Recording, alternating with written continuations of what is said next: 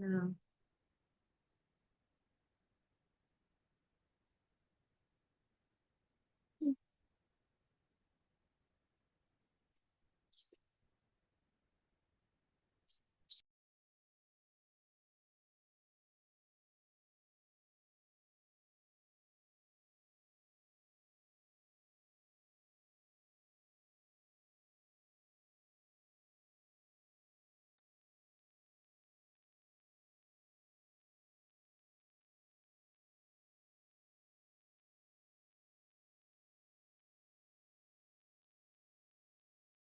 Global Namaste. Good morning, good afternoon, good evening to all the viewers of Healing Our Earth. I, Amrita Sharma, welcome you all to another beautiful episode of Guru Purnima Special. Guru Purnima Special is a special day, an occasion celebrated in India and all over the world to pray and to bless our students and also to get the blessings from our teachers and gurus. Before we move further, let's start this episode with Gayatri Mantra, and then we'll be talking more about what is special about Guru Purnima. So let's, in silence, close our eyes, join our hands, and pray for everyone. You may hold any affirmation of your choice. Om Om Bhur Swaha Tatsaviturvarenyam Bhargo Devasya Dhimahi Dhiyo Yo Na Prachodayat Om Bhur Swaha Tatsaviturvarenyam Bhargo Devasya Dhimahi Dhiyo Yo Na Prachodayat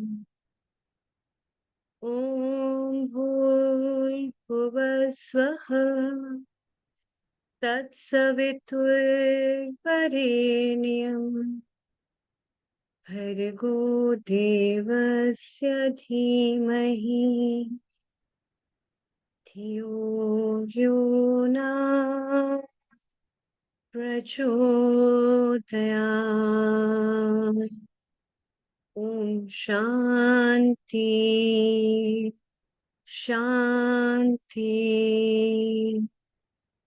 Shanti.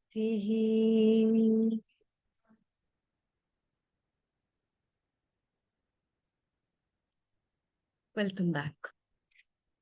Guru Purnima has been celebrated in India ever since the ancient Vedic time, also celebrating and marking the birthday of Rishi Vedavyas. It is celebrated at the full moon day of the month of Ashar, which is the June and July. And every year it falls on this day. It marks with the opening up of prayers, offering sacrifices, prayers, fire ceremonies, and a lot more of mantra chanting to remember our gurus. And to talk about it, we will have our guests as well as experts all over. As one of the famous philosopher, Kabir, said, Guru Gobind do khade kaku lage pao, Balihari Guru apne din jin Govind diye milao. It talks about the teacher and the God, both of them standing in front of me. Whom should I bow down first?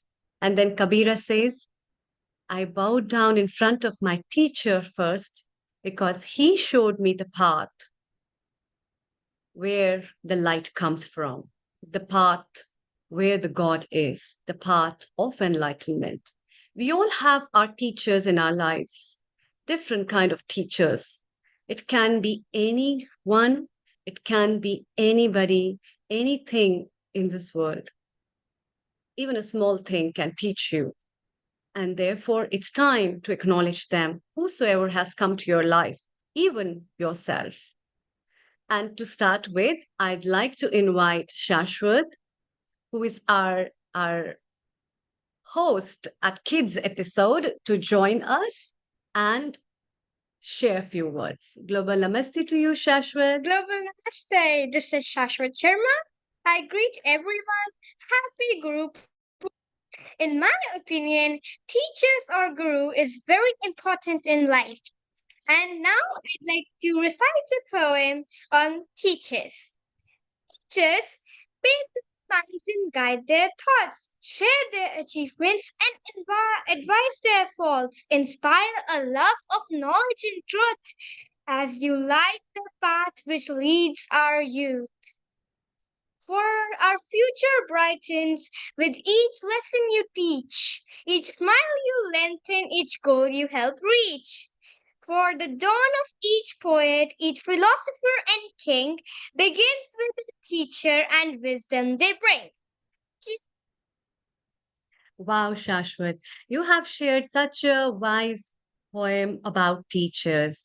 They help us to guide our lives. They help us to lengthen our smile. They help us to achieve our goals.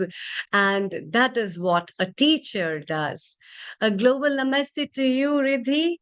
And let's both of us, Shashwat, welcome Riddhi as well. A very warm welcome and happy Guru Purnima to you. Global Namaste, happy Guru Purnima, and Shashwat, an A-star to you. What a beautiful poem to begin with today. Fantastic. Thank you.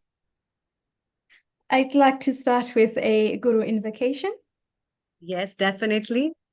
Guru Brahma, Guru Vishnu, Guru Devo Maheshwara, Guru Sakshat Para Brahma Tasmai Shri Guruve Nama Om.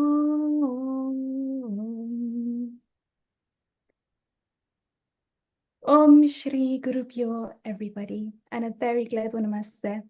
So, to me, a guru is somebody that can take us from the material world to experience the transient world, from the state of asat to sat, from the state of darkness to light. And aren't we blessed today that we have so many gurus from different walks of life that will be joining us here today, Amrita? True, true, Riddhi. And before we move to our guests, I want to know who have are those gurus that have given you the light of your life, and whom would you like to bow down today? For me, it starts with my parents. My mom and my dad have been an inspirational support in my life. I've also been with Guru Dhruv for the last 13 years, who has been absolutely amazing at teaching us the Sanskrit slokas, the Sanskrit teachings, and how we can apply those in our day-to-day life. Also, yoga experts such as Himanshu ji, who have done an incredible job of not just leading purely from the heart every Saturday at Juhu Beach, but also to inspire their students along this path of yoga too. A path where we have to be careful that we don't just dilute the teachings along the way, but we're actually sharing it from our hearts, from the Shastras, from the Gita, and really embedding those qualities into our students to help our students to rise and be conscious leaders. Yeah. And therefore, in today's episode, we'll be having our experts and guests who have been gurus, who have got great gurus, and therefore, it's all about that. And so, Riddhi, it's time to welcome our first guest, Himanshu ji. Global namaste to you, Himanshu Mehta. from India, and a very good evening as well. And Global happy Guru Namaste. Purnima. Could you please turn on your mic so that we can hear you? Dhanyavad. Okay. Am I audible? You are Yes. indeed. Oh, lovely. Yeah. Global namaste to you, Amrita ji, Riddhi, and everybody, all the family members of Healing or Earth. So lovely to be together again. Yes. And Himanshu ji, it's always a pleasure to learn from somebody who hasn't just got the book knowledge, hasn't just got the making of the yogi, which has inspired everyone, taken the world by absolute storm in the bookshelves, but also practically applies this knowledge on a day-to-day basis and embeds those teachings in their students as well. Tell us about your path. What has inspired you on this path of yoga? Of course, it has been a long journey, and it's been 43 years of my journey on yoga. Of course, it was the initial years. I would say it was a dodgeball game. We used to attend some few days and again skip. But then, when I really got more deeper into philosophy, psychology, and metaphysics of yoga, it really sucked me in. It was like a vacuum, just sucked me in. So that's now it's going to be with the rest of my life, the last breath of my life. Of course, as we say, breath is yoga, breath is life. Yeah. So I would like to begin, of course, with sloka with Amrita ji already recited, but before we begin, I will recite it again once more, and then maybe talk about a little bit about Guru Purnima for our audiences. And then, of course, if you have any questions, you can really ask me. Right? So let me begin paying homage to all my gurus and teachers by reciting this powerful sloka. Guru Brahma, Guru Vishnu, Guru Devo Maheshwara,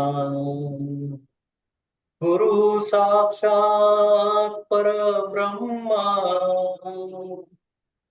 Tasmai Shri Guruve Namah. Tasmai Shri Guruve Namah. Tasmai Shri Guruve Namah. This sloka has great depth, philosophical meaning, which I would like to explain. It means, I salute the Guru, and the Guru that we know is Brahma, the creator of self-knowledge, making us realize the godliness in us. Vishnu, the sustainer or the preserver, preserving such self-knowledge. And Shiva or Maheshwara, the destroyer of ignorance. Deva means God. Sakshat means self or himself. Parabrahma, the supreme power, Lord, consciousness or self. Tasmai, to him, to such. Sri is holy or splendorous. Namaha is salutations. I bow before the Guru, who is the personification of the Trinity. And if we stay in touch with the Guru, then we will be able to see God or the Parabrahma through the Guru. The Guru creates, sustains knowledge and destroys ignorance. The true meaning of Guru, as many of us would know, one who is dispeller of darkness of ignorance. Gu means darkness of ignorance, and Ru means remover. By doing so, he liberates the disciple from the ocean of samsara, meaning the endless cycle of birth, death, and rebirth. Helps us detach from the trap of Maya or illusion, thereby attaining moksha or salvation or liberation from sufferings. For this, we bow down with utter humility and total gratitude to the Guru. The Guru mantra seeks the help from Guru in form of Brahma, Vishnu, and Mahesh. When the Trinity combine their powers, you get a solid support to overcome problems in life. By reciting this mantra with a sincere heart, one experiences the power that enlightens all around him or her at all times. Let us understand in brief why do we chant Guru Mantra. Guru or Brihaspati, the planet Jupiter, is believed to be the most benevolent and merciful planet of all. Worshipping and chanting his mantras results in very good fortune, and it is believed that all bad luck gets cancelled by chanting this Guru Mantra. To give more impetus to this episode, Guru Purnima is a Sanskrit term where Guru means teacher or guide, and Purnima refers to full moon day. It is observed that on the full moon day in Hindu month of Ashad or June, July, the term Guru comes from Sanskrit, where of course I informed you the Guru means darkness. Gu means darkness or ignorance, or Ru means light. This day holds an importance as it is believed to be the day when the first Guru, Adi Yogi, or Lord Shiva, transmitted his profound knowledge to Sapta Rishis, 7 sages, making it the day of the birth of Guru-disciple tradition. Guru Purnima is also called Vyasa Purnima and celebrated as the birth anniversary of Ved Vyasa, the legendary author of Mahabharata. He also structured the 4 Vedas, creating the foundation for many Puranas and the vast encyclopedias of Hindu sacred lore. According to Bhagavad Gita and Vishnu Puran, Rishi Ved Vyas lived for about 3,000 years, the entire Dwapar Yuga. Guru Purnima is also celebrated by Buddhists in honor of the Buddha, who gave his first sermon on this day at Sarnath in UP. 5 weeks after Buddha attained enlightenment, he traveled to Bodh Gaya to Sarnath to meet his 5 friends and teach them Dharma. Jains to celebrate Guru Purnima to worship Lord Mahavira, the 24th Tirthankara, who became Guru to his first disciple, Gautam Swami. Guru Purnima is a time to express gratitude towards our teachers and mentors who have selflessly shared their knowledge, wisdom, and guidance with us in shaping our lives and helping us grow both academically and personally. On Guru Purnima Day, disciples pay homage to their gurus, seeking blessings and guidance for their ongoing spiritual journey. I would now like to pay my deepest reverence to all my gurus. Iyengar Guruji, maybe we can have some picture. Iyengar Guruji, here we have a Swami Shailendra ji. Swami Shailendra ji, yeah. I just met him last week. It was a wonderful. How was your experience, Himanshu ji? Please share with us. Amazing. Meeting a guru. It was an amazing experience, of course. So you have been meeting great gurus, and you have been disciple of so many great gurus that people still crave and yearn for to have. Exactly. Baba Ramdev ji. Swami Ramdev, Ansaba, of course, my real yoga began with Iyengar Guruji. So, and that's what I got addicted. So, like Iyengar Guruji, as we all know, he was a living god of yoga. Himanshu Mehta. You have been with Himanshu Mehta as well, from Mumbai. Yeah. Okay. Amazing. And Dr. Nikki Mehta. yes. Nikki Mehta. My Guru Bhai, Okay. Nikki Mehta. And of course, my Guru Bhai, Nil Kumar. Nikki Mehta.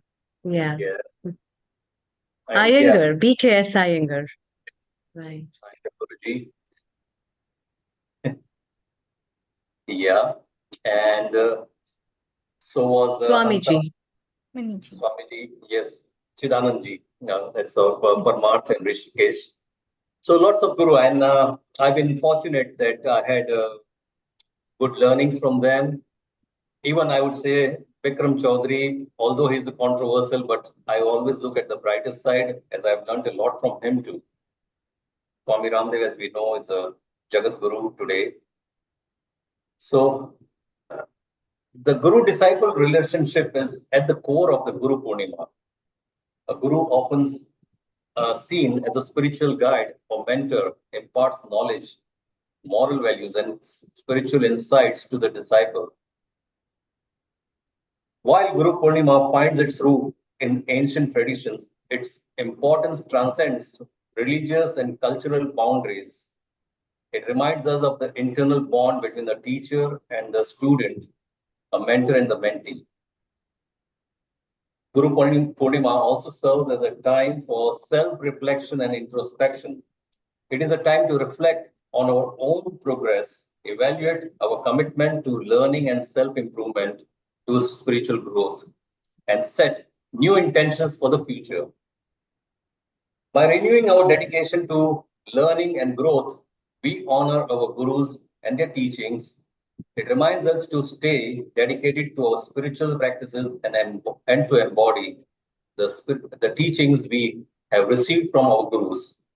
In my authored book, Making of a Yogi, I have dedicated a chapter on world's leading yoga and spiritual gurus, as well as on sacredness of guru-disciple relationship and tradition, or popularly known as in yoga as Guru Sishya Parampara. In conclusion, Guru Purnima is a significant and joyous occasion to honor our gurus, express gratitude, and rekindle our commitment to spiritual growth. It reminds me of the immense value of having a guiding light in our lives, who selflessly leads us towards wisdom and enlightenment. So let's celebrate such an auspicious day and with reverence year on year. Let me conclude with an inspiring quote. Be grateful towards those who have helped you meet yourself. Be grateful towards those who helped you meet yourself. Happy Guru Purnima. Happy Guru Purnima. Himanshu ji, Happy Guru Purnima. and I wanted to ask you, how important do you think it is for a yoga student to have a teacher who actually can go to the root of Sanskrit and share those teachings with their students? Yes, as I said, it's Guru is like a torch who paves a path for the disciple. So it's very much important for the study of yoga, whether it's Hatha Yoga or metaphysics or philosophical aspect of yoga, psychology, whatever. Especially the Yoga Sutra. Yoga Sutra, I would say, no one can learn on its own. I've tried many times. That was the biggest challenge for me. And I tell you in short, we were made to read Yoga Sutra during our yoga camp in the afternoon after having lunch. And I would fall asleep just reading one paragraph. And that I kept on wondering all the time that why is it so? Why can't I complete even one page? And that made me join the Yoga Foundation course in Mumbai University. And that was very pivotal, and that took a very sharp turn in my life. It was totally 180 degrees. Yeah. And that, of course, that led me to write a good thesis, and then, of course, the book which has come out. So it was a total transformation. So Yoga Sutra, yeah, once, and it's unfortunate that it should be taught in the schools, in the secondary section, I would say. Absolutely. And I think that just goes to show how technical these Yoga Sutras are, how technical these texts are, that we have to get the absolute precise meaning without having a translation which doesn't really work and doesn't really translate. with both the Sanskrit and the English and match them up so well. And for that, I totally agree. We do need a guru. We need somebody that can actually shine that shining light of wisdom and help us to have a look, have a deeper introspection at what's happening. But the great thing Yeah. about this is that it's not just theory, especially with the Yoga Sutras, the Hatha Yoga Pradipika. There's a deeper science behind it, which when we marry the science with the philosophy part of it, we're able to then take it and practice it and implement it into our own lives. And I think so often without a guru, that is the part that people miss. What would your easy steps be to be able to take that knowledge and implement it into our day-to-day lives? Yeah, you meant to say the easy steps to Yes, implement. what are your top 3 steps? I would say 3 steps. The easiest step is 3D: dedication, discipline, and determination. So once you're determined and once you're dedicated, and then you will continue on and on. And that's what I lacked myself in the initial 30 years of my practice, because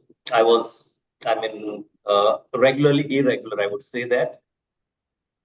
And then once I got a clarity, understanding. So that's where the guru comes in, the one who guides that, okay, this is the next step. And you don't have to stick to only asanas. It's just a beginning. Asana is just a tip of the iceberg. Okay. Yes. So once you understand the philosophy and psychology of the asanas also, then your asanas become pretty asan or easy. Yeah, and I think Riddhi and Himanshuji, I think this kind of understanding of the deep meaning about not just the sutras of Yoga Sutra or the ancient philosophy sutra, but also the sutra of life is also so important. And in our life, we find so many people, and we realize at every step of life that this sutra or fundamental of life is so important.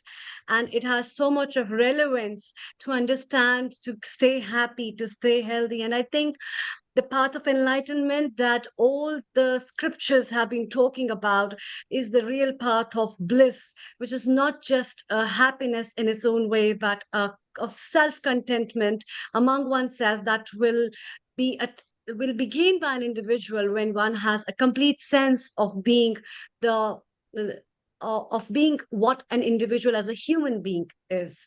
And as a children, we hardly are aware about it. And I realized that parents, our teachers, our grandparents, our family members, our friends, at every step we learn so much from them. And then our gurus that enter our life gives us this light to know about, okay, the A and B that has been taught has its big relevance in the name of mine to be pronounced, or something in connection to Om, or something in connection to the deep meaning of on around which the whole sphere is vibrating, and that's what is it about. I And it see just some of reminded me my of my school days. Yes, yes, yes, Himanshuji. I see some of my group members there on the screen right now. I think Pratima is there. Yes, Just please talk call out. about I can see few of them. Let's have their quick message before we move to our next guest. it. Exactly. So you can spotlight them and maybe they give a quick message Can if you they call would out like their name? to. Because, Yeah, yes, Pratima here. Yeah. yeah, I can see Pratima. Pratima, if you can switch on your video, we would like Uh, to. I can switch on, but okay. So Pratima, landscape mode, please. Make the video landscape. no, then my plaster will show. Okay. She is a Again, fracture turn around. on her arm. Yeah. Turn one more time around, Pratima. One more turn of your camera. Where? One more turn. Now? I Yes. hope now it's perfect. No, no, no, no. The other way Now? around. Okay, it The is other way fine. around. It's fine. It's fine. Just keep it portrait. Okay. Keep it portrait. You're lopsided. Please keep it portrait. Yes. Uh, And Deepak is here as well. Yeah. Hello, namaste, Pratima ji. How are Global you? namaste to both Yeah, of you. global namaste, everyone. Thank you. So, today, on the auspicious occasion of Guru Purnima, I stand before you with immense gratitude and reverence for my esteemed Guru Himanshu sir. Uh, as we all know, Guru Purnima is a day dedicated to honoring our teachers and mentors, those who illuminate our paths with wisdom and guidance. So, Himanshu sir has been a beacon of light in my life, leading me with the unwavering patience and profound knowledge. His teaching have not only enriched my mind but also nurtured my spirit, instilling in me values of integrity and you can say a lot of compassion. The impact of his guidance is I think we cannot measure also. And I am deeply grateful for his selfless dedication. So today, as we celebrate this special day, I extend my heartfelt gratitude to Himanshu sir, and thank you so much for teaching us and for guiding me. Thank you. Deepak, can Thank you And unmute global yourself? namaste well to Deepak ji. And how are you today? Hello, Nakula Global Namaste. So What I'm is fine. your special message for us on Guru Purnima? Yeah, so I would like to thank first of all Global Healing of the Earth platform for giving us this opportunity to thank our Guru. And I would say Himanshuji's dedication towards yoga and his consistency is the most inspiring thing. And that is what we would like to thank him for that. Thanks for the support and the lighting and the guidance he gives to us. So I would like to thank you, take this opportunity to thank them. Thank Thank you. you so much, Deepak ji, for coming on and sharing your special message for Himanshu ji today. And Pratima ji, it was lovely to see you as well. And thank you so much for your message. And Himanshu ji, you've got some very dedicated students that have always been by your side. How does that make you feel? Yeah, it's been, of course, the team members, especially the youngsters, they are very helpful, especially with the technology and gadgets and everything. So, yeah, I'm fortunate to have a lovely team members around me, and that's making it progressive on my path of spirituality. Well done. And isn't that just the Wow. epitome there of a guru shikshak relationship, to have that beautiful connection between the teacher and the student as well? Yes, of Himanshu course, ji, kind of a Guru Sishya Parampara in action. absolutely, Thank you. yes. Thank you, Himanshuji. Thank you so much for joining us. Please stay around. And from India, it's time to move to London and welcome Dhruv Chatralia. Global Namaste to you, Dhruv. Kindly unmute Hello, yourself. Namaste, Dhruv Bhai. I think you are on mute. But before Dhruv Bhai just speak, let me just do a quick introduction. So Dhruv Bhai Please. has been leading Sham, which is an educational platform that shares loads of knowledge on the Bhagavad Gita, on the Vedas. We've had the Shri Sukhatam, we've had the Hanuman Chalisa, beautiful events at Parliament. Each slok of the Bhagavad Gita has been recorded and put onto YouTube free of charge in English. So it cuts through all of the barriers. It's been amazing dedication and seva that he has done, as well as them being a full-time lawyer as well, taking part in mergers and acquisitions. And I've just had the pleasure of witnessing his journey through time and through space, so to speak, to see just how beautifully he's blossomed now, where he's got the connection there between UK and India, and the magnificent steps that are being taken on that platform too. So a global namaste to Dhruv Bhai. To you too, really well. And Amazing, amazing, Dhruv. thank you. No, thank you, Amrita ji. Very kind of you. Absolute delight to be back on Healing Our Earth on this most auspicious day. We're wishing you all and our viewers a very happy Guru Purnima. And thank you, Riddhiben, for the kind introduction. You've been such an amazing part of that journey, spreading the light of the teachings of the Bhagavad Gita and Yoga to so many people in many countries around the world, from the events at Parliament to the events in the city. You've been very much right at the forefront of everything we've done. So a big thank you to you, and wishing you a blessed and a happy Guru Purnima. And a happy Guru Purnima to you too, Dhruv Bhai, to see you today, which is just magnificent. And the service, the dedication and the seva that you have had from day one, to be able to inspire lawyers, to be able to inspire professionals, and really to reach everybody around the globe. I want to ask you, what does Guru Purnima mean to you, and how do you celebrate Guru Purnima? I'll start with the mantra. Guru Brahma, Guru Vishnu, Guru Deva Maheshwarai, Guru Sakshat Parabrahma, Tasmai Shri Guruve Namah. So this special day, which is called Ashad Shukla Purnima, is also known as Vyas Purnima and also as Guru Purnima. So Indian culture, with a lot of pride and respect towards Maharishi Vyas, says that Vyaso Chistam Jagat Sarvam. So all the words of wisdom in whatever branch of learning, art or science has already been said by Vyasa in one place or the other.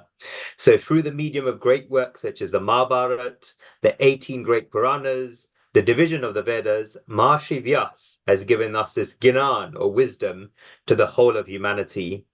So on this day, we bow down to Maharishi Vyas through our Guru, and we see Maharishi Vyas in our own Guru. And the reason for this is that the Guru shows us the way of life, shows us the way of humanity, and shows us the path to make our lives successful in all the fields of life. We all come into this world, but how many people think about why they've come into this world? Have we just come in this world to live a material life? Have we just come here to earn wealth and run our families? Have we just come here to earn fame and power? No. This can't be the root purposes of our lives, and this can't be the foremost goal of our lives. And a Guru shows us a method by which we make our lives meaningful and enriching. He doesn't give the destination in our hands, but he shows us the way to reach there, and that's the greatness of a Guru. And I'll tell you one more thing. A Guru is great because he gives us Gnan, wisdom, about divinity that we have always attained, but have forgotten. So the material world teaches us the skill of attaining what we do not have. You did not have a house, so you worked hard and attained a house. You didn't have wealth, so you worked hard and attained that wealth. That's how everyone is engaged in the material world throughout life. The greatness of a Guru and the blessings of a Guru is in helping us attain what we have always attained, but we never realized. So the Supreme Being is not something we didn't know about.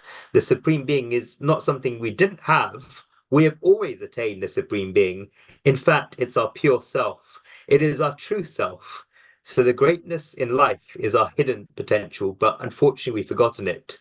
And a Guru takes us from that forgetfulness to the right path and gives us this experience of our true, authentic self, which is no difference from divinity, and that is the greatness of a Guru. So bowing down to the Gurudev, who makes us experience that Tattvam Asi, you are that, and Aham Brahmasmi, I am Brahman, or I am divinity myself. So I pray to the divine that may you recognize your true form, recognize your supreme truth, and make your lives a divine celebration. So we bow down to that Gurudev. So in Hinduism or Sanatana Dharma, the Guru is honored in all forms and even in all lokas, pervading the universe as the self of all, our innermost guiding intelligence. Not a mere person, but a cosmic person or Purush in manifestation. So Guru Purnima is marked by the full moon in Sagittarius, in the sign of Jupiter, the Guru amongst the planets or ruling wisdom. It's during the month of Ashada, which is known as victory of the light. So we remember to honor the Guru as the cosmic power. Our human world needs that guidance during these dangerous times. And India has long brought the message of great Gurus to the world who have transcended time, space, death, and sorrow. And this reflects India's role as a Vishwa Guru, the Guru amongst nations. May we always follow the guidance of the Gurus. All the great Gurus and leaders of India or Bharat have had a national, global, and cosmic vision of the country and its yogic civilization. Without that, one can't really understand what Bharat Mata means for humanity. What is a true measure of a true Guru? Is it technological expertise, media skills, academic titles, political influence, or wealthy disciples. It is an immeasurable inner power to draw us back to our true self and awaken our highest aspiration. So India has brought the vision of the universal Guru to the world since the Vedic rishis at the beginning of history, extending into the boundless future. It's a day to deeply honor the teachings of the enduring great Gurus of Bharat for the well-being of all. A true Guru teaches Atma Vidya and Brahma Vidya, knowledge of our true self and a supreme cosmic reality. Such an ideal of the teacher forms the basis of Hindu Dharma, Yoga, and Vedanta, not simply one who imparts information or promotes a belief. We shouldn't look to the leftist media or academia for our values or worldview, but to true yogis and rishis whose inner vision is awakened. India should return to its true role as a guru of nations. Guru Purnima especially honors Vyasa, who has said compiled the Vedas as passed down for us from thousands of years. Guru Purnima means honoring the Vedas and the Vedic rishis whose inner vision revealed the profound cosmic mantras of the Vedas. Shri Veda Purusha Namaha. Vyasa is a 28th Vyasa, or compiler of the Vedas going back to Manu in this human cycle. Vedas are endless or anant. They manifest from Om, which is the original primordial guru, because all the sampradayas and different sects within Hinduism all come from the root Om. It reflects the original vibratory powers behind the entire universal movement. We need a new Vedic vision to take us into this planetary age. The Vedic view of history and its line of great gurus extends into timeless cosmic cycles. Vyas, who Guru Purnima most honors, produced the final compilation of the Vedas and also the first compilation of the Mahabharata and Puranas, setting forth the foundations of Sanatana Dharma that endures to the present day and is a beacon of light for our planetary future. Om is a guru of all mantras, the indicator of the Adi Guru of yoga, which is Shiva, and the origin of the Vedas. Om leads us to a true self-nature beyond all sorrow. It resounds through Guru Purnima. Omkarya Namo Nama. The Vedas remain the eternal rishi guidance for all of humanity. Vedic mantras reflect the cosmic Guru, the universal self. The voice of the Supreme Guru is Om, and the world must honor the Vedas to discover the light of truth and to go beyond ignorance. So that's why we celebrate Guru Purnima today. And as I mentioned today, we honor Ved Vyas. And we see Ved Vyas in our gurus. So true, so enlightening. And I just loved your thoughts because, when you talked about a guru igniting the fire which was residing inside, the potential that inside an individual is there. And I think when you talked about a guru giving an idea of sparking that fire within that hits up the potential of an individual and makes him realize what he is and what he can do as a human being to do the purpose for which he's here. And that marks up a very great relevance of Indian history as well as the Vedic traditions that talks about how beautiful and how marvelous our civilization has been, that has given a big relevance on the importance of having a guru in our life. And Dhruv, that has been really a very, very wonderful words. And I think we have very marvelous gurus with us, Riddhi, over here. And before we move to our next guest, Veena Panikona ji, before that, I would ask my guru, Professor E. Sharma from Mauritius, a global namaste to you, sir, and happy Guru Purnima. You have been a guru and a light of my life. I had never ever thought, and it's a lot of things I have learned from you, got from you, and still moving on the path. So, pranam to you Thank you very much, first. Amrita, for the kind words and a happy Guru Purnima to all. And wonderful listening to Himanshu ji and really getting it firsthand from his students. So wonderful to see. Happy to see you progressing, Amrita. And you have been, I should tell everyone, Amrita has been one of the best students we ever encountered. She was so serious for her work. Sometimes I was really wondering that she is my friend's wife and she could take it easy, but she was so diligent, traveling like distances for her research, and she came out with such a wonderful, marvelous work, which is a treasure for that Ayurveda college where she post-graduated from. And really here to listen to you all once again. Very happy Guru Purnima to you all. Thanks, Amrita. Sir, your message on Guru Purnima for everyone, for all your students who have been listening to you globally now. So over to you. And then we move to London with Veena Panikonachi. Over to you. I pay all my respects to my gurus, and I extend all my blessings for my students and my fellow gurus, my fellow friends who are teachers now. And for me personally, I very well remember in the initial years of our graduation when we were like just like 18, 19 years old, and we were very casual towards studies and might not be very attentive in classrooms.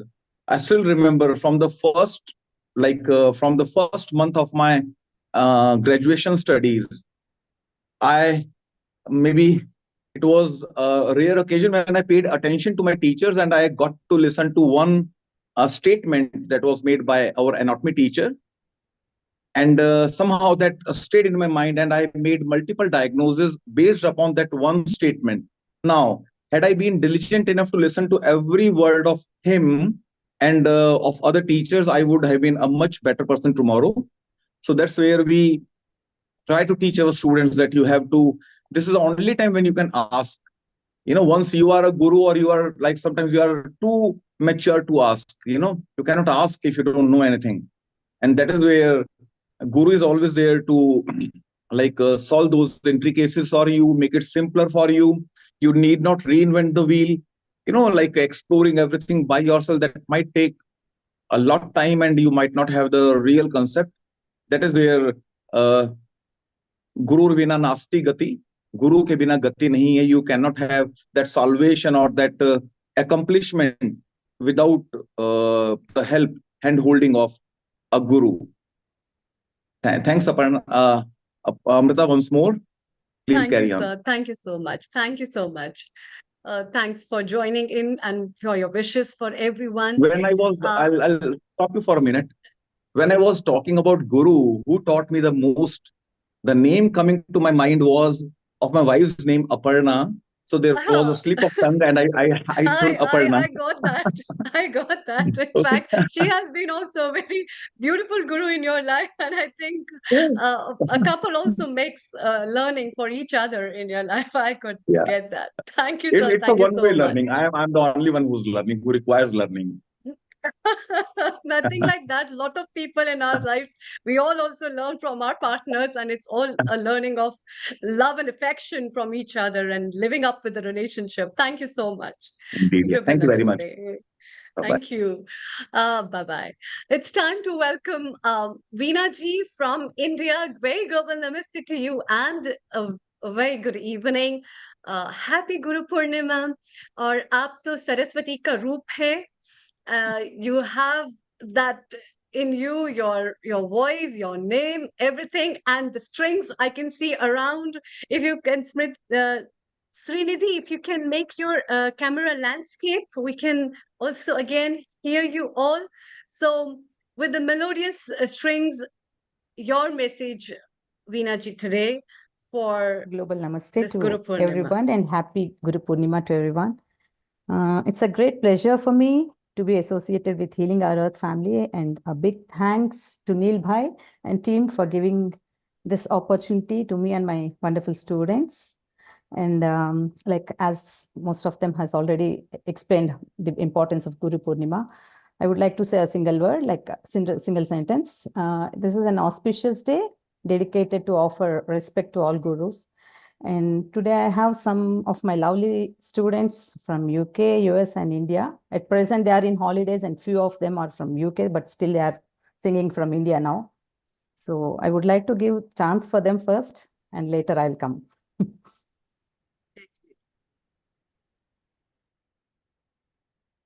Srinidhi, you can rotate your camera once again. It will come. Okay. other way around, if it's possible. Vinaji, whom are we inviting first? And what message would the children like to give you, all your students? You can go with any name, Amritaji. Ananya, Sharanya. Ananya. Okay, we start with Ananya. Very global namaste to you, Ananya.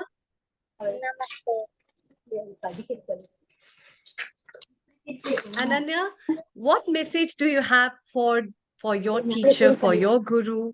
And what would you like to say or present? Over to you. I'm going to be singing Yes. Vandana. Yes, please go ahead. Brahmamukate para Brahmamukate Tandanana ahi Tandanana pure Tandanana bala Tandanana bala Tandanana bala Tandanana Brahmamukate para Brahmamukate para Brahmamukate para Brahmamukate para Brahmamukate para Brahmamukate Tandanana ahi Tandanana pure Tandanana bala Tandanana bala Tandanana bala Tandanana కందుకగుహీనాదికములందులేవు అందరికి శ్రీహరే అంతరాత్మా కందుకగుహీనాదికములందులేవు అందరికి శ్రీహరే అంతరాత్మా జంతుకుల మెంటానొకటే అందరికి శ్రీహరే అంతరాత్మా హిందీలో జంతుకుల మెంటానొకటే అందరికి శ్రీహరే అంతరాత్మ హరే అంతరాత్మ శ్రీహరే అంతరాత్మ తందనానాహి తందనానా పురే తందనానా బల తందనానా బల తందనానా బల తందనానా ఇందార రాజు నిద్రించు నిద్రయునొకటే అదనే బంటు నిద్ర అదియునొకటే నిండార రాజు నిద్రించు నిద్రయునొకటే అందనే బంటు నిద్ర అదియునొకటే మెండైన బ్రాహ్మణుడు మెట్టు భూమి ఒకటే చండాలుడు నేటి సరి భూమి ఒకటే మెండైన బ్రాహ్మణుడు మెట్టు భూమి ఒకటే చండాలుడుండేటి సరి భూమి ఒకటే సరి భూమి ఒకటే సరి భూమి ఒకటే తందనానాహి నాపురే తందనానా బల తందనానా బల తందనానా బల తందనానా కడగి ఏనుగు మీద కాయి ఒకటే పురమే సునకము మీద బొలయు ఎండొకటే కడగి ఏనుగు మీద కాయి ఒకటే పురమే సునకము మీద బొలయు ఎండొకటే కడు పుణ్యులను పాప కర్ములను సరిగా జడయు శ్రీ వెంకటేశ్వరు నామొకటే కడు పుణ్యులను పాప కర్ములను సరిగా జడయు Shri Venkateswaru నామొకటే జడయు Shri Venkateswaru నామొకటే Thank you, Ananya. Thank you so much. That was so lovely. It's time to hear from Ridhima. Ridhima, what have you lined up for us today on Guru Purnima Day and your message for all of us? A very global namaste to you, Ridhima. I am dedicating a small bhajan for my Guru being a teacher on a special day. So you are going to sing something? Yeah, I'm doing Okay. Gopala, Radalola, Murali Lola, Nandalala, Gopala, Radalola, Murali We can't hear Lola, you well. Nandalala. Mommy, I'm new to Come this. closer to the. It's okay. It was loud and clear. To the next one now, to Shridi. Shridi over Yeah. here. Srinidhi, global namaste to you. Your message for Guru Purnima. Guru is a person who shares their knowledge and wisdom with their students, and my gurus help me achieve success. Wow. My name is Srinidhi, and I will be singing Pahirama Chandra. Pahirama Chandra, Palita Surendra, Parama Pavana Sadguna Gana Sandra. Pahirama Chandra, Palita Surendra, Parama Pavana Sadguna Gana Sandra. Nirada Nila Munindra Hridaya Narada Sevita Sarasanayana Srikara Rupa Sudhakara Vadana Soka Nivarana Sundara Radana Nirmala Rupa Nindita Madana Sarmada Sakale Sarnavasadana Raja Rajanuta Raghavatyaga Raja Hridalaya Rakshita Naga Pahirama Chandra Palita Surendra Parama Pavana Sadguna Gana Sandra Parama Pavana Sadguna Gana Sandra. Beautiful, beautiful, Srinidhi. Thank you for such a lovely message. Let's have Sharanya's voice now. Global namaste to you, Sharanya, and Yashvika, if you're there, kindly unmute yourself and also open your screen. We can have you as well. Sharanya, what have you lined up for us? A global namaste to you and happy Guru Purnima.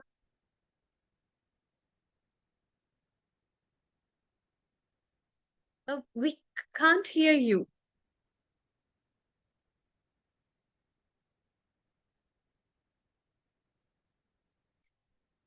Kindly rejoin again, and by the time we move to Yashvika, can you hear us? Yes, namaste. Global namaste to you and happy Guru Purnima. Happy Guru Purnima, ma'am. What message do you want to give to your teacher on Guru Purnima, Yashvika? My message for my teacher is my teacher is a very kind and helpful teacher. She helped me pass my grade 2 exam, which I got distinction. I really thank her for all her support. Okay, lovely. And 2 things that you have learned from your teacher? I learned that I learned that practice makes perfect, and I also learned that I think that's all. I'm not sure anymore. Okay, thank you so much. Do you want to sing as well? She had any song? Yashvika, do you want to sing as well? Yes. Yes, please go ahead. I'm going to sing Jai Jai Vaishnavi. Jai Jai Vaishnavi Devi Ma, Jai Jai Vaishnavi Devi Ma, जय जय वैष्णवी देवी माँ, जय जय वैष्णवी देवी माँ, जय माँ जय माँ, जय माँ दुर्गे माँ, जय माँ जय माँ, जय माँ दुर्गे माँ, जय जय माँ, जय जय माँ, जय जय माँ दुर्गे माँ, जय जय माँ, जय जय माँ, जय जय माँ दुर्गे माँ, शेरा वाली माँ, जोधा वाली माँ, शेरा वाली माँ, जोधा वाली माँ, पहाड़ वाली माँ, जय जग जननी दुर्गे माँ, पहाड़ वाली माँ, जय जग जननी दुर्गे माँ, जय माँ जय माँ, जय माँ दुर्गे माँ, जय माँ जय माँ, जय माँ दुर्गे माँ, जय जय माँ, जय जय माँ, जय जय माँ दुर्गे माँ, जय जय माँ, जय जय माँ, जय जय माँ दुर्गे माँ, जय जय वैष्णवी देवी माँ, जय जय वैष्णवी देवी माँ. Thank you. Thank you. That was wonderful. We have our founder and director Neil Kumar. So let's hear from them, Veena ji. Thank you very much, Amrita, Vinapani Kona. You always bring wonderful students. You are such a good teacher, but not just a teacher. You are a guru with a difference. You pay so much attention to your students. Stay around. We might want to chat with you. We're going to go to India now and take a message from Ostro's brother, Swami Shailendra. So we'll check you out in a moment. Let's share this. While we're doing Amrita, we are waiting for the Mauritius team.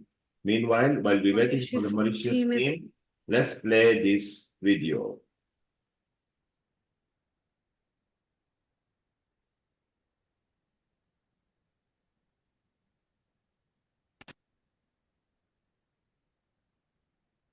सभी मित्रों को नमस्कार।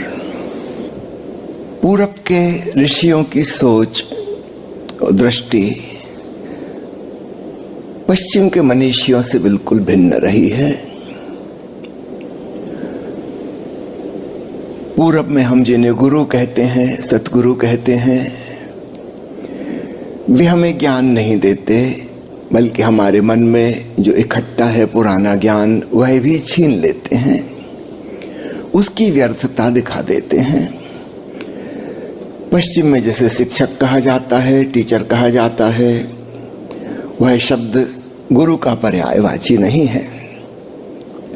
शिक्षक जानकारी देता है, विद्यार्थी को पता नहीं है, बहुत सी बातें शिक्षक को पता है, वह सीनियर है, अनुभवी है, ज्यादा पढ़ा लिखा है, वह ज्ञान देता है। इस भ्रांति में नहीं पड़ना कि शिक्षक और गुरु एक ही होते हैं। सतगुरु का अर्थ होता है जो सत्य में जी रहा है, जो अपने भीतर के परम सत्य को अर्थात ओंकार को शेयर कर सकता है, बांट सकता है, लुटा सकता है, लुटा रहा है।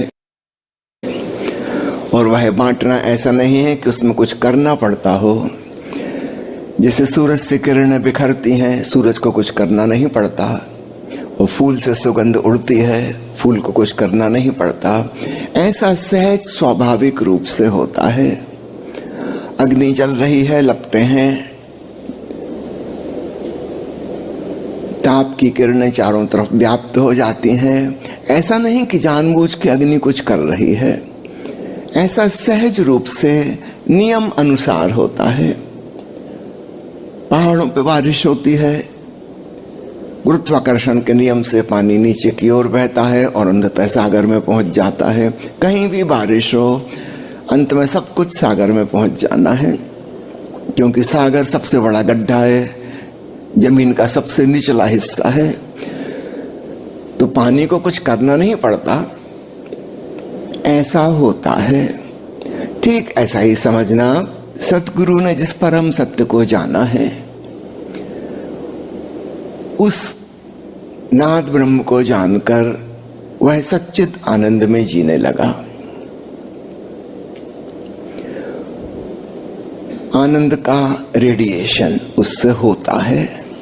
तो ऐसा नहीं कि भाई जानबूझ के कुछ कर रहा है, ऐसा सहज रूप से होता है। जैसे दुखी आदमी सबको दुखी करते हैं ना, 4 दुखी आदमी बैठे, आप वहां से गुजर रहे थे, आप उनकी बातें सुनने लगे, कुछ ही मिनटों में आप पाएंगे आप भी दुखी हो गए। इसका उल्टा भी सच है। 4 लोग प्रसन्न थे, कुछ गीत गा रहे थे, चुटकुले सुना रहे थे, आप वहां से निकले, हो सकता है पहले से आप उदास थे किसी कारण से, लेकिन इन 4 मित्रों के बीच में, उनकी हंसी मजाक गीत संगीत के बीच 2-4 मिनट में आप भूल भाल गए कि आप उदास थे, आप भी खुश हो गए। तो जिस प्रकार दुख और तनाव और चिंता इन्फेक्शस हैं, संक्रामक, जैसे बैक्टीरिया और वायरस और कीटाणु होते हैं ना, ठीक ऐसे ही इनके भी कीटाणु होते हैं। ठीक उसी प्रकार प्रसन्नता, प्रफुल्लता, आनंद भाव, शांति भाव, प्रेम भाव, भक्ति भाव, ये भी संक्रामक है। तो सद्गुरु कुछ देता नहीं है, लेकिन शिष्य को बहुत कुछ मिल जाता है। शिष्य को ऐसा लगता है कि गुरु ने दिया। कोई गुरु ऐसा नहीं कहेगा कि मैंने दिया, वह कहेगा यह तो अस्तित्व से वर्षा हो रही थी, तुमने अपना हृदय खोल दिया, तुम पात्र बन गए, तुम में भी समा गई, इसमें मेरा तेरा कुछ भी नहीं है। सर्वव्यापक ब्रह्म, ओमनी प्रेजेंट गॉडलीनेस, यह आनंद, यह शांति, यह पूरे अस्तित्व का गुण है। यह सारा ब्रह्मांड ब्रह्म से ओतप्रोत है, ब्रह्मानंद से लबालब है। हम उल्टे घड़े की तरह हैं, बारिश होती भी है तो भी हम खाली के खाली रह जाते हैं, या हमारे अंदर इतना कचरा कूड़ा भरा है कि बारिश होती है, वह डिस्टिल्ड वाटर, आसुत जल मेघों से बरसता है, किंतु हमारे घड़े में सब कुछ इतना जहरीला है, वह पानी भी खराब हो जाता है, किसी काम का नहीं रह जाता। अथवा हमारा घड़ा छिद्र युक्त है, पानी आता है और सब बह जाता है, टिकता कुछ भी नहीं। तो शिष्य को 3 बातें साधनी होती हैं। जैसे मैंने शिक्षक और गुरु का भेद बताया, ठीक ऐसे ही विद्यार्थी और शिष्य का भेद भी समझना। विद्यार्थी है वह विद्या अर्जन के लिए, ज्ञान प्राप्ति के लिए आता है। आने वाले समय में शीघ्र ही टीचर्स विदा हो जाएंगे, उनकी जगह आर्टिफिशियल इंटेलिजेंस और रोबोट्स ले लेंगे। अभी साउथ इंडिया में एक टीचर बनाई है उन्होंने रोबोट, जो 1ली क्लास से लेकर 12वीं क्लास तक के सारे विषय पढ़ा सकती है। आप कुछ भी पूछ लीजिए, सब उसे पता है, और एक भाषा में नहीं बल्कि 30 भाषाओं में।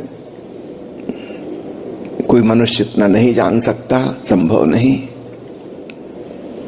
30 भाषाओं में। और जल्दी ही वे अगला मॉडल जो बनाएंगे उसमें विदेशी भाषाएं भी बहुत सारी होंगी। मनुष्य जो काम कर सकता है उससे बहुत ज्यादा गुना, जहां तक स्मृति और ज्ञान का सवाल है, जानकारी का सवाल है, वह रोबोट कर सकेगा। आर्टिफिशियल इंटेलिजेंस हमारी साधारण इंटेलिजेंस से हजारों नहीं लाखों गुना ज्यादा विकसित हो सकती है। अभी चीन में एक नई अस्पताल बन रही है जिसमें रोबोट डॉक्टर्स और नर्सेस हैं, और एक डॉक्टर की क्षमता 10,000 मरीज प्रतिदिन देखने की है। सामान्यतः एक जीवित आदमी डॉक्टर 2 साल में इतने मरीज देख पाता है जो वो 1 दिन में देख लेंगे। और याद रखना, इंसान से भूल चूक भी होती है, मशीन से भूल चूक नहीं होती। उनकी डायग्नोसिस, उनका ट्रीटमेंट सब परफेक्ट रहेगा और अपडेट होता रहेगा। मनुष्य के साथ एक और मुश्किल, वो अपडेट नहीं हो पाता। कोई 20 साल पहले ग्रेजुएशन हुआ था, पोस्ट ग्रेजुएशन किया था, उसके बाद वो डॉक्टर इतना बिजी हो गया, घर गृहस्थी संभालना है, अस्पताल क्लिनिक संभालना है, रात को इमरजेंसी अटेंड करना है, उसे कभी फुर्सत ही नहीं है नया ज्ञान हासिल करने की, फुर्सत ही नहीं है।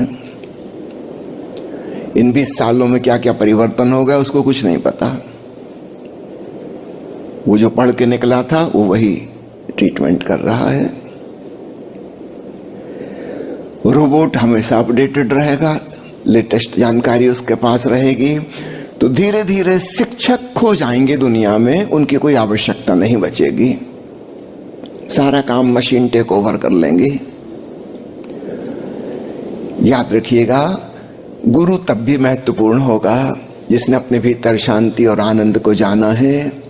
ऐसे व्यक्ति के निकट बैठना, उसके सत्संग में होना, इसलिए सदगुरु के संग को सत्संग कहा जाता है।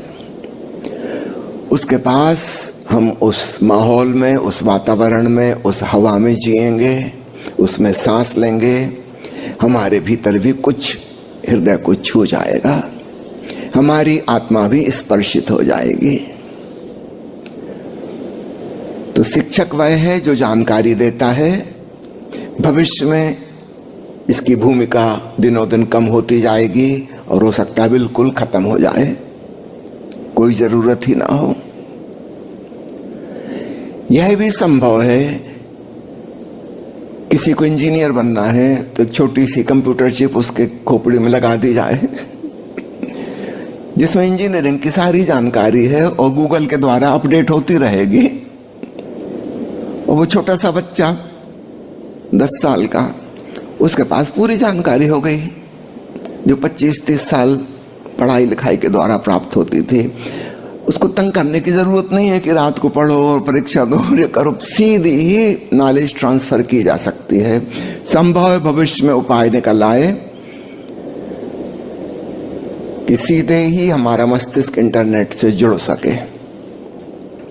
हो सकता कोई छोटा मोटा इक्विपमेंट, कोई छोटी सी सर्जरी भीतर एक चिप फिट कर दी, बस आपको जो भी जानकारी प्राप्त करनी है प्राप्त कर लीजिए। सिर पे बोझ ढोने की जरूरत नहीं है हमेशा के लिए। तो शिक्षक का काम धीरे धीरे रिप्लेस हो रहा है और देखते देखते निकट भविष्य में शायद 10-15 साल में पूरा हो जाएगा। स्कूल कॉलेज की भी कोई आवश्यकता नहीं बचेगी। गुरु का कार्य बिल्कुल भिन्न है।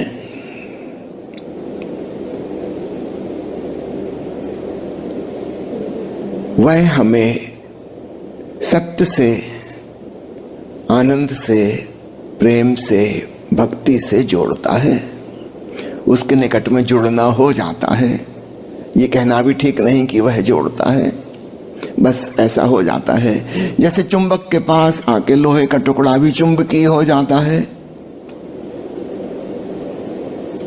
मैग्नेटिक इंडक्शन, चुंबकीय प्रेरण। ठीक ऐसे ही जो शिष्य होने को राजी है सदगुरु की उपस्थिति में, उसके भीतर भी कुछ गुरुत्व लेने लगता है, उसके भीतर भी ट्रांसफॉर्मेशन और रूपांतरण होने लगता है।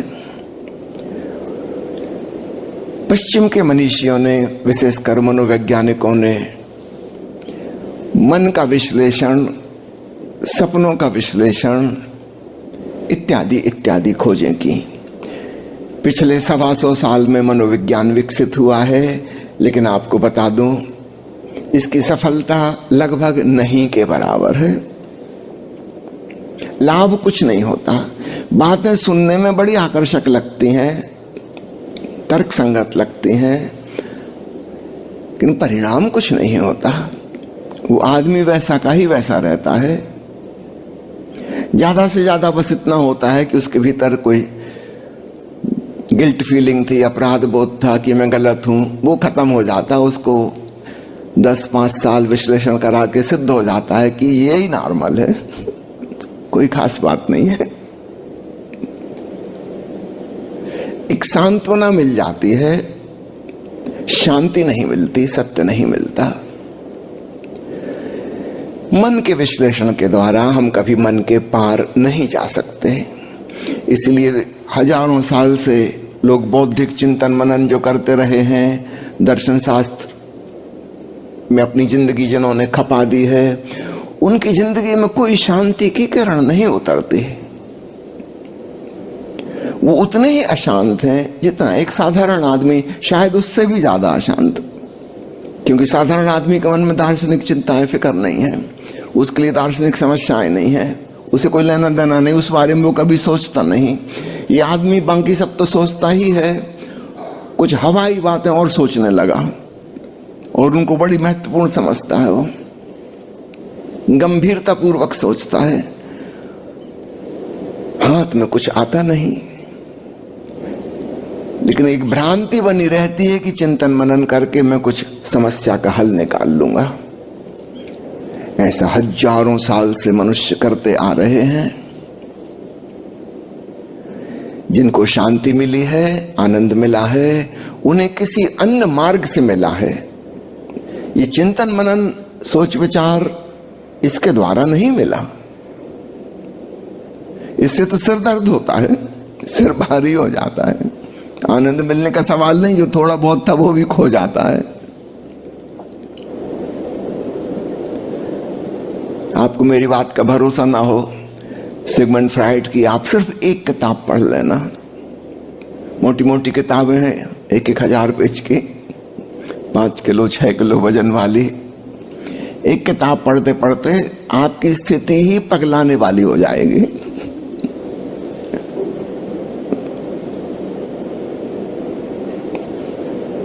जो थोड़ी बहुत शांति थी, प्रसन्नता थी, वो भी खत्म हो जाएगी। भारत के ऋषियों ने एक दूसरा रास्ता खोजा था। वह था मन में जो भी चल रहा है, सवाल हैं, प्रश्न हैं, जो भी चल रहा है, भावनाएं हैं, कभी सद्भावना है, कभी दुर्भावना है, जो भी है, तुम चुपचाप दूर से उसे देखो। ये बात ही बिल्कुल अलग थी। सुलझाना नहीं है, न उसमें से कुछ हटाना है, न किसी चीज को पकड़ना है, रोकना है, न किसी को दूर करना है। बिल्कुल पक्षपात रहित होकर, नॉन जजमेंटल एटीट्यूड के संग चुपचाप देखो क्या हो रहा है। देखते देखते एक बात पक्की हो गई कि मैं देखने वाला हूं, इस सबसे भिन्न हूं। ये जो चल रहा है मेरे भीतर मन में, यह दृश्य है, बदलता रहता है। कभी कुछ विचार, कभी कोई विचार, कभी कोई समस्या, कभी कोई प्रश्न, कभी कोई उत्तर, कभी क्रोध आ गया, कभी करुणा आ गई, कभी प्रेम आ गया, कभी घृणा आ गई। ये खेल चल रहा है। लेकिन एक बात पक्की है कि जब प्रेम की भावना नहीं आई थी तब भी मैं था, फिर वो भावना समाप्त हो गई, अभी भी मैं हूँ। अभी गुस्सा आने लगा, अभी भी मैं हूँ।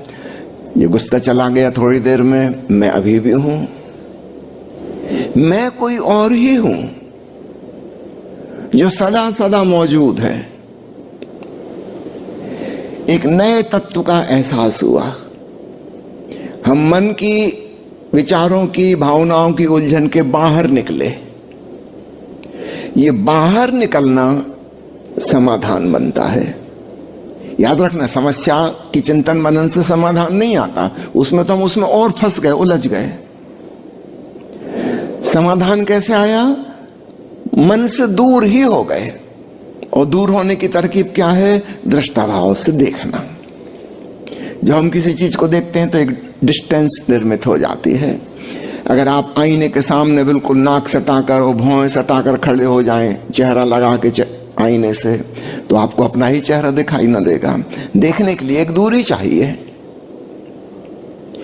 तो जैसे ही हम विचारों को, भावनाओं को, धारणाओं को, अपने विश्वासों को, मान्यताओं को देखते हैं, दूरी निर्मित होनी शुरू हो जाती है और थोड़े ही समय में स्पष्ट हो जाता है कि मैं इन सबसे भिन्न और पृथक कोई और हूं। ठीक है, सामने ये बाजार है, भीड़ भाड़ चल रही है, ट्रैफिक है सड़क पे, विचारों का, भावनाओं का। मैं कोई और हूं, एक दृष्टा, एक साक्षी, एक गवाह मात्र। मैं इन समस्याओं से बाहर हूं, यह पता चलता है। यह समाधान है। तब वो समस्याएं, वो प्रश्न हमारे लिए कोई महत्व नहीं रखते,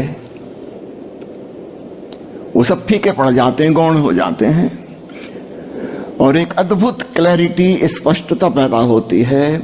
और जिन प्रश्नों का हम उत्तर खोज रहे थे और उत्तर नहीं मिल रहा था, अचानक इस क्लैरिटी में नजर आता है और उसका उत्तर भी मिल जाता है।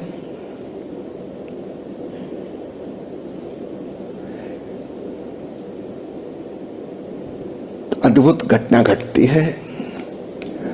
तो गुरु हमें साक्षी भाव सिखाता है, दृष्टा भाव अर्थात ध्यान सिखाता है। ज्ञान नहीं देता, ध्यान सिखाता है। दोनों में बड़ा भेद है। ध्यान यानी होश पूर्ण होना, और ज्ञान यानी जानकारी, स्मृति का संग्रह करना। स्मृति हमारे मस्तिष्क का हिस्सा है, part of the physical body, भौतिक शरीर का।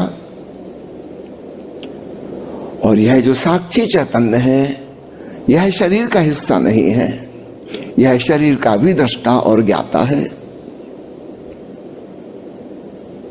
यह हमारा स्वरूप है, चैतन्य स्वरूप। इसे जानकर पता चलता है अहम ब्रह्मास्मि।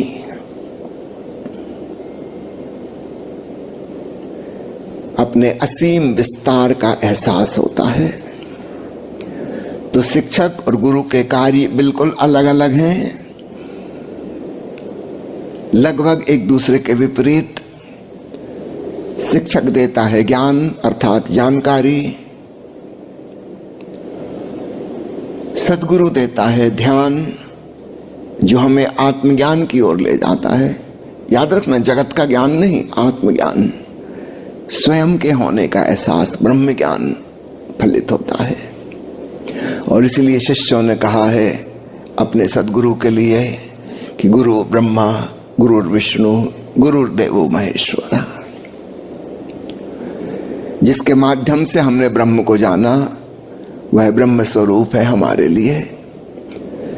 जब हमें अपने भीतर के ब्रह्म का पता चला, तो यह भी पता चलता है कि वह सर्वव्यापक, सबके भीतर वही है।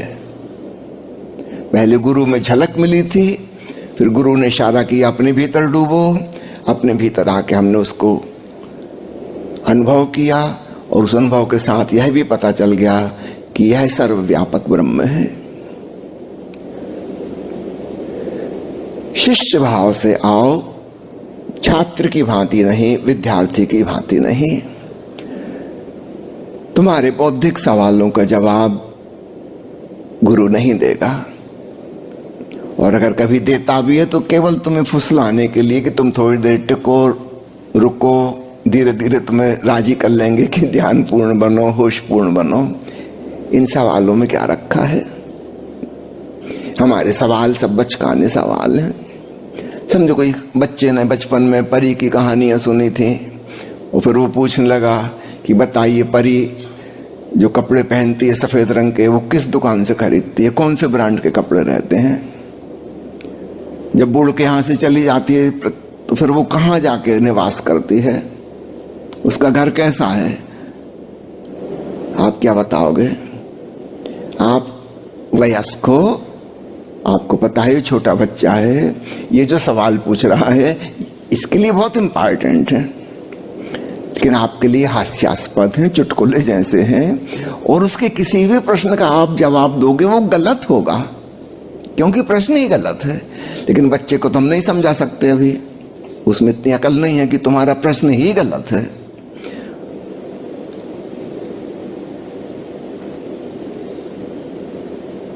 वो कहेगा ऐसे कैसे गलत है? जब परियां सफेद कपड़े पहनती हैं तो कहीं से तो खरीदती होंगी ना, शॉपिंग करने कहाँ जाती हैं? उसका प्रश्न तो लॉजिकल है, बिल्कुल तार्किक है, लेकिन हम उसका उत्तर नहीं देंगे। हम कहेंगे अच्छा तुम थोड़ा इंतजार करो, हम इंतजार कर रहे हैं वो थोड़ा बड़ा हो जाए, एक दिन आएगा फिर वो ये सवाल पूछना बंद कर देगा। क्या उसको इसका उत्तर मिल गया? नहीं, उत्तर नहीं मिला, वह निष्प्रश्न हो गया। दोनों चीजों में कितना फर्क है? प्रश्न का उत्तर मिलना और निष्प्रश्न दशा हो जाना। वो प्रश्न ही गिर गए। अब हम उससे पूछें, बताओ शॉपिंग कहाँ से करती हैं परियां, वो भी हंसेगा, कहेगा छोड़िए वो बातें, वो बचपन की बातें। प्रश्न ही व्यर्थ हो गए। तो हम जिन्हें दार्शनिक प्रश्न कहते हैं और बहुत महत्वपूर्ण समझते हैं, एक दिन हमें हंसी आती कि हम भी क्या बकवास पूछ रहे थे। तो उत्तर नहीं मिलता, इसको हम कहते हैं समाधान हो गया। उत्तर समाधान में बड़ा भेद है। कोई उत्तर नहीं मिला, हम निष्प्रश्न हो गए, कोई हम ज्ञानी नहीं हो गए। सवाल की व्यर्थता नजर आ गई और वो बात खत्म हो गई। अब वो चिंता फिक्र मिट गई कि परियां कहां से शॉपिंग करती हैं, हम निश्चिंत हो गए, हम मजे में। इस भेद का स्मरण रखिएगा। Amazing. That was Swami Shailendra ji sharing his wisdom on Guru Purnima with us. And a very much thank you. We are so delighted that he was here with his message. Despite his very busy schedule, he still dropped up a message. He has a big event over there. And Himanshu ji, how was that? Before we quickly take up Seksha ji and we move to Mauritius with her, over to you. One line message. So can you answer the talk, where does the fairies get their white dresses from?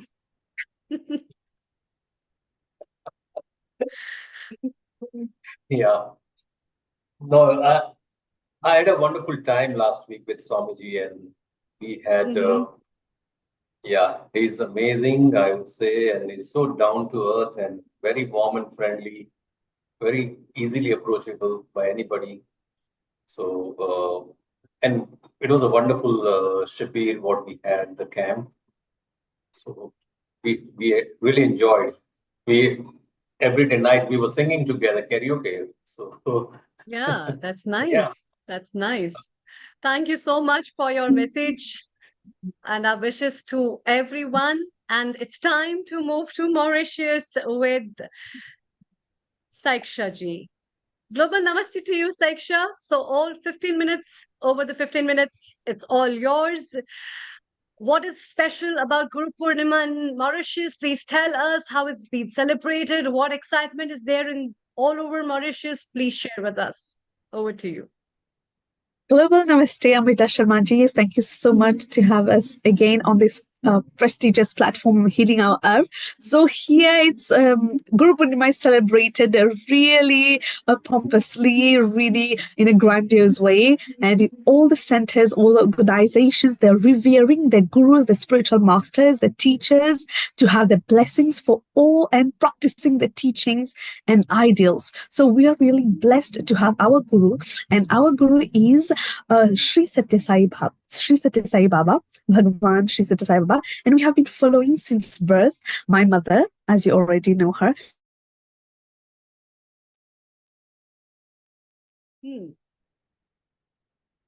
That's nice. Sri Satya Sai Baba ji is the Guru ji, and the celebrations are on at Mauritius with the prayers. And I think you are trying to come live, Saiksha, from there. Can you hear us? We seem to have lost signal. She's trying to connect. She's on an intermittent signal. So the beautiful part is Mauritius follow every Sanatan Dharma festivals, and they are so advanced. They've got so much. I mean, they have to retain the culture. In India, they get the culture on a plate, but when you go outside, you have to retain a culture. And I think she's live at a venue. Yes, I'm here. Yes, Yes, where from you are, Saiksha, presently where you are coming live from? Yes. I'm at Sainivas and they are celebrating Guru Purnima. So that's why the connection is quite, we're having some technical issues, but because everybody's doing live and they're using the Wi-Fi, so that's why it's connecting and then disconnecting like from time to time. But that's okay. So we'll not take much of the time. I'll introduce the first performer of today. So he will be reciting a Guru Vandana mantra, that is Guru Brahma, Guru Vishnu, and he's none other than Rudraj Soni Sharma, the little angel from India. And his parents are Vipin Sharma and Nidhi Sharma. So I'll call upon Rudraj to please recite the mantra. Global Namaste to everyone.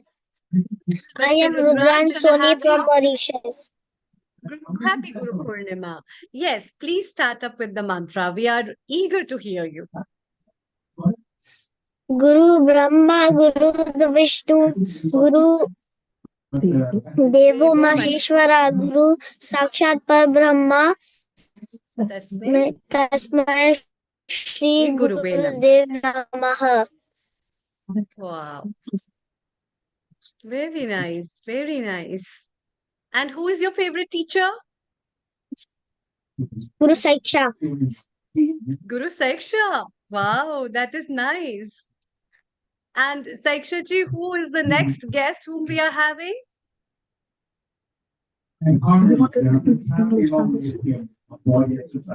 Are you presenting something else as well? Thank you. Yes, I'm coming. Yes. So now we have a special surprise. So she is all the way from Réunion Island. So I would like to introduce her in French. So she is Madame Indraya de l'île de la Réunion, dans l'océan Indien, département français.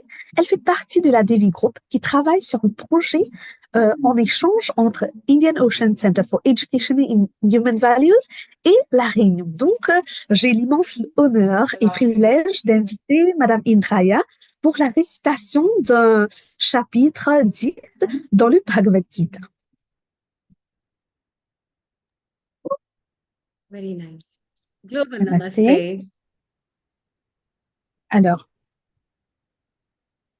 Krishna dit à Arjuna, je vais t'énumérer une poignée de mes manifestations célestes. Un siècle ne suffirait pas pour te les citer toutes. En premier lieu, le soi, cette étincelle de divinité qui luit dans le cœur de tout être, quel qu'il soit. Je suis le commencement, le milieu et la fin de tout objet et de tout être. Si cela te semble difficile à comprendre, rappelle-toi. Parmi les astres, je suis le soleil. Parmi les planètes, je suis la lune. Parmi les sens, je suis la pensée. Dans ce qui vit, je suis l'intelligence. Au sein des habitants des cieux, je suis le dieu de la richesse. Parmi les montagnes, je suis Melu, la très haute demeure des dieux. Des étendues liquides, je suis l'océan. Au nombre des paroles, je suis Om, le son primordial. Parmi les sacrifices, je suis le japa, la silencieuse répétition des noms des dieux. Parmi les arbres, je suis Ashvata, celui qui satisfait tous les désirs. Entre les sages divins, je suis Narada. Parmi les saints, le philosophe Kapila. Connais-moi comme le roi des hommes, comme Airavata, l'éléphant que monte Indra. Entre les armes, je suis la foudre, parmi les quadrupèdes Karmadenu. Avec les serpents, je suis Varsuki, leur poing. Entre ceux qui ôtent la vie, je suis Yama, dieu de la mort. Parmi ceux qui dénombrent, je suis le temps, à qui rien n'échappe. Avec le purificateur, je suis le vent. Parmi les guerriers, je suis le prince Rama. Au nombre des rivières, le Gange, c'est moi. Parmi ceux qui méritent d'être connus, je suis la connaissance du soi, qui seul mène à la délivrance finale de toute souffrance. Je suis la mort qui saisit le vivant et la prospérité de ceux qui prospèrent. Parmi les êtres féminins, je suis tout à la fois la gloire, la fortune, la mémoire, la parole, l'intelligence, la constance, l'endurance. C'est moi également le jeu pour le tricheur et la splendeur du splendide, la victoire du victorieux, la force de celui qui s'efforce et la bonté du bienveillant. Je suis Vyasa parmi les plus grands sages. Avec les ambitieux, je suis la politique. Parmi les choses secrètes, je suis le silence. Chez ceux qui savent, je suis la connaissance. Connais-moi, ô Arjuna, comme rien.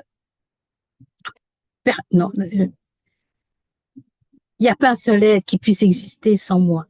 Tu saisiras avec aisance une parcelle de ma splendeur dans ce qui est épanoui, fort et glorieux. Et à quoi bon te dénombrer mes innombrables manifestations? Je demeure à jamais entier et entier stable, et je soutiens l'univers infini d'une seule partie de moi-même. Om.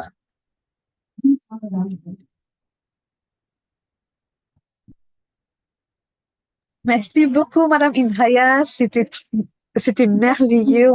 C'était très sublime et subtil, comme on dit. Alors, on a ressenti cette énergie de Lord Krishna dans ces versets.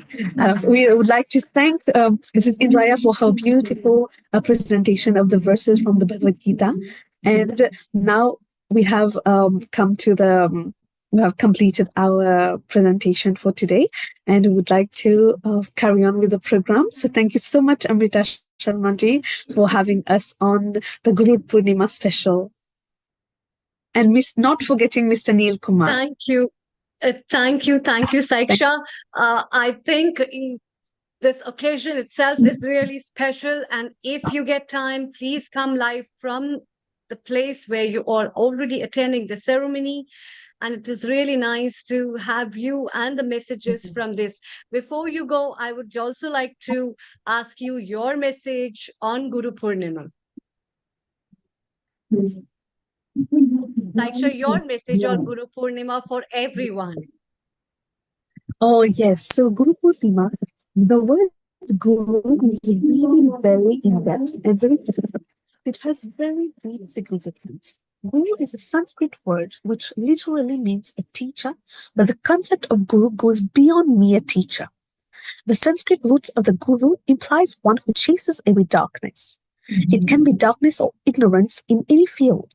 The Guru leads the way, shows the path in any field of knowledge. Unlike normal teachers, physical presence of gurus are not necessary. So Guru is not a guide, he is a pointer. He shows the direction and the student has to just follow the path and find his own way. Guru is not a guide, but a pointer. Gurus are our role models. When we have a role model, a book, a photo, a statue, or role model displayed on our desk or room, whatever it may be, reminds us of our example, our ambitions, our desires, and fuels our inspiration and imaginations.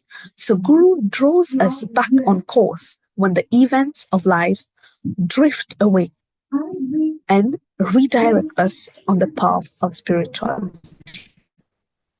So memory of Guru rejuvenates our inspiration, our connection, our divine consciousness that will bring us back to the source, which is God.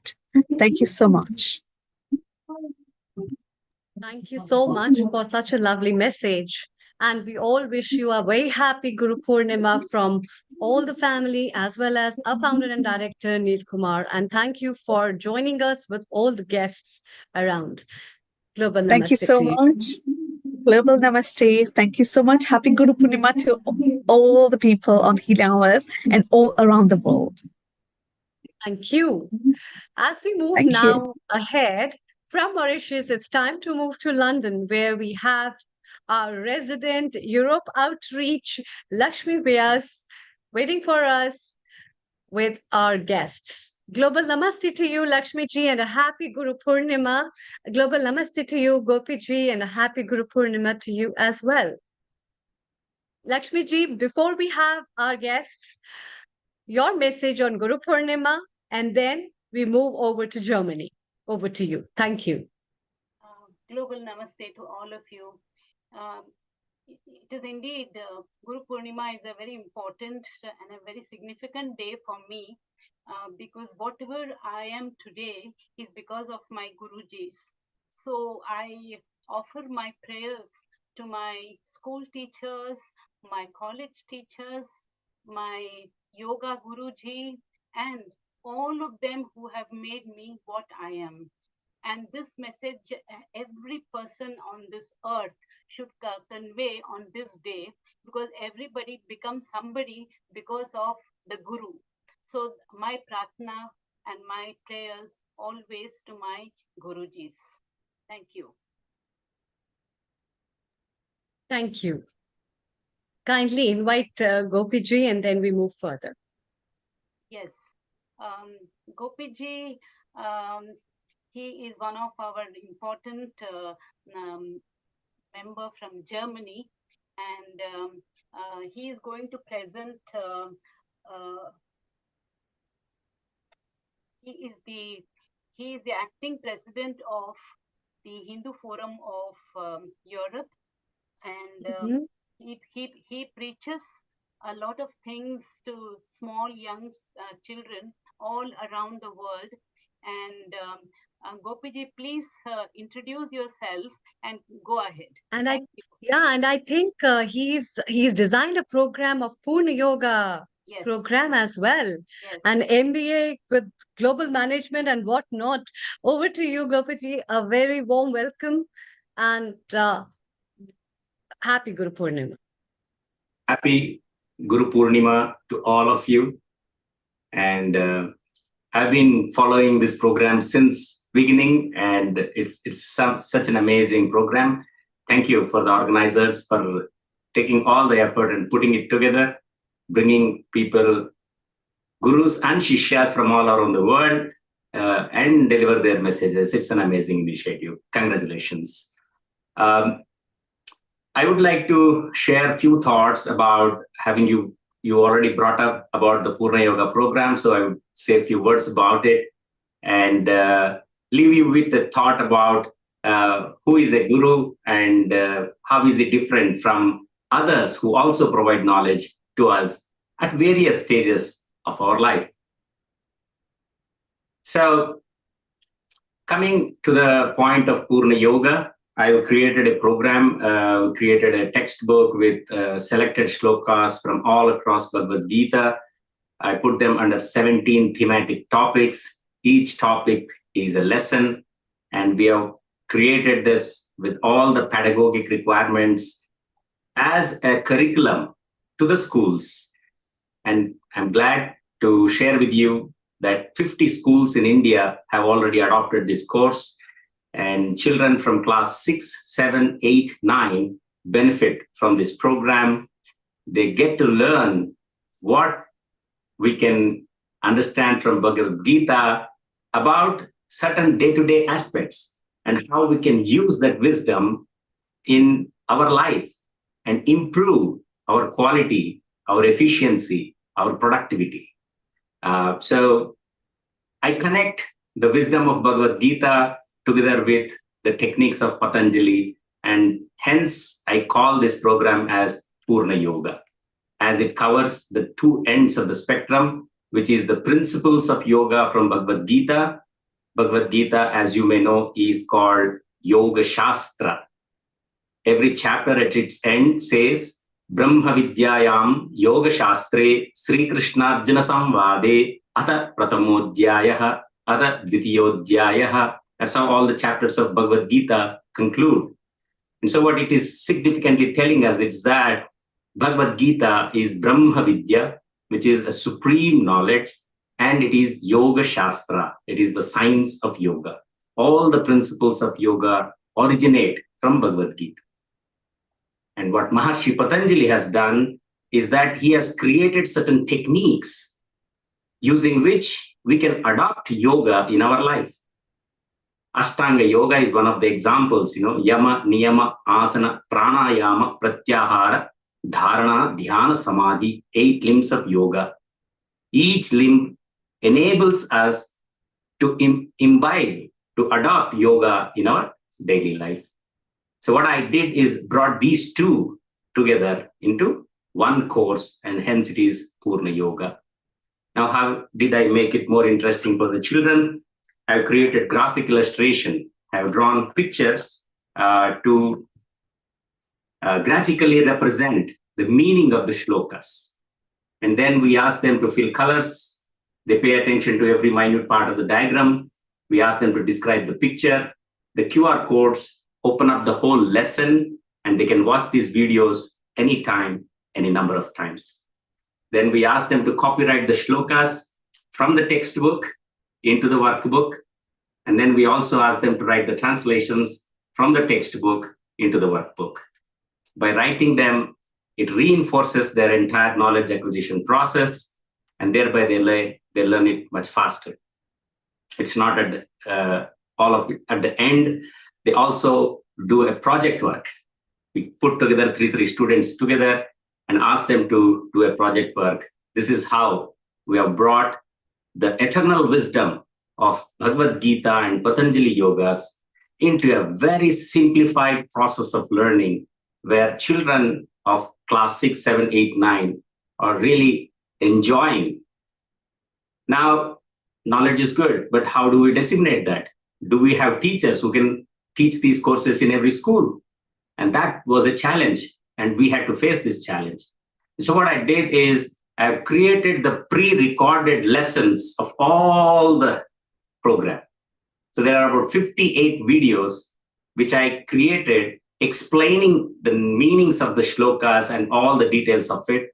The teachers in the school just have to click that video and it opens up and takes up the entire class. So the whole knowledge process, as one of the Swamiji was just mentioning, that Shikshaks will be soon replaced by artificial intelligence robots to some extent that I adopted in our program. So this is how we have also created teachers training program, where we train the teachers of that school to teach their students. We give all the resources, we teach the teachers, we provide online lessons, make the schools self-sufficient to conduct the program all by themselves. So that's in a nutshell the Purna Yoga. Coming to who is a guru. So we have several things, we have Sikshaka, Adhyapaka, Acharya. Yeah. So all these are the titles of somebody who is transferring knowledge to us. Then who is a guru? How is it different from the others? What is that guru uniquely provides, and why is he a guru? As earlier, Swamiji's already mentioned, the Sikshakas, Acharyas, they provide knowledge, information about this wonderful material world and the creation. And hence some of the sciences, we also call them as material sciences. So it is the knowledge about the material world. Whereas Guru does not teach anything from outside, rather he invokes what is already in you. Bhagavad Gita, in one of the shlokas, Bhagavan says that every human being, while coming onto this planet Earth, comes along with the knowledge, the vidya, which helps him for the transcendent, for the spiritual enlightenment. The problem is that vidya is shrouded by desire. And that is the root cause why we kind of always encounter into wrong notions. The shloka is in the chapter number 3, shloka 38. Dhume na vriyate vaknir yathadarsho malena cha yatholbena vruto garbha tathate neidamavrutam. So Bhagavan is giving some examples also. Just as the smoke covers up the fire, just as the dust covers up the mirror, just as the sac in the mother's womb covers the baby child in the stomach, in the same way, the desire is covering up the vidya, the knowledge, the gnana, which is actually already there in us. And a guru is the one who removes that avidya, layer by layer. He removes all the misunderstandings about this entire universe and helps to have that natural vidya in you to rise above. And that is the difference. Hence, in a nutshell, a guru is the one who is giving you the spiritual education, the one who is giving you the spiritual progress. Only that person you can call as Guru. All others who are giving you valuable information in life can be Sikshaks, Adhyapaks, Acharyas, and so on and so forth. Thank you. Namaste. Thank you. That is really a nice message shared by you, Gopiji, and to talk about the difference between a guru and a dhyapak or a shikshak, according to you, and a spiritual light. And I think there are so many lessons that we learn in our life in different ways, and so many lessons in different forms we learn. And what you have been lighting is the same that Dhruv Chatralia from London has been talking about: spiritual enlightenment, a light of life that triggers an individual to know what it is, how it is, and where we are moving to. Before we take Dr. Rama, I would like to read a message that has come from our resident contributor and Ayurveda expert, Dr. Naveen Gupta. I will be reading out his message. According to him, he says the supreme importance of the Guru. Insights from Maharishi Mahesh Yogi. Nothing is greater than Gurudev. His Holiness Mahesh Yogi ji says, on this sacred day of Guru Purnima, let's honor the selfless guidance of our Gurus.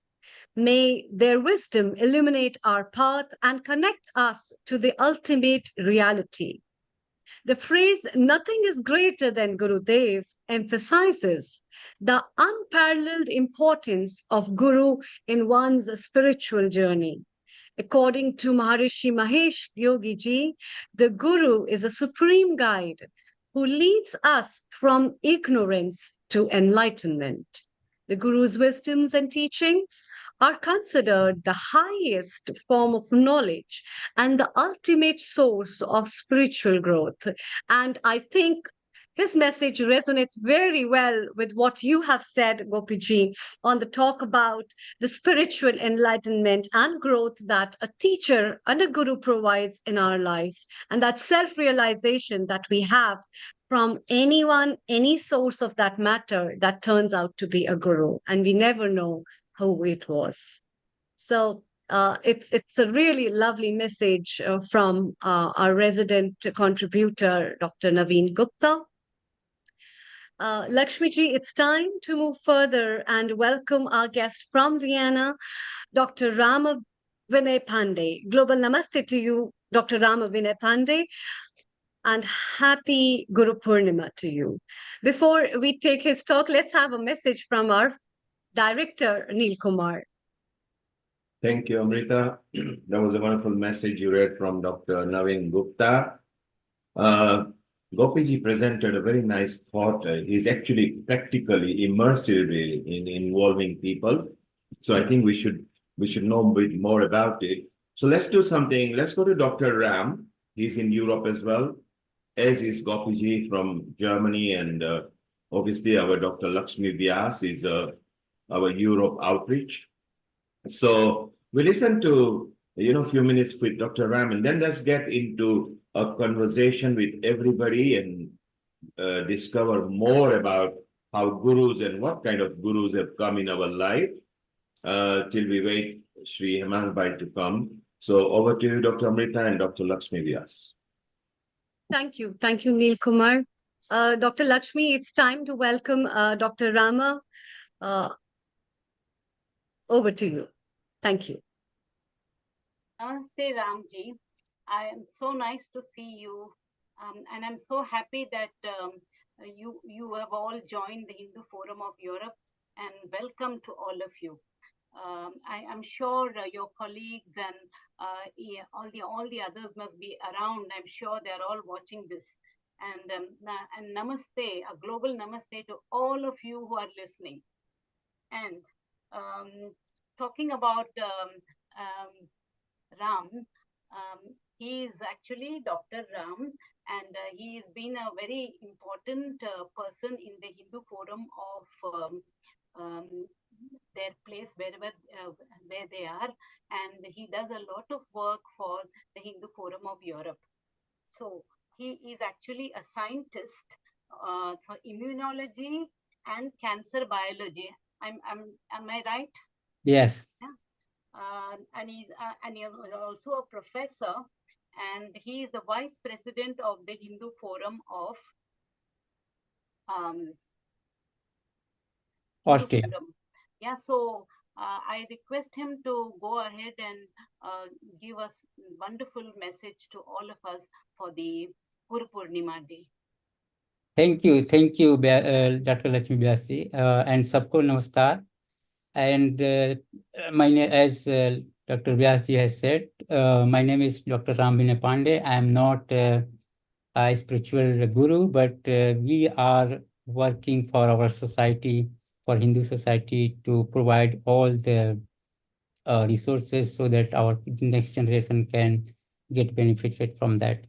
So yes, yeah, a warm greeting to all of you on this auspicious occasion of Guru Purnima. And I'm grateful to the Healing Our Earth organization, and last but not the least for Hindu Forum of Europe for giving this opportunity to speak and represent my organization today. Before I start, I would like to recite sloka to pay our gratitude towards all gurus who contributed selflessly in our life. Dhyanamulam Gurumurti, Pujamulam Gurupadam, Mantramulam Gururvakyam, Mokshamulam Guru Kripa. That means, in English, the basic foundation of meditation is the ideal of the Guru. The basic foundation of worship is the feet of the Guru. The basic foundation of mantras is the words of the Guru, and the basic foundation of salvation is the grace of the Guru. So we all know the importance of Guru in our life. So we all pay today homage, and we are grateful to all the Gurus and teachers who has selflessly worked to build we as a human being. I would like to talk a little bit about HRO, our organization. So as Dr. Lakshmi Vyasji has said, we are a Hindu religion in Austria, and a legal entity of the Hindus in Austria, and which was established in 1998. HRO represents Hindus and Hinduism in public life, such as schools and offices. HRO is working to ensure the full religious freedom for Hindus living in Austria, and to also achieve the necessary acceptance in all institutions. We are also organizing Srimad Bhagavad discourses and slokas classes, especially for the children, so that they can learn about our Vedas, Purans, and Srimad Bhagavad Gita, and get enlightened throughout their life and learn how to manage the ups and downs during their life. We are also working to celebrate our diverse culture in Austria, which also teaches our children about our culture and tradition, and also about our puja vidhi and how we do different pujas and celebration. So today we are here to celebrate Guru Purnima, which is an auspicious day dedicated to honoring our gurus and teachers. As we know, Guru Purnima is observed on the full moon day in the month of Asada, which is in June or July in different years. And it is a day of great significance in our culture and tradition as well. It is a festival when we are celebrating the birth anniversary of Maharshi Vedavyasa, who has revised the 4 Vedas and also wrote the 18 Purans. He has also written the Mahabharata and the Srimad Bhagavad Gita. These are the Purans and scriptures which always lighten our path and make us to do right in our life. In the Hindu tradition, a guru is not merely a teacher, but a spiritual guide, a mentor, a source of wisdom, and they illuminate our path, impart knowledge, and shape our character. So on this special day, we express gratitude towards our gurus and mentors who guide us throughout the life. They also contribute incredibly and selflessly, dedicate their life to the pursuit of knowledge and the betterment of society. So gurus have a special place in all of our lives. Guru Purnima encourages spiritual growth and self-realization. It emphasizes the importance of the guru-disciples relationship in one of the spiritual journey. So what is the importance of the Guru Purnima? So Guru Purnima is important because it highlights the invaluable role of teachers in shaping our life. It serves as a reminder of the respect and reverence we should have for our gurus, who impart knowledge, wisdom, and moral values, helping us grow both personally and spiritually. So this day we are celebrating Maharishi Vyasa, who was the son of sage Parasara and Mata Satyavati. His initial name was Krishna Dwaipayan. Later, because of his wisdom and gyan, he has become the Maharishi. Vyasa grew up to be a wise and learned sage, just like his father. He dedicated his life to study and preserve the timeless wisdom of the Vedas.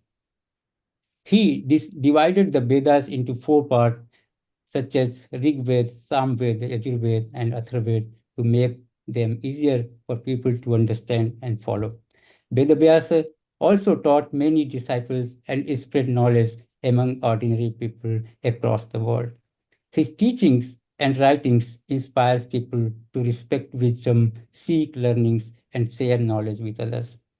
Friends, we also know the meaning of Guru. The word Guru is divided from the Sanskrit word language, where Gu means darkness and Ru means remover of the darkness.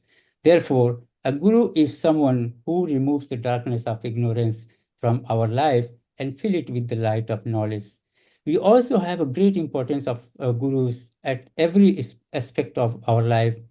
A famous sage once beautifully replied, when asked what is the importance of Guru, he said, one can feel air because it is all around us, but we sit near a fan in order to feel air better. Similarly, God is all around us, but we need a Guru as that fan sitting next to him that will make us feel God in a better way.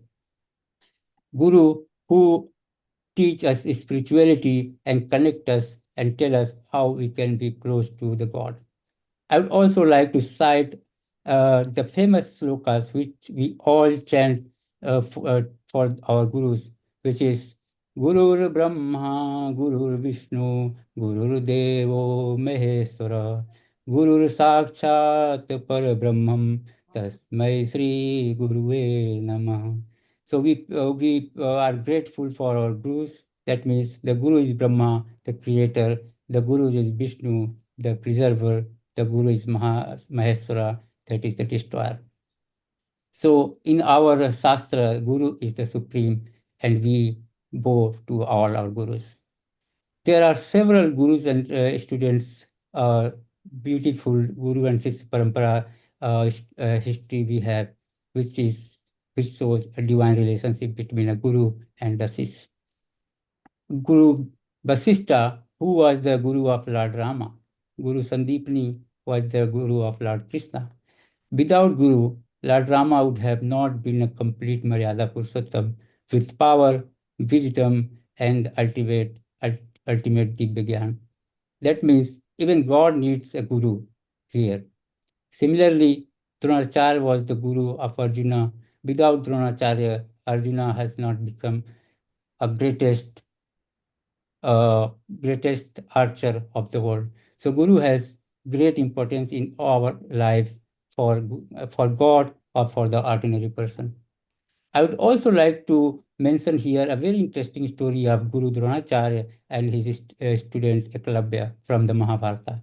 When Guru Dronacharya asked for right thumb in Guru Dakshina, the great archer Eklavya cut off his thumbs without any hesitation and give it to Guru, even though he knew that he wouldn't remain a great archer afterwards. He had no hesitation before giving up his thumb. This shows the full dedication of a Shishya for the Guru. Despite Guru Dronacharya did not accept him as a student because he was not from a royal family, rather he was from a lower caste. Today, in ancient India, students used to live in ashrams of their gurus and learn various subjects. The bond between Guru and Sisya was very strong. That was not for the subject, but also for spirituality. Today, we might not live with our teachers, but the respect and gratitude we have for them remain unchanged. We should still have the spiritual connection with our Gurus. On this special day, we take the opportunity to express our gratitude towards our teachers. Our teachers work tirelessly to impart knowledge and value to us. They play a crucial role in shaping our personalities and preparing us for the future. It is said that a good teacher is like a candle. It consumes itself to light the way for others. We should thank them for their patience, dedication, and effort in shaping our futures. Let us take a moment to reflect on the teaching of our gurus and promise to follow their guidance. On this auspicious day, let's remember the teachings of Swami Vivekananda, who said, "Arise, awake, and stop, not until the goal is reached." This was his message to the students, urging them to be determined and focused with the guidance of their teachers to achieve their dreams. Swami Vivekananda ji has also said, by the grace of the Guru, a disciple become a Pandit even without reading a single book. On this Guru Purnima is not just a day to honor our teacher, but also a day for self-reflection.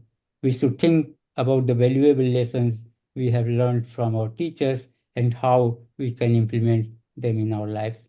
Respect and obedience towards our teachers should not be limited to this day alone, but we should practice every day and it should be in our heart. Friends, let's take a moment to thank our teacher for their dedication. As an organization, HRO also celebrates Guru Purnima in Austria, and we are working to preserve our culture, teaching our children the importance of divine guru-student relationship. Though such relationship is realized mostly in and around India, we are still trying to give the same sanskar to our children in Austria, so they can give respect to their gurus and can reflect on the teachings of their gurus and promise to follow their guidance. Once again, happy Guru Purnima and thank you all for the wonderful events. Thank you. Namaskar. Thank you so much, Dr. Ram, for such a lovely message and spiritual insight. In fact, this has been a really nice event in which we really found a great meaning of understanding of the meaning of Guru and how these messages have enlightened us and can help us to reflect further in our life for our progress in our life. Thank you so much for joining us from Vienna. And now it's time to move to London and welcome Shri Hemang Bhai. Global Namaste to you. Jai Shri Krishna, Shri Hemang Bhai, and Shubh Guru Purnima. आपको भी शुभ गुरु पूर्णिमा की शुभकामनाएं and so very happy to see amazing contributions and guidance from divine wisdom across the world. So global namaste to you, sister, and the whole team. Thank you very much. And a big thank you to Nil Kumar and the whole team for organizing such programs to help us all across the world. So this Guru Purnima is unique to us. We believe that Guru gives us gati, meaning it basically Guru brings wind in our sails. And therefore we say, Guru Gobind do khade, taake lagun paai. Guru Gobind do khade, ताके लागूं पाए बलिहारी गुरु आपने गोविंद दियो मिलाए गोविंद दियो मिलाए. So we are saying over here that Guru is our bridge to the Govind. Why? Because if we want to learn how to drive a car, we need a Guru. We know that Guru as a driving instructor. If we need to become a doctor, we need another Guru. We know that Guru as a consultant. So once you've done your studies in medicine, you go to a senior medical doctor called a consultant, and you learn from them how to become a good doctor. And once they say that you are good enough student of medicine, then you can go and practice.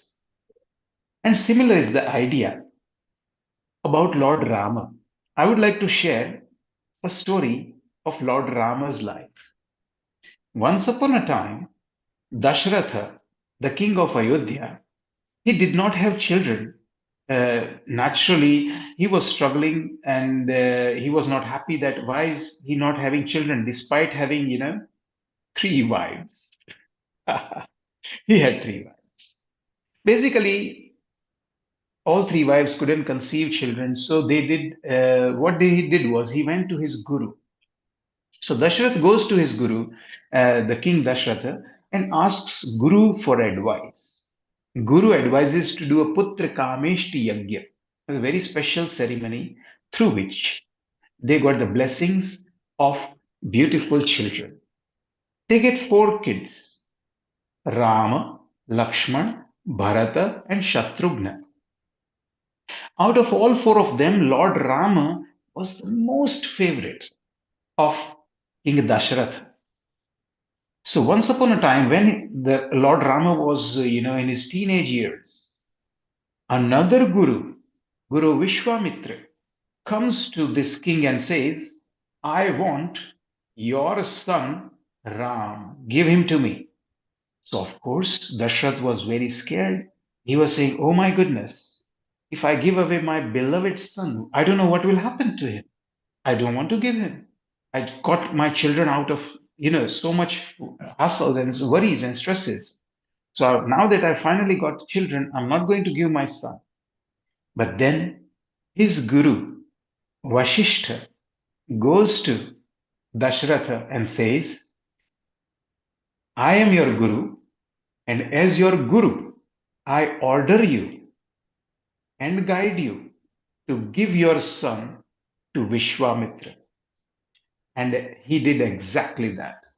The king Dashratha, with a very heavy heart, handed over his beloved sons, Lakshmana and Rama, to Vishwamitra saint, because Vishwamitra wanted to take Lord Rama to fight the bad people who were stopping them from doing good things in life. They were getting a lot of antisocial behavior. My point being over here is that even a king in ancient times used to follow Guru's guidelines to the dot. Even if it was their beloved son, they used to hand them over to their gurus willingly.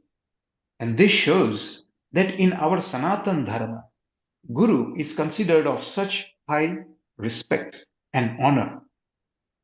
By this, I also mean to say that Guru can help you fix your life. If you have issues, if you have troubles in your life, you need to find a Guru, preferably a spiritual Guru, without which success is not very possible. As I said, even to learn how to drive a car, you need a Guru. Without Guru, just by reading big books on driving, by going to computers, going to the latest, laptops and studying through your latest new iMac Pro, you cannot become a driving person. You have to go to a living, breathing Guru. And only a living, breathing Guru can teach you real life skills. And so we see in the modern world, there is a lot of issues going on. People don't know what to eat, how to drink, what to drink, when to drink, what not to drink. There's a lot of issues. And we see in the modern world, blind leading blind. Often the science keeps on changing. Some of you might know this. Few years back, they used to say eggs are not good for you for some reason. And then they changed the medical advice and said, no. Now we have new science which says eggs is good for you. So people started having eggs. And again, after a few years, new research said, oh, no. There is something wrong with eggs. Stop having eggs. So while they are sorting their issues and science out, Our gurus and science was ancient for thousands and thousands of years. It has had time to evolve and grow. And so I would say that we should find a guru in our lives. Although reality is that if you do good karma, the guru comes to you. Basically, guru appears to you. It's you whose eyes need to discern the guru and go to them and learn from them. I wish and hope and pray that we all get gurus in our life to progress and succeed. Jai Siya Ram. Jai Siya Ram. That was a very beautiful message, Himang Bhai. And in fact, what you said, what Swami Shailendra ji said, and what our guests said, all of them, we all resonate with the same view of point that yes, the patra has to be open. We need to open our eyes and find the Guru is always giving his blessings. He's always spreading his rays of light of wisdom on us. But we really need to open our eyes and especially our heart to welcome him and to grace him and acknowledge him. And when we find the real guru in our life, maybe we achieve everything. And before you leave, I would like to know also from you who had been your great gurus in your life and what inspirations have you got from them? Over to you. Thank you, sister. You've now put me on a spot. I believe that there have been lots of gurus in my life. Of course, the spiritual gurus were very few and far between. But I have learned that you should have learning aspect of mind constantly. So you can learn from a lot of things in life. You can learn from little children to the eldest. You can learn from poor people or to the rich people. And I always learn the good and the bad. So when I see some poor person, financially that is, I learn that it's not good to be financially poor because then you have to go around begging. So that is a lesson. That beggar is a guru to me. He taught me that if you don't get your act together, if you don't start saving, if you don't have a good amount of money in your bank, you're gonna suffer. You're gonna be on the road and you'll have to beg as well. While we do understand that we should help that poor beggar who is struggling through that his life at that moment. That's my point. So we learn from everyone. But luckily, my Pujya Guruji has been Gyaneshwar Arya, a great, great personality. He taught me a lot of things. One of the things he taught me was patience. Because often we want things to happen just like that. But that's not how things work. It takes a lot of dedication and time. And that's what I've learned from my guru. He spent years and years learning and perfecting his skills. And that is always the case. Whether you're a musician or a singer, it takes time and effort. You cannot rush things. So Gyaneshwar Aryaji, my Pujya Guruji, guided me through my life. He taught me the importance of being nice to everyone, whether it's a child or a senior person. You should give them equal amount of love and respect and honor and attention. At the same time, something very negligible considered nowadays, but he thought it was very, very important, and that was he taught me to be mindful every time. So, what you speak, what you hear, who you meet, try to be as present as possible and evaluate with your own Vivek and Vairagya. So, again, bowing to my Guruji and his guidelines, Pujya Gyaneshwar Aryaji, a great, great personality. Most people won't know him by his name. However, I can give you a reference point that my Guruji, Gyaneshwar Arya, and Baba Ramdev ji, the yoga guru, they both studied in the same class from the same guru. So that's his identity. That is really nice. And when you talked about mindfulness, This is so important to live in present. I think this is one of the very important key principles that we learn from very rare gurus who teach us. They can be our parents, they can be our teachers, a friend, a nature, or anything else who teaches us how to be mindful. And that mindfulness is so important, that gives us an idea about who we are, how we are, and what we have to do. And Iman Bhai, let's listen from our founder and director Neil Kumar as well. Over to you. Global Namaste, Hemant Bhai. Wonderful to have you back again at Healing Our Earth. I know that shortly you'll be attending a function outside, so you'll be leaving us. Just before you go, tell me something. Have you ever thought that the nature is also a good guru? Of course, of course. Guru Dattate Bhagwan made gurus from various parts of life.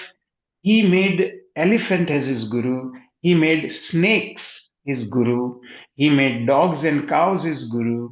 He made spider his guru. In the sense, he saw spider fell down and then started climbing again. Again he fell down, so again he started going up. So out of that experiment, he found out that if a spider can keep on trying again and again and again, why can't we do that? Why do we have to give up? Why do we have to be just giving up very soon? So the message of persistence he learned from the crawling insects. At the same time, he learned from snakes. He treated snakes as a guru. So you might know this, my dear brother, that snakes always walk in a swishy way. But when the snake goes to their home, they go straight. So you will see that snake always goes like that, but when the snake goes to their home, in their house, snake goes straight, and that shows that you can do what you want in the day. You can go ups and downs, you can be around, you can be thrown up, you can be thrown down, but when you come home, you should straighten yourself. You should get rid of all the wrinkles of your life, leave all the stresses and worries outside, and use Mother Nature to learn from. How you can learn the skills from them. So yes, Mother Nature is definitely a very big guru for us.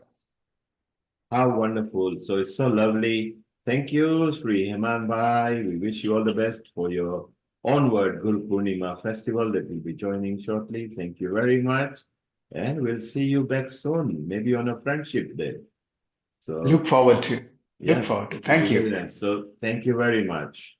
Thank you. Global Namaste. Global Namaste. Global Amrita, Namaste to you.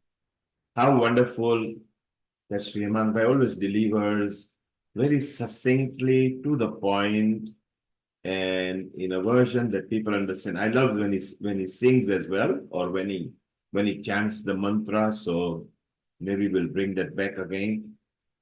So Amrita, we have not asked you, who was your first guru? Or what do you remember as your guru? Who do you remember? We had Professor Sharma, but that was when you became teenager, etc. What memories have you got of a guru?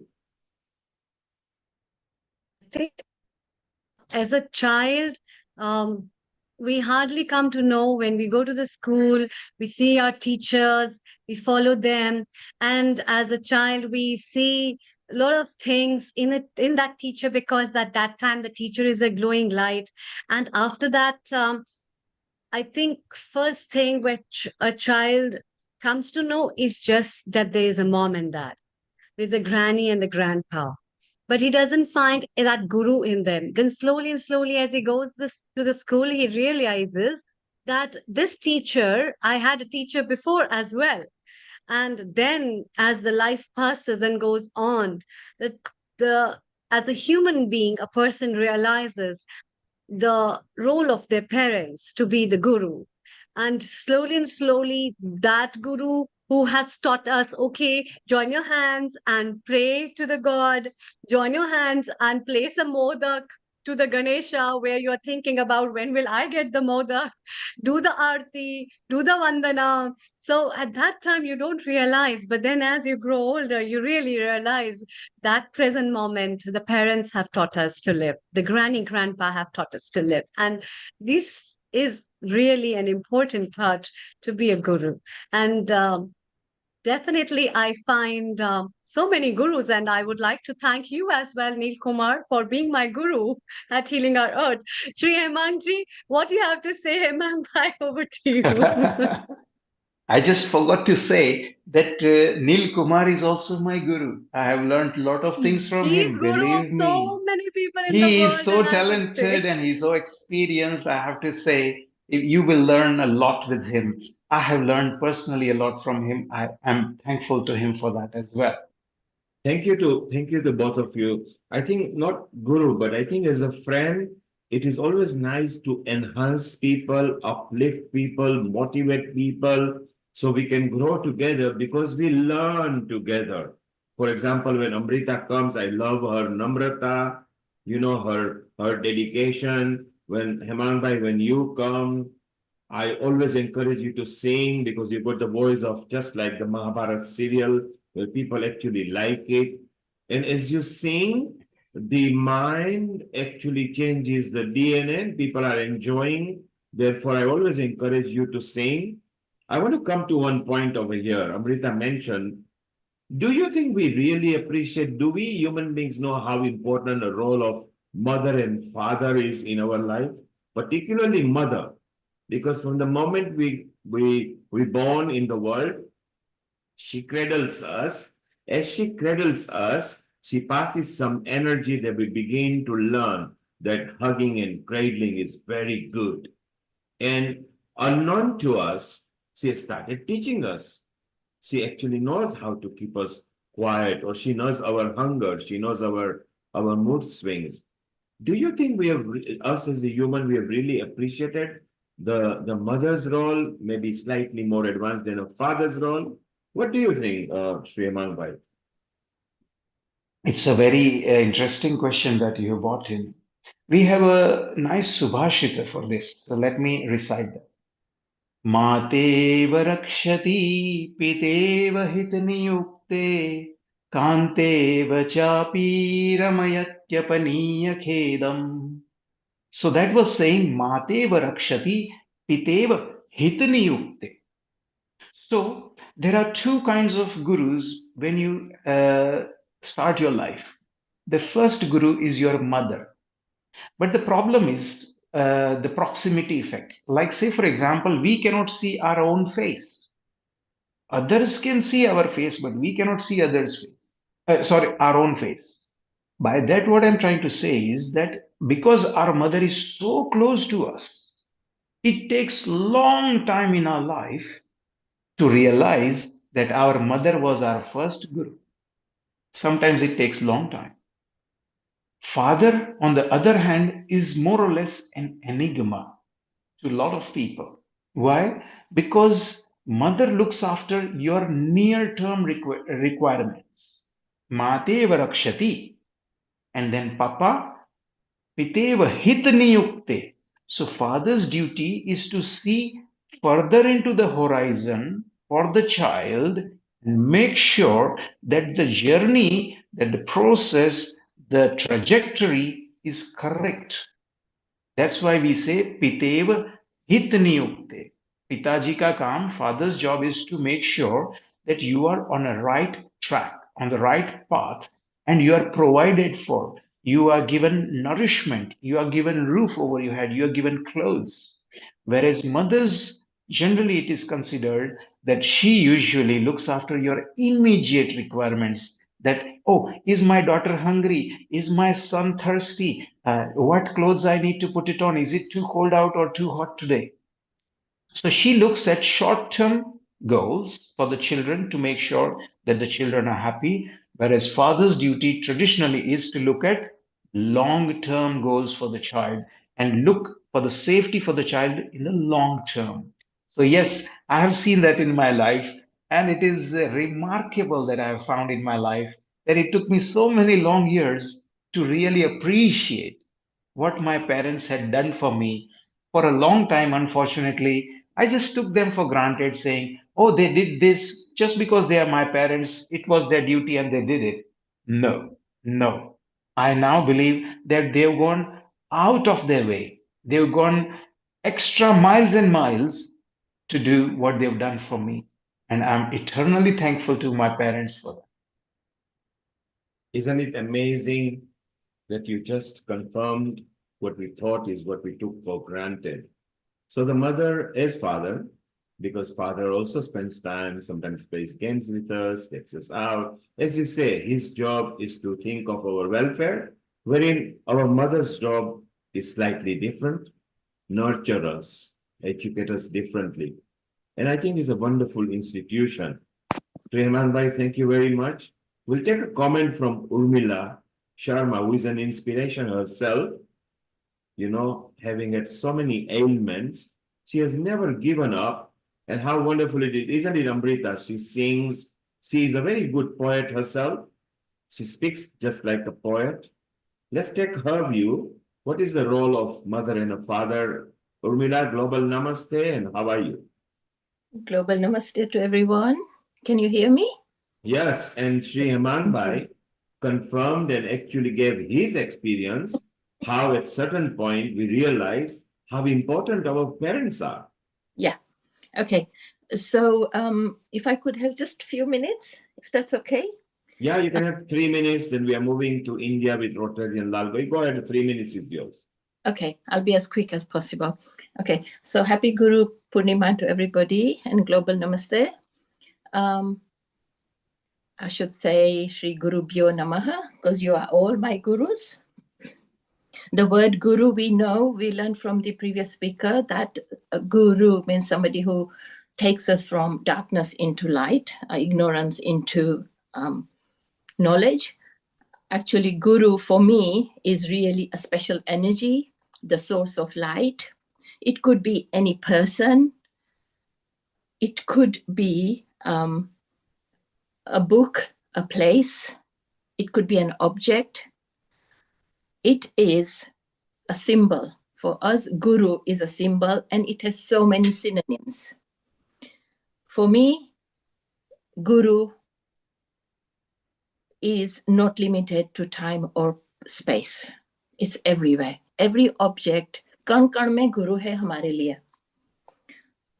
For parents, as it comes to parents, my mother nurtured me, definitely. My father educated me in the sense that guru, he took the role of guru. So I would like to dedicate this to my father. Pita dharma, pita svarga, pita hi paramam tapah. Pitari pritimapane, priyante sarva devata.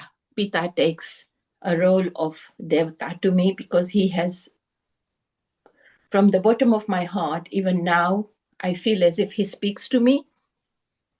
So what happened, like Nil Kumarji said, I had some obstacles. So I put it like this. 2 roads diverged in a wood, and I took the one less traveled by. And that has made all the difference. It's by Robert Frost, a line from Robert Frost. In my little world, my father shines a bright light, guiding me through the shadows with his love. He inspired me to read, to explore, to learn, to seek knowledge and wisdom for which I yearned. But then came the day when I lost my sight, a darkness so deep, a never-ending sight. I was devastated, lost in mental trauma, but his words saved the drama. So there are so many writers, people who have inspired me because the main inspiration came from my father. So on this Guru Purnima day, special day, may I recite a few verses from our scriptures, and one of them is Guru Paduka Stotram. One of my English friends came to me and she said, why do you people praise shoes? We call Paduka. And I had to clear her mind, and I said, no, Paduka They are not shoes, they are paduka, and paduka to us means the road that was taken. So if I said my father is my guru, I have taken the path that he had taught me. So paduka to me means to follow somebody's footsteps. So I won't say the whole stotram. I'll just try how much time I have, okay? Ananta sansara samudratara naukaitabhyam guru bhaktidabhyam vairagya samrajyada pujanabhyam namo namah Shri Guru Padukabhyam kavitva varashi nishakarabhyam Daubhagyadava Buddhamalikabhyam Durikrita Brahm sorry, I'll have to say that bit again. Kavitva Varashi Nishakarabhyam Daubhagyadavam Buddhamalikabhyam Durikrita Namra Vipattitabyam Namo Namah Shri Guru Padukabhyam Natayayo Shri Patitam Samiyuhu Kadachidapyashu Daridra Varyaha Mukashtavachas Patitam Hitabhyam Namo Namah Shri Guru Padukabhyam Svarja Paranam Akhileshtadabhyam Swaha Sahayaksha Durandarabhyam Swantacha Bhava Pradapujanabhyam Namo Namah Shri Guru Padukabhyam Kamadi Sarpa Vrajagarudabhyam Viveka Vairagya Nidhi Pradabhyam Bodha Pradabhyam Dhritamokshadabhyam Namo Namah Shri Guru Padukabhyam Namo Namah Shri Guru Padukabhyam Namo Namah Shri Guru Padukabhyam. Very nicely said, Urmila, and very nicely, narrated to us the value of Paduka. Shri Hemang Bhai, your comment on Urmila before we move to India now. Ati Sundar, she sang it so melodiously, beautiful rendition. And again, I thought of another stotra from Param Pujya Guru Ji, Adi Jagat Guru Shankaracharya Ji Maharaj.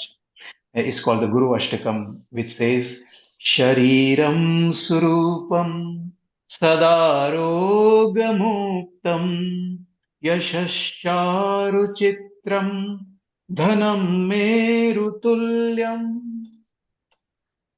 Gurorandri Padme Manasyena Lagyam Tata Kim Tata Kim Tata Kim Tata Kim.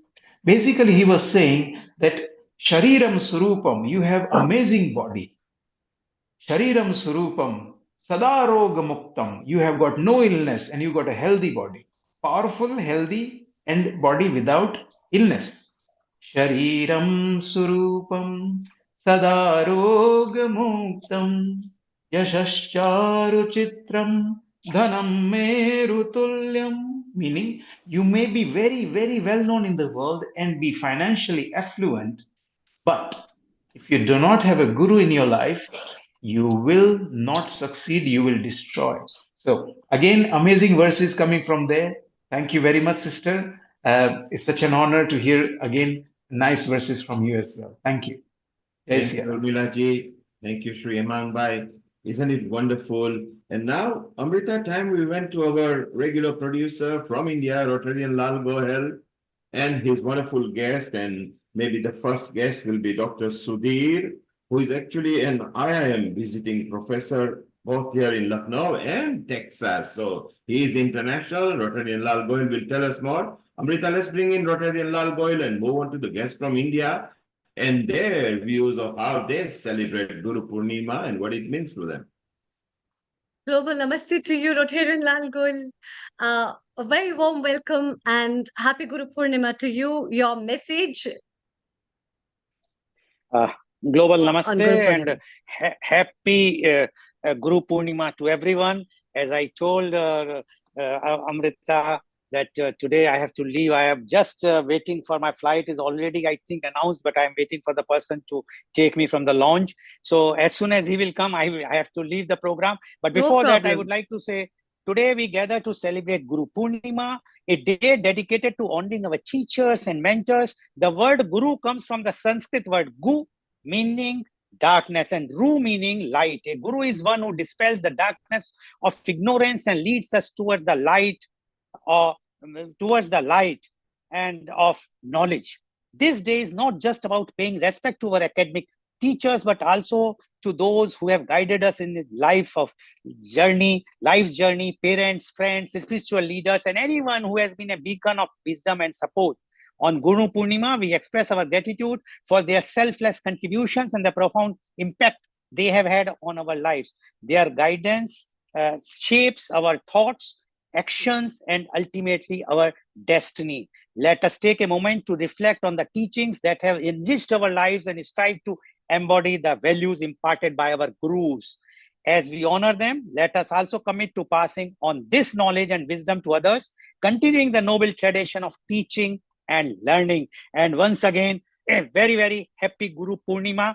I am now giving to you, Amrita, and my thanks, sincere thanks to Neil Kumar and the entire team of Healing Our Earth to organize this type of program every Sunday without any fail, which has been telecast on different platforms all over the world, widely seen in the world and appreciated by people, and the participants are from entire world.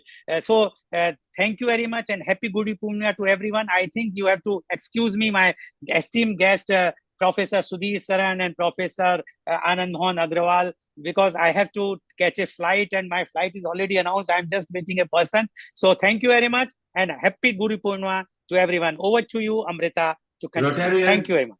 Rotarian, from all of us, we wish you a bon voyage. You can keep your camera on, go to the cockpit of the captain and say we are live on Healing Our Earth. No, it's not possible. I have to catch and I have to check, clear the security. Before there is a VIP lounge where I am sitting right now. So I will just go in. Thank you very much. And please go ahead. Please go ahead. Thank you. Okay. Well, Amrita, isn't it funny? We've got both the professors here who are not just an eminent scholars themselves and gurus, because they must have taught a lot of people. So I think we will have let's have 10 minutes with Professor Sudhir and then with 10 minutes with Professor Agarwal.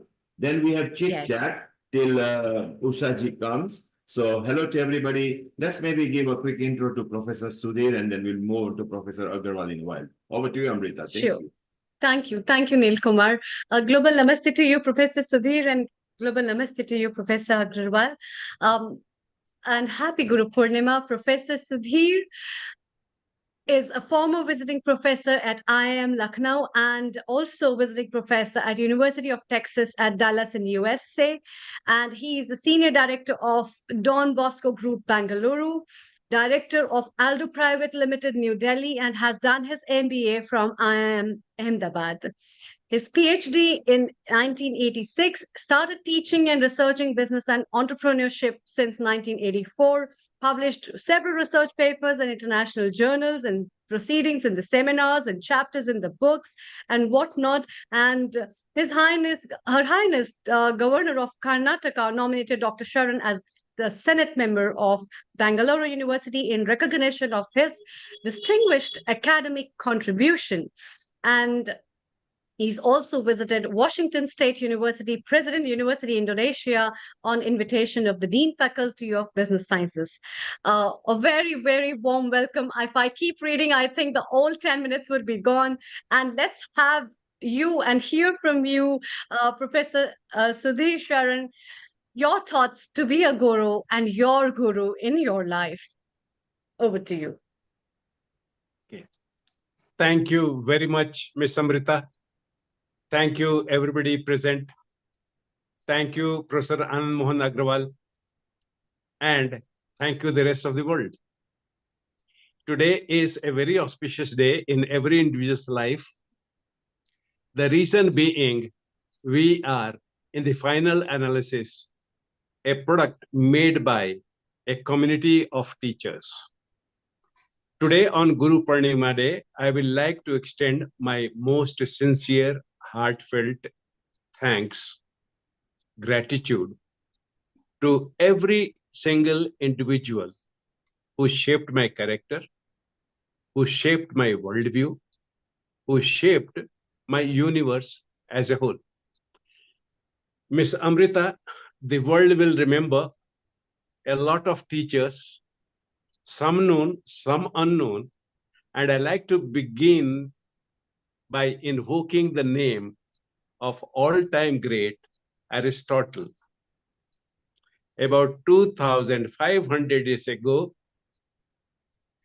he went to Plato's institution, so to say, to gain education.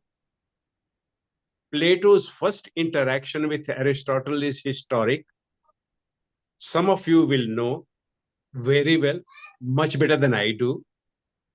But for those of you, by some chance, have not any idea about that first meeting with Plato, Plato said, I don't lecture. I believe you have to produce your own wisdom. Here are the 3 questions that I want you to answer at your own pace. And that was the birth of modern philosophy. The philosophy as we know it today was born on that day of interaction with Plato and Aristotle.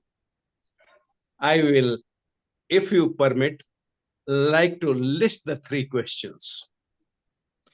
It may seem very simple, but I request, please pay the due respect to those 3 questions. The first question Plato asked Aristotle is, what is the nature of the universe? What is the nature of the universe? His second question was, what is the nature of man? And his final question was, what is the relationship between man and nature? Now, Aristotle being Aristotle, he says, instead of me giving direct answers to the questions of my learned teacher, let me now write down my thoughts on the method by which I shall find the answers to these 3 momentous questions. What is the nature of the universe? What is the nature of man? And what is the relationship between man and nature? And all of you will not know the name of the book, monograph, which Aristotle produced. Some of you sure will know. They were Principia Logica. Translated literally into English, today they will be Principles of Logic. Before that, the reasoning, the logic, the arguments, the discussions, debates, all that we have today was unstructured, informal, but this was the greatness of Aristotle. He began by writing the Principia Logica, and that is how we got deductive logic and inductive logic. So on this Guru Purnima Day, Miss Amrita, let us all pay our respect to the first teacher of mankind now onwards, and that is Aristotle.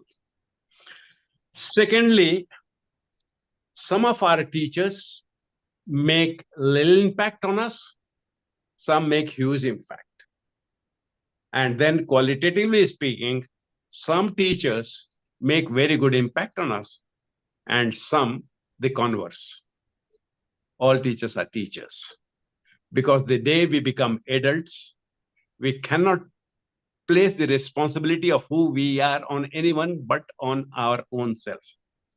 So today, since most of us are 21, we will not begin by telling some of the evil influences some of the teachers had on us, temporarily or long term.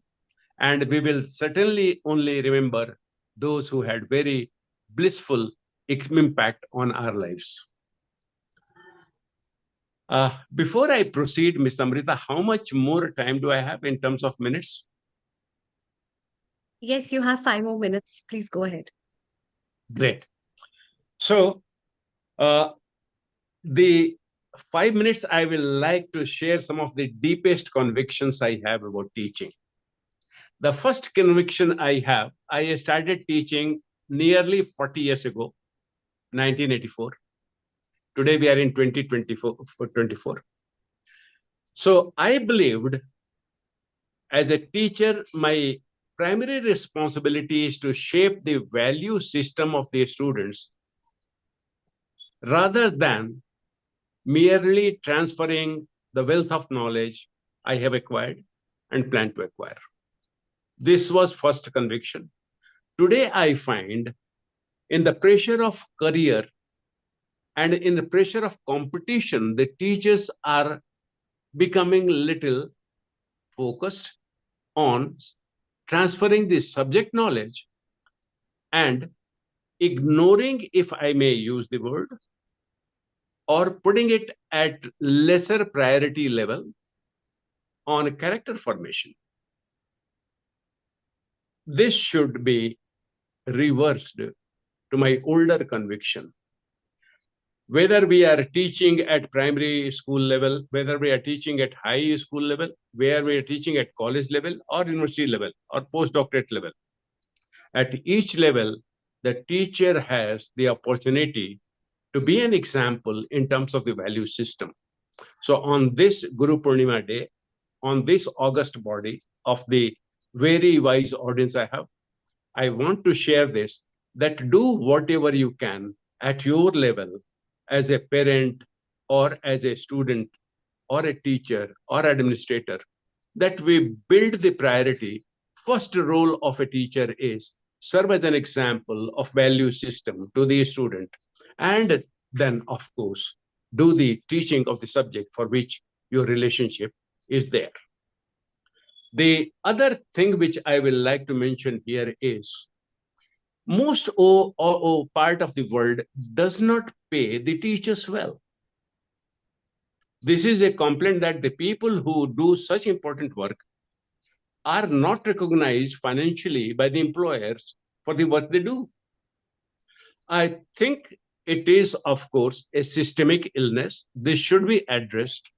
But I'll also like to mention that a teacher has very many opportunities to improve their financial condition. Writing, publishing, nobody stops in academics. If you sit down, work hard, teach yourself how to write and write well, it surely will have a market, and the royalty income will make you well-to-do, if not rich. So this was the second conviction, Ms. Amrita, I wanted to share with the august audience. And in the final moments, I will like to say this: more than teachers, the biological parents have a bigger role today in educating. I'll conclude by reminding us of Thomas Alva Edison. When his parents migrated to USA, his mother ultimately had to take the teaching because he was thrown out of his school. And therefore, let us believe today, none of us will be in unfortunate situation of Thomas Alva Edison, but the parents must be able to educate the children. And I'm very happy to say I'm sitting here in what is called proudly Silicon Valley of India. And I find a lot of my juniors from IIM Ahmedabad and other institutions here in Bangalore are taking voluntarily to teach their student what they call homeschooling. So I wish it well. And finally, I greet Professor Anand Agrawal. We have been together in my early days of teaching career. I'm very glad we are once again together here on this platform. So thank you very much. Thank you for this opportunity. I'm grateful to you. Thank you. Thank you, Professor Sudhir Sharon. In fact, it is also a delight for our platform to have eminent experts like you who have given up so much of light on a different perspective of understanding of teachers in today's time, and talking about Aristotle and starting up with the lineage of how things progress with the idea of thoughts to sparkle in the mind of an individual as a thought, and being a teacher. The Professor Sudhir, please stay around. We'll be having a panel discussion right after I take Professor Anand Agarwal. A very warm welcome to you, Professor Anand Agarwal. Global namaste to you as well. And happy Guru Purnima. It's really nice that you two know each other, and it's so well that we will be having a good discussion that way as well. Before we start Professor Agarwal's talk, let me introduce him to you. He is a Vice Chancellor of United University Prayagraj, and he has 3 decades working experience, which spreads across a span of almost 3 decades, where he has been at important positions in reputed institutions. He is an institutional builder and has established extension centers at Bit Marsa in India, Middle East. At GLA University, he established a university polytechnic and is continuously guiding the university on the path of excellence and quality education. A PhD from ISM Dhanbad, he completed his graduation as well as MBA from Bit Marsa, and he started his career from ISM Dhanbad in 1984. He has joined at BIET International Center, Muscat, as a director and dean in 2005. Continuing his progress, Professor Agarwal joined OMZEST Oman as a general manager, wherein he served for 2 years before joining GLA University Mathura as a pro-vice chancellor and director in October 2012. He has guided 10 PhD scholars and written a book, and he has been a member of various committees, including NAC and NBA, and more than 35 publications in reputed journals, best paper presentations, which has been awarded twice by Indian Institute of Industrial Engineering. Dr. Agarwal was a member of editorial board in IIE Journal and also member of the Board of Examination at IIE. Wow. He has been awarded with the Performance Excellence Award at IIIE at Dubai in 2015 and Professor J.M. Mahajan Award in 2017. Wow, that is so honorable. A very warm welcome to you, Professor Anand Mohan Agarwal.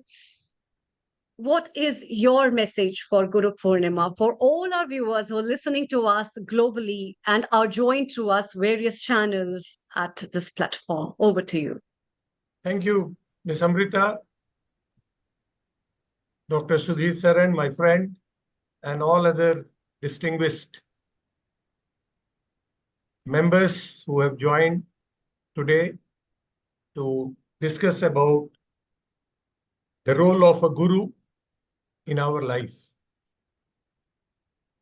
Guru word has been many a times referred to teacher. But according to me, anyone who gives some influence on our life is a guru. Because we learn 360 degrees. We learn from our parents initially, mother, father, then with some teachers. As we grow, we learn from our colleagues, we learn from our subordinates. And to add to it, according to me, the greatest guru is nature. Because nature is something which we are least bothered these days. Whatever is given by nature as free, we are misusing it. So I'll come to it later on. Let's come back to the teacher. Because right from the birth till roughly at the age of 25, in Hindu religion, we call it as a brahmacharya, we are supposed to learn from our teachers. I have very fond memories of at least 10 teachers who taught me at primary level, secondary level, in my college days, and ultimately during my research work. I must have come across more than 150 such teachers, but I remember very fondly those 10. Why? Because probably they gave me something without expecting anything back. Their knowledge, their concern for me, how to develop, how to grow, has left a big impact on my personality. I have been trying to follow those qualities, and whenever I feel little bit low, I try to remember them, that what did they do? Coming to the modern days, Dr. Sudhir also was trying to touch, but I think because of time factor, he was constrained. What is happening nowadays, that the relationship between teacher and taught is collapsing. In the era of Dr. Google, WhatsApp University, I'm not saying in a derogatory way, but I'm trying to say that what is happening, that we are not able to respect our teachers, thinking that whatever he's talking is available online. It may be available, but then the baton which is passed by the seniors to the juniors is missing. We are getting educated, but we are not getting, or we are not becoming a good human being. Running after money, running after designation, running after other things was never taught to us. We were never told by our teachers that you must be a billionaire or you must be a crorepati. They taught us something to be a good human being. We never had a paper of ethics in our courses. It was coming directly from the teachers. They were teaching us. Our parents were teaching us. No one told us what to do, what to not do. We were observing.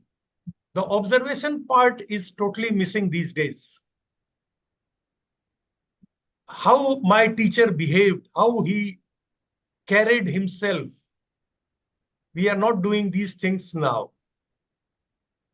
One of the reasons may be that nowadays the teachers, very few teachers are by choice. Most of them are due to compulsion. They are not having any other things to do. They are not getting other avenues, opportunities. So they become teacher. I don't feel bad that they have come to teaching profession, but I always tell them that once you are on the board, please learn the things which a teacher should have. And once the teacher develops those qualities, he never looks back. He starts getting respect. He starts getting recognized by the student community, by their peers, by their colleagues. And that gives them a satisfaction which is very, very long lasting. So I think the Guru is certainly going to impact even in the technological era, whatever technology, whatever things may come, but the individual touch will not miss. And lastly, just before I conclude, I was talking about the nature. The nature plays a great role in our life. Air, water, all other things which are available free of cost to us from nature, we are abusing those things. And that is why now we are polluting air, we are polluting water, we are polluting other things, which was never recommended by anyone in this world. So let's respect nature. As I said, I consider nature to be the greatest guru. Thank you very much. Thank you. Thank you so much, Professor Agarwal. Another beautiful perspective about knowing a role of teacher and how nature can be our teacher. Our previous experts from different countries who have joined us also have been talking about nature being a big teacher. And so our founder and director, Neil Kumar, also talks about nature being a very big teacher. And therefore, this discussion will be carried on further. We will be inviting Usha ji very shortly from USA, as you have joined with the name of USA guest contributor. So we'll be having her very shortly. Neil Kumar, your comments before we move to our next guest, Usha ji from USA. Thank you, Amrita. Thank you. What a wonderful array and a succinct speech by Professor Anand. And as he says, nature. We forget nature. Nature is a very powerful teacher, very powerful influence, because our attitude changes with nature. And our mother, who is nature for us, brought us on this earth. So mother is very important as well. It'll be nice to know what Usha ji from USA, I think I got it right because she just joined as a phone, but I'm guessing that she's, let's confirm if this is. Yes. So yes, Neil Kumar, let's welcome her. Yes, go ahead. Thank you. Let's welcome Dr. Usha Gupta. She is Master's in Science, PhD in Physics, retired as a professor and vice principal. She's not able to hear. I think she's signaling something. Maybe ask her. And Usha ji, can you hear us? Hello? Yes. Can we have your camera landscape? First, ask her if she can hear us, please. Yes. Okay, she can hear. Yes, she's done landscape. Very good. Yes. Yes, I'm in the landscape. Yes, thank you so much. So I continue with your introduction before your talk. She's a retired professor and vice principal of prestigious Holkar Science Postgraduate College, Indore. A very good morning to you, Usha ji, and a global namaste from all our audience at Healing Our Earth, and happy Guru Purnima as well. Being a vice principal as well as a former vice principal and a professor, your experience in education itself has been already very big. So what is your message for all the students who are joined with you, who are listening to you on Guru Purnima, and for all the youngsters, and also what message you have for your teacher? Over to you. Namaskar. Okay, thank you very much, Amrita ji. A global namaste to all of you. And thank you for having me on this panel. We were hearing and being with all such distinguished guests. I feel I am too humble to talk about all this, but yet I'll try. Actually, this day is celebrated not all over the world to pay our respects and gratitude to the teachers. We all know that. And I think we should be very grateful to the first teachers, Shiva, who shared his knowledge with all the Saptarshis. Then it is also celebrated because it is the birthday of the saint Vedavyas, who really gave us tremendous amount of things which no other teacher would have given us by scripting the Vedas. And this celebration of the Guru Purnima has been over there from the Vedic time itself. It has been very enlightening to hear about the dialogue between Aristotle and the Plato and the example of the Edison's mother. That is why I think we have 3 rins which we cannot repay. Rishi rin, that means the rent that we owe to the teachers, the Matri rin and the Pitri rin.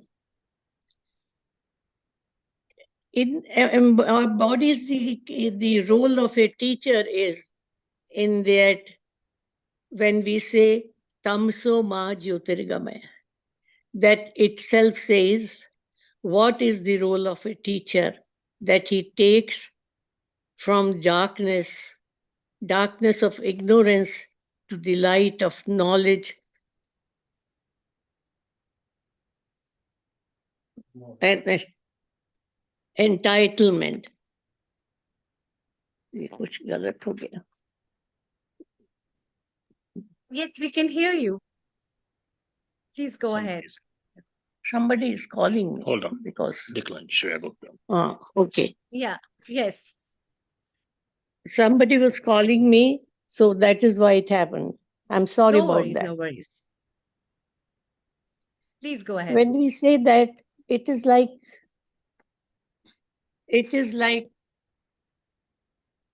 the teacher is the role of a teacher is to navigate us, shape our life. And one can do so much. Somebody mentioned about how we should inculcate the value system by our teaching, because these days we have become only the teachers of the subject, and we are not giving them the real things. I think most of the evils in the society can be get rid of. Say the evil that is prevalent of fundamentalism, of the corruption and all that, if we are able to teach our teachers what are the values by which we should steer through the life itself. Say, for example, in our lives, we can have the example of a ship which needs the navigation in the ocean, otherwise it would be lost. Like that, humanity and every person can be lost if we do not get the real guidance. And the real guidance for how to behave in our life is from the teachers we get. My experience, you have also asked, right from the school level, I was very lucky to have gurus which gave me the love and taught me critical thinking, logic, and they inspired me to go on continuing the quest for knowledge and a pursuit of excellence in every field is the goal of the teacher to inspire in a student. And I have been very lucky. And it's a very important that this Guru Purnima is celebrated not only in India, but all over the world, in all beliefs, in Hinduism, in Jainism, in Buddhism. And I take this opportunity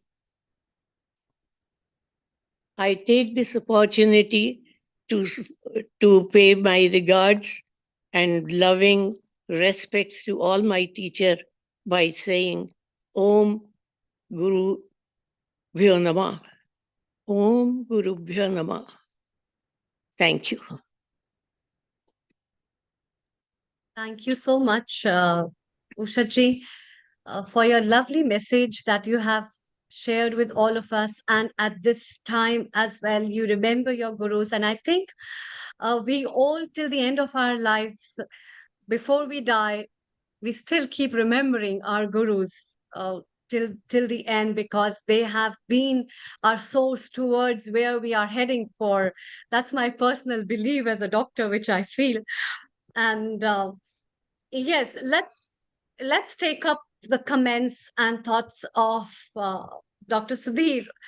Professor Sudhir, what have you to say about the thought of realizing that today's system of teaching and the importance of nature and philosophy and understanding of embedding those kind of systems, ethics, morals among children to understand the importance of gurus in our life? What do you think? Over to you. You see, if I do not breathe for 2 minutes, I won't be alive. If I don't drink water, maybe for 2-3 days, I will survive. If I don't eat food, for maybe 2-3 weeks, I'll survive. But then, what will be the value of my life will not be determined by the air nature gives me to breathe, water nature gives me to drink, the food nature gives me to eat. But what is unique today is man-to-man bonding and man-to-machine bonding. And this is the clue to the question, the answer you are seeking. Our relationship with human beings has to be guided by principles.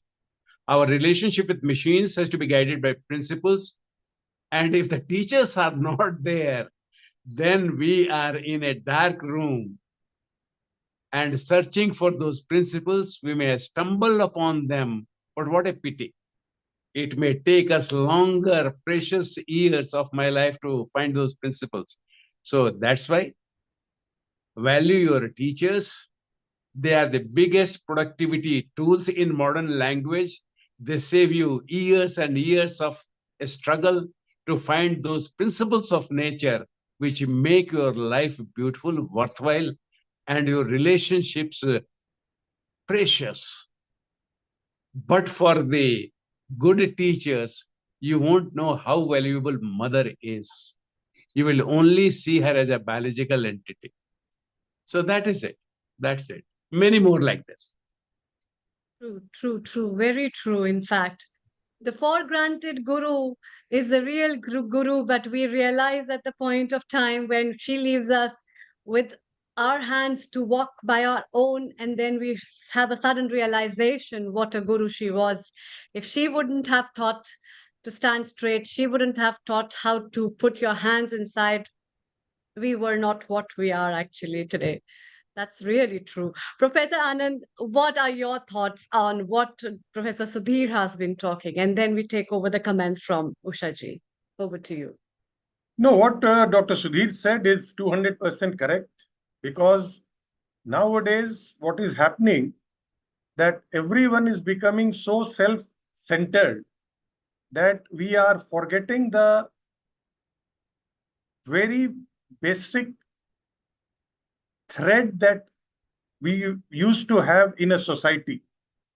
See, we have been born to a parent, but we live in a society where people from different walks of life are living.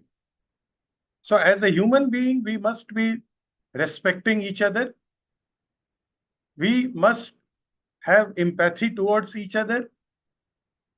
We must see that everyone has a life worth calling human life. Otherwise, what happens? We all are so much now busy in accumulating so-called wealth that we are forgetting our colleagues, we are forgetting our relations, we are forgetting our friends. So who will guide about these things? We need to have someone, and that is what is a guru or a teacher, that he gives us the light from his torch to show the path of good. Otherwise, what will happen? Everyone will, just like we read a story of 5 blind people explaining an elephant, it will happen like that. So we don't want that kind of thing to happen in our society. The elephant should be described like elephant. And that is may not be the correct analogy, but to explain in very simple words, that is what the guru has to do. And we have been fortunate that we got that type of people who shaped our life. And it is our responsibility now to, as I said earlier, to pass the baton properly and to see, if you give me just 1 minute, nowadays what is happening, the students are so much feeling lonely and otherwise that the suicide rate is increasing. People are becoming so helpless unnecessarily that they are trying to commit suicide. They are trying to do anything which they don't want. So if we have a good guru, good teachers, I don't think our life will be that miserable. Guru will always tell us about the right path. Thank you. Yeah, thank you so much. In fact, what you have been talking about, the real rays that comes from the sun is being spread up in many ways nowadays with an artificial light, which we perceive to be a sun, and the perception to know about something is a real elephant, or the tail of the elephant to be an elephant, or the trunk of an elephant be an elephant, has really changed. And that, I think, the perspective being channeled to a one single form has created a lot of stereotype in understanding the real role of teacher or a guru in our life. Let's hear from Usha ji what she has to say and talk about. Usha ji, what, according to your perspective, what Professor Agrawal has been talking and Professor Sudhir has been talking about a real teacher, according to you, it's there. Over to you. Thank you. Okay, as a real teacher, I think a teacher should be able to avoid the story of the elephant. I think because it is these days, people are left the habit of reading anything for themselves. Apart from the subject, maybe the pressures of the career are so much that they are simply going after one on the knowledge of one subject or whatever is they're going to come in the competitions and all that. General reading of all subject has reduced to zero, almost zero. People have no time, or maybe the love of reading. As teachers, we have not been able to inculcate in the students. And if we develop that habit, it will help society in large way. Maybe in our times, when we were younger, it was emphasized how many books you have read about other subjects also. And nowadays, it doesn't matter. that has hit up another point of digitalization. And when we see students and children to be more digitalized rather than seeing something else or finding up a guru, they find gurus in the gadgets and a lot more things to know about. This perception has been lost in a many big way, actually. Professor Sudhir, what do you think? What, according to your opinion, I'll be running up clockwise with this short question before we move again to US with our guests and our host, Sharron. So what, according to your opinion, how much impact has digital gadgets made on learning and imparting this kind of principle-oriented education to the children in these times of years? Over to you. Well, since you are talking about the modern digital devices and technology, let me be to the point rather than beat around the bush. When I went to college at 25, my attention span was measured as 27 minutes. Today, when I look at a device, my attention span is 8 minutes. So divide 27 by 8, you get the metrics of the drop in attention span. This is the contribution of the digital technology today. What are the implications? If I had an important business dealing, then I knew my partner across will listen to me for 27 minutes without losing focus and concentration. So I could build it slowly, bring it to the crux of the deal, and then come to the closing points where objections were handled. That was very natural as per nature's timetable clock, which is there. But the digital has forced us to a very, very challenging situation.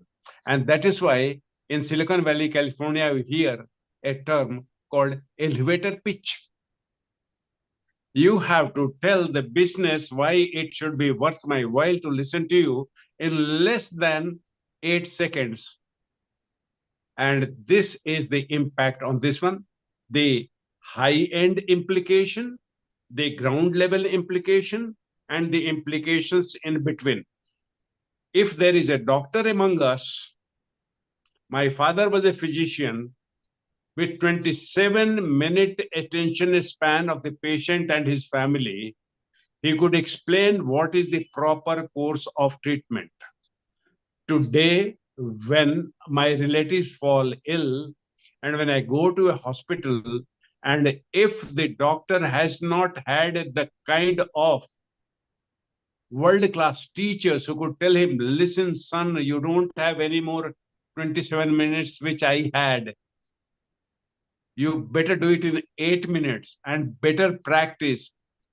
Earlier, the case history was taken in real time. Today, you have to take the case history before the patient and relatives arrive at your door. These are the implications. So I could go on, excuse me for my long-winded answer, but hope you get the point. I hope I answered the point. Right. Yes, I got your point. So the prescription is ready before the history has been taken, and that's what is going on. Okay, thank you. Professor Anand, what is your take on that? Over to you. No, Dr. Sudhir said very correctly. I have a medical college also attached in my university. And I never had an opportunity to deal with doctors before I came to this university.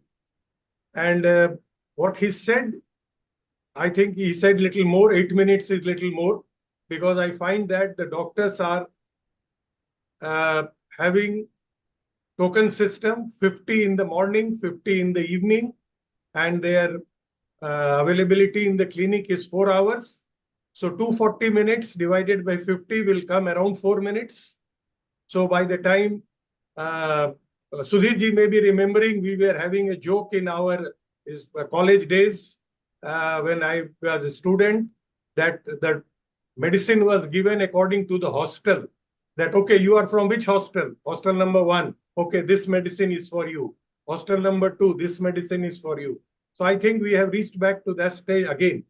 But coming back to little serious things, yes, the span of time that the students are concentrating in the class has reduced.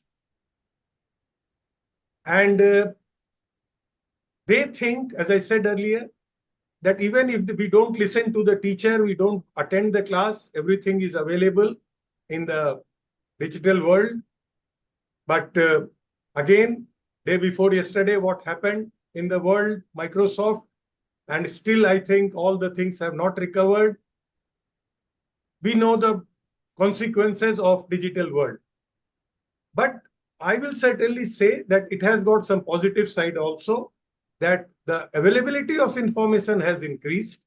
So if someone is good and he wants to learn, he has many opportunity to learn now. When we were students, when we did our PhD, we had to sit in the library for long hours and still we didn't have so much of information. So it is up to the teacher that how he is trying to develop his students, and he tries to convince them that you have to use the digital world for your benefit. Thank you. Thank you, Professor. It's wonderful. It's so nice to have different opinion from different generation. I'm going to move to America shortly, where the indigenous Americans who have got affinity with our Sanatan Dharma and our way of life, that they love it so much that it healing our earth from USA, we always have the indigenous Americans, and it's amazing what they know. One of them is Tim Richards. Tim Richards is a tabla maestro, and I'm talking about over 50 years back when he became a disciple of Pandit Sharda Sahai, I think from Benares. And literally over 50 years back, that team learned about tabla, and ever since, I think, 3-4 years from there on, so again, nearly for 48 years, he's been teaching. So it'll be so nice. Team will be with you in a moment. Stay around, and a global namaste. Yes, global namaste to you. I'm going to ask each of the three previous speakers, both the professor and Usaji, who is in USA, and in fact, both these professors have been a visiting faculty in the United States. I want to ask them over just 1 minute, a simple question which might be difficult to answer, but maybe you can try. What is the difference between a teacher and a guru? So we start with Professor Anand. Over 1 minute, can you give me definition of a teacher as opposed to a guru? According to me, the first and foremost thing is that the person must have a command over his subject, because unless and until he knows the subject, students will not pay respect to him. The second thing is that he must have concern for his students. When I say concern, it means he must try to convince them about their future life. He must tell them the truth of the future. And the third and the most important thing is that he should not have double standards in dealing with his students. He must have equal concern and consideration for his students. Thank you. Thank you. Thank you, Professor. Professor Sudhir, what is a distinct difference between a teacher and a guru? We sometimes we lose meaning, you know, when we take Sanskrit translation and we just put it into English, we lose massively because one little Sanskrit sloka can write pages in English. Could you tell me what's the difference between guru and a teacher according to you? It's very easy. If I only improve your life, I am a teacher. But if I change your life, I'm a guru. If I only am a decision, then I'm a teacher. But if I'm the strategic decision which can change the destiny of the organization, I'm a guru. So keep these 2 points. You'll always be able to distinguish. But let me add this caveat. As a professor, I'm not a guru all the time, 365 days a year, all the years of my teaching. Some days I am operating at a teacher level, just improving the lives of the student. And there are days when God blesses, Mother Nature blesses me, then I rise to the level of a guru, and that day the students are going to be transformed. So God bless us. Hope my answer makes sense to you. Thank you, Professor. Yes, both the professor have got two different distinct understanding. I will give mine a bit later. Ushaji, your comment on a distinct difference, if you feel there is, between teacher and a guru. Over to you, Ushaji. Actually, only imparting the knowledge of a subject is teaching, but making an impact and shaping their life and shaping and bringing changes for the good in society through your students is being a guru. Kya baat hai. So it's so wonderful. All three people had a different opinion going towards the same positive direction. A teacher can give you education, but a guru can give you education, can nurture you, can uplift your life, and can point you to hopefully a better way of life and living. So maybe mother is a very powerful teacher. She may not educate you in physics or chemistry or biology, but she gives you the growth for betterment of future. So isn't it wonderful that we've got different way and different style of saying?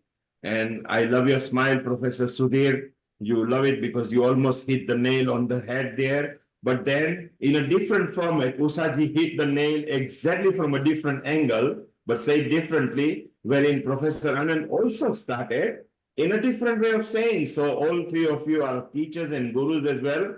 Stay around. Let's go to Smiling Tim, who, as I said, over 50 years back, you know, he became a disciple there in Benares, and it's so wonderful. Tim, global namaste to you in the United States of America, and it's lovely to have you here. And what is the difference that you understand from a teacher and a guru, and what is your affinity with India and tabla? Meanwhile, I'll look at Sharron for us. Tim, over to you. Thank you so much. As you were discussing the difference between guru and teacher, I recall the first time I met my Guruji. I was studying at Brown University, and of course the professors there have office hours and you can go see them once a week if you had any discussions. My Guru, after knowing him for a couple of weeks, said, please come to my house and spend the weekend in Wesleyan. I'm lonely. We bonded. And he taught me for the entire weekend. And I said, this is so unusual. We became like family. As you can see, this is my family. I'm getting ready for my Guru Puja. This is my family.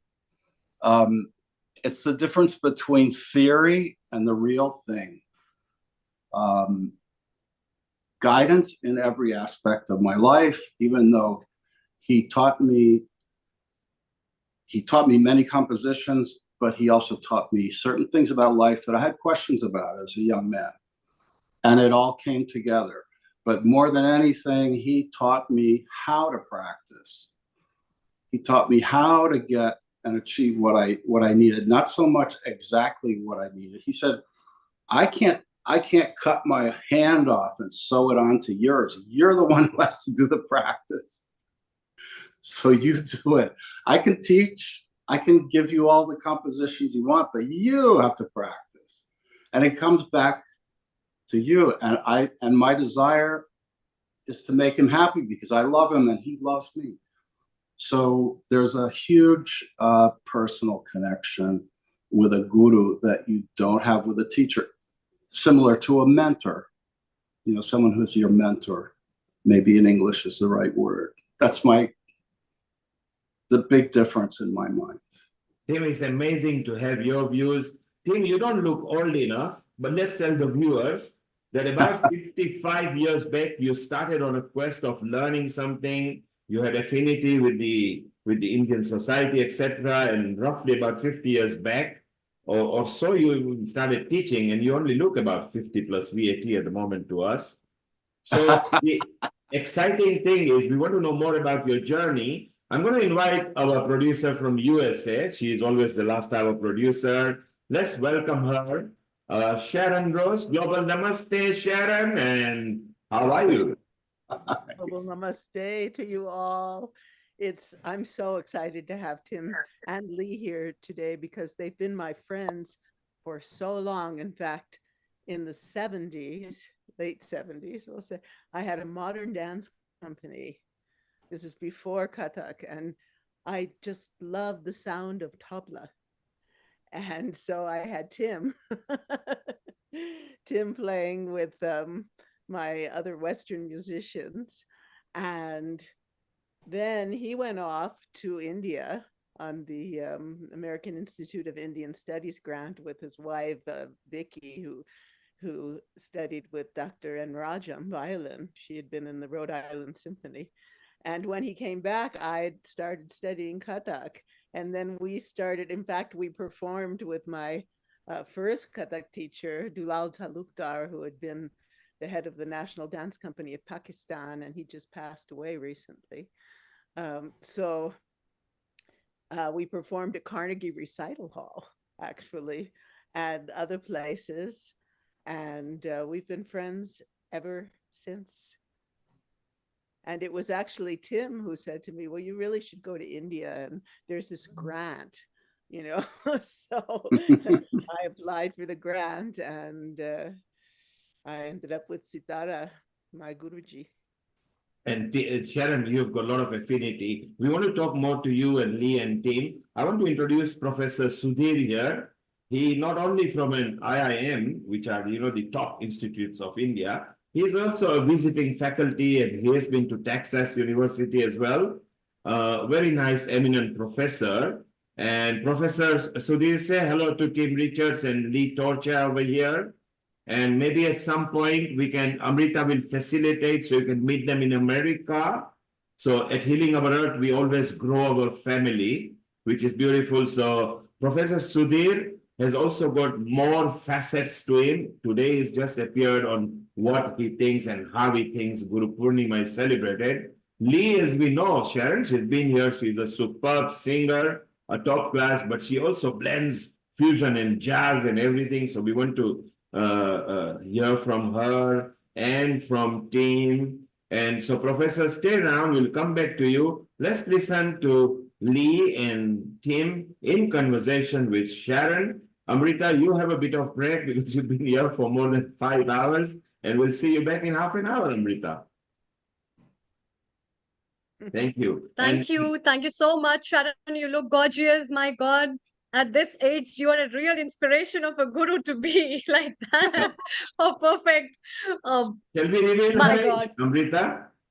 Yeah? We don't mind. She likes it anyway. Sharon is 75. We asked her for a Like proof when by I showing us. We asked her for a proof by showing a passport. She fails to deliver, so we don't believe she's 75. But Lee, who I'm not going to reveal the age for, is a very close friend of Sharon. As his team, they all look below 60, but believe me, they are not, okay? Except Lee, who is just under 30. Over to you, Sharon, with Lee, team, and we'll chit-chat. Amrita, see you in half an hour. Over to you. Yes, Well, I think Professor Sudhir wants to say something. Yes, Yes, go ahead, Professor Professor Sudhir. Sudhir. Yes. Yes. I will be on the East Coast in October. My son and daughter-in-law live there. They bought a house there in Rochester. So if some of you are around that place, I'll be very glad to connect with you. I'll be there for a couple of months there this October onwards. So that's what I wanted to add by way of information. Well, Amrita will facilitate contact. They are actually in Colorado, which is a different state. But Sharon, you were going to say something? Yes, well, Lee is in New York City, not that far, but Tim is in Miami, so he's kind of far away. So Hey, great. Looking forward. Well, thank you, Professor. We'll chat to you in a moment. Sharon, take it away. Let's have a bit of fun and music and tabla. I'd like to start with my own dedication to my guru, and I know that Tim and Lee will watch, as you all will. So I made a little video, and so I'd like to start with that. And then I also have video of Tim playing. Where's my video there? Desktop.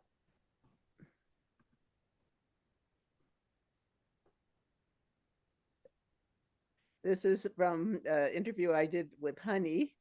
So she's back here today. Sharon Rose is one of those most beautiful souls that you can get a chance to meet, because she's somebody who lives in USA. She is a healer. She's been through extensive research in the field of many, many areas, but she's also a Kathak dancer. And that is really, really amazing, going from USA to India. And her lifetime of research and experience in the healing arts, in yoga, in alchemy, in women's mysteries relating to different cultures as well. I mean, that's absolutely interesting, because I would really be very excited to find out more about this today. The other thing I have to say about Sharon is she does Qigong. She's a Qigong master. Oh my God. what else have you not done? And Sharon, of course, you'll be taking us on a special little introductory journey. Is that right? Especially to do with, what the inner feminine power means, what the inner Shakti means, and lots more. So Sharon, a big global namaste to you, and thank you for joining us here on the Healing Our Earth platform. Ah, namaste to you and to all of you. It is such an honor for me to be among you. I feel like crying, actually. This brings me back to the source of the teachings, the source of the foundation of so much of the work I've done for so many years. And it began when I went to live with my Guruji, Sitara Devi, Queen of Kathak dance, early Bollywood. He's actually an amazing, one of the top Kathak teachers that you'll ever be able to, I mean, she's a legend, but you had a chance to actually go and study, go to India. You got a special grant as well to go there. Can you tell us a little bit about this, this beautiful journey, and how did you end up going to Sitara Devi, the great Sitara Devi? How does that feel? How did that change you as a person? So let's start like this. Da din din da da din din da na tin tin da da da da da da din din da da din din da na tin din da din din da. When I went to live with Guruji, one of the first things she did was say, I'm giving away all of your Western clothing, because you look like a man, you dance like a man, and the first dance actually she gave me was Shiva. Right. Oh my God! Because I could jump, I could fly, and yeah. Oh my gosh! Like the proper heavy dancing. Kind of the Gopi Krishna style. Okay. All right.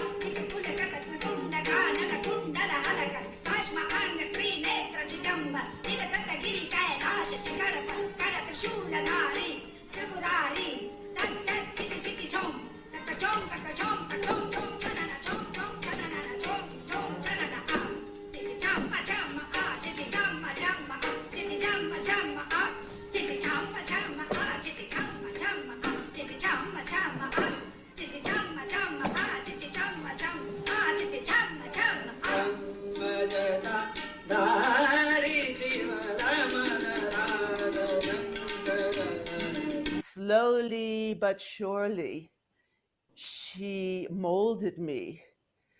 It all began when she sat down and she said to me, she explained, no, she transmitted what we would call that, the Shakti to me. She said there's a sacred current of light that flows throughout time and space. It is the light of Shakti, the light of the divine feminine. It is in everything and every being. It is light.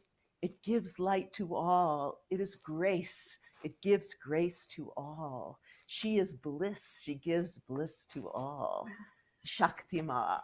And she appears in all of these forms. She can be Durga, this powerful goddess who destroys the buffalo demon of ignorance. She can be beautiful Lakshmi, Lakshmi Devi, goddess of fertility, abundance. And Lakshmi and Vishnu represent the most beautiful couple. We need them now more than ever, that harmony of Lakshmi and Vishnu.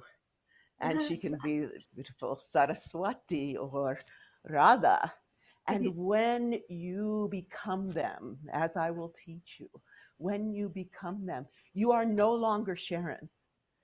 You are Radha looking at Krishna. You are in Vrindavan. You are there.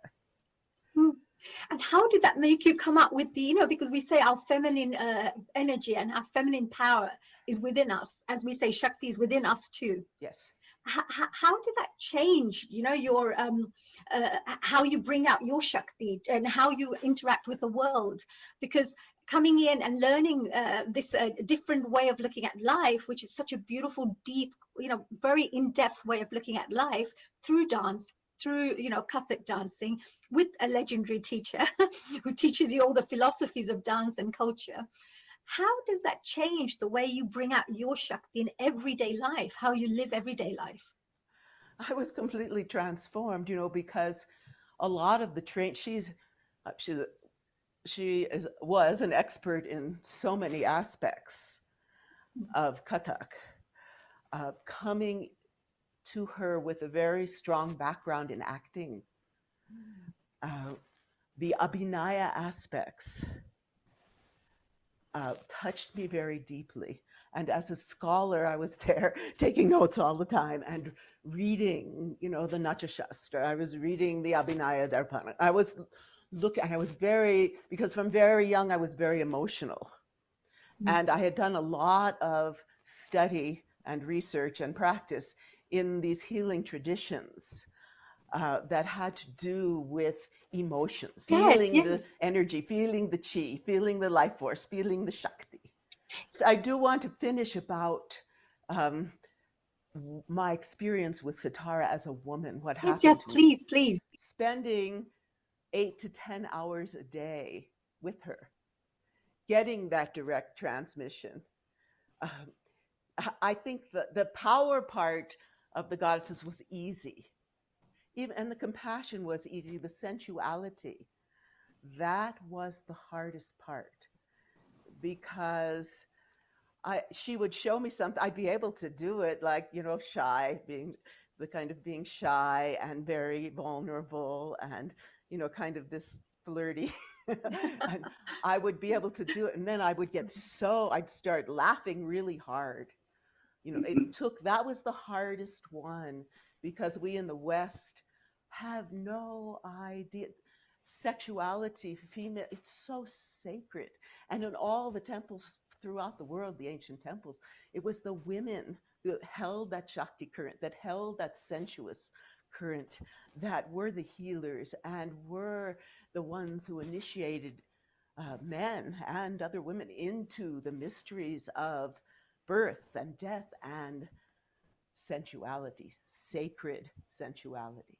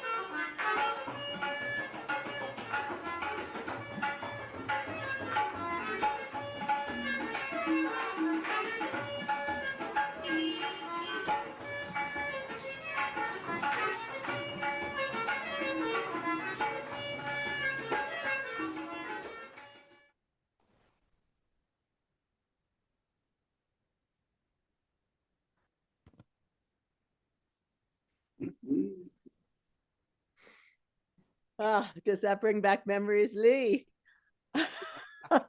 So Lee and I went to college together, University of Maryland, and then we didn't see each other. We're both in the drama department. I was really impressed with Lee's directing abilities. She was such a powerful woman. It was amazing. And then we kind of lost touch. And then in '85, I was up in Rajasthan visiting the sitar player Krishna Bhatt. And he said, "Oh, let's go see my friend Guruji, Pandit Pranath, and Terry Riley and his disciples."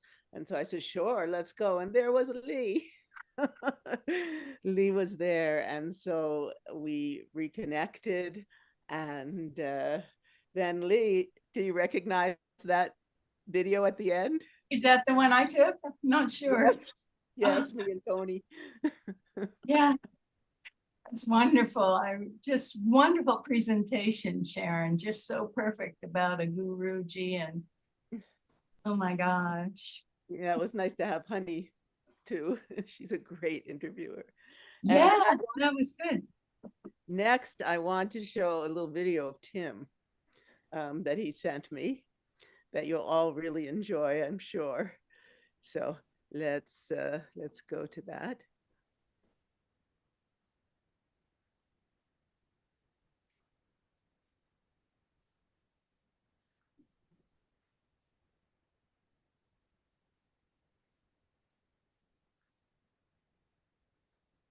What?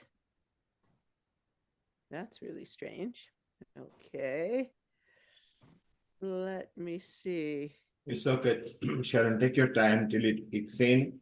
So Tim, you remember Sharon and you remember Lee Torchia as well? I don't know if Lee and I had met.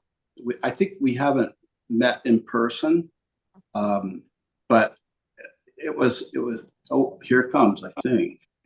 Anyway, it was very interesting to listen to Sharon's discussion about how Sitara took her clothes and gave them away, because when she first got to Sitara's place, she would write me letters and say, "What is going on? I got there and she took all my clothes. What am I supposed to do?" I said, "Listen, she's your guru. You do what she says. Just do it. Just do it. Whatever it is." These long letters explain, how she was she got right into it in a very heavy way. And of course, you need to follow your guru's instructions to the letter if you can. So Tim, you're connected to Lee right now over here through Sharon. Maybe it's a time because we've got so many people in America, and shortly Hitendra will be coming, who runs Soul Satsang, and in a big way, you see both online and in person, and maybe he can invite you to a common place. Each one of you, he will be here in a moment. We'll introduce him as well. And then we can form a nice group, the healing group. You see, healing loves creating groups. Okay, let's see. I think, oh, Sharon is gone again. Tim, is there a place, is there a link? For some reason, it's not going to play on my computer, which is strange. Sharon, I have something I'd like to share, but I don't know. Let's start with you. I'll try to figure this out. I have an idea. We can see yours, Lee, as long as it hasn't got any copyright, okay? That's a question, because it is from Sherdika Sai Baba's book called Sai Satcharita. Has it got music and anything in it? No music, no. It's just a speech, is it? Images. We have to be careful if the images or the music is copyright, because right now we are going through a lot of other social media. No, it has no music. I just wonder about the book itself, because I did take pictures of the actual book, and I was going to read from those pictures, because it's all through disciple relationship. Lee, let us skip it. Let's talk, because you've got exciting things to talk about anyway. Okay. We know that you are so artistic.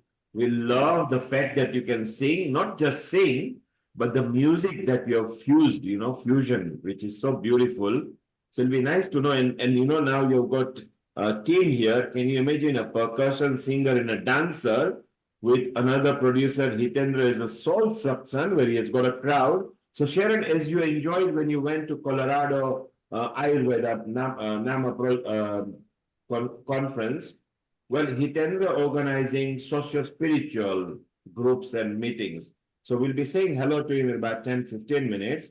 But Lee, maybe we want to listen to you a bit because, we got a singer, we got a dancer, and we got a percussionist here. And also, I have the video ready, but let's talk. Go ahead. Show the video. Yeah, Okay. let's look at the video. Yes.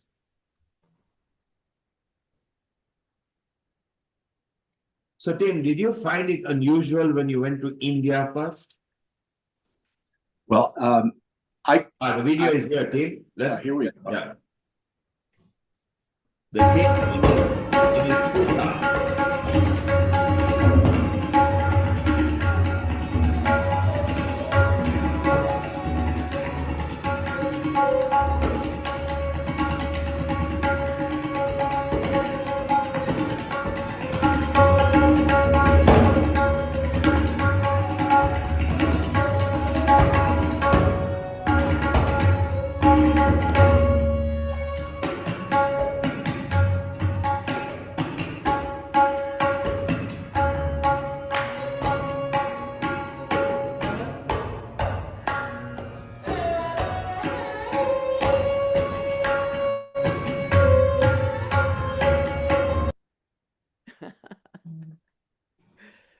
Okay.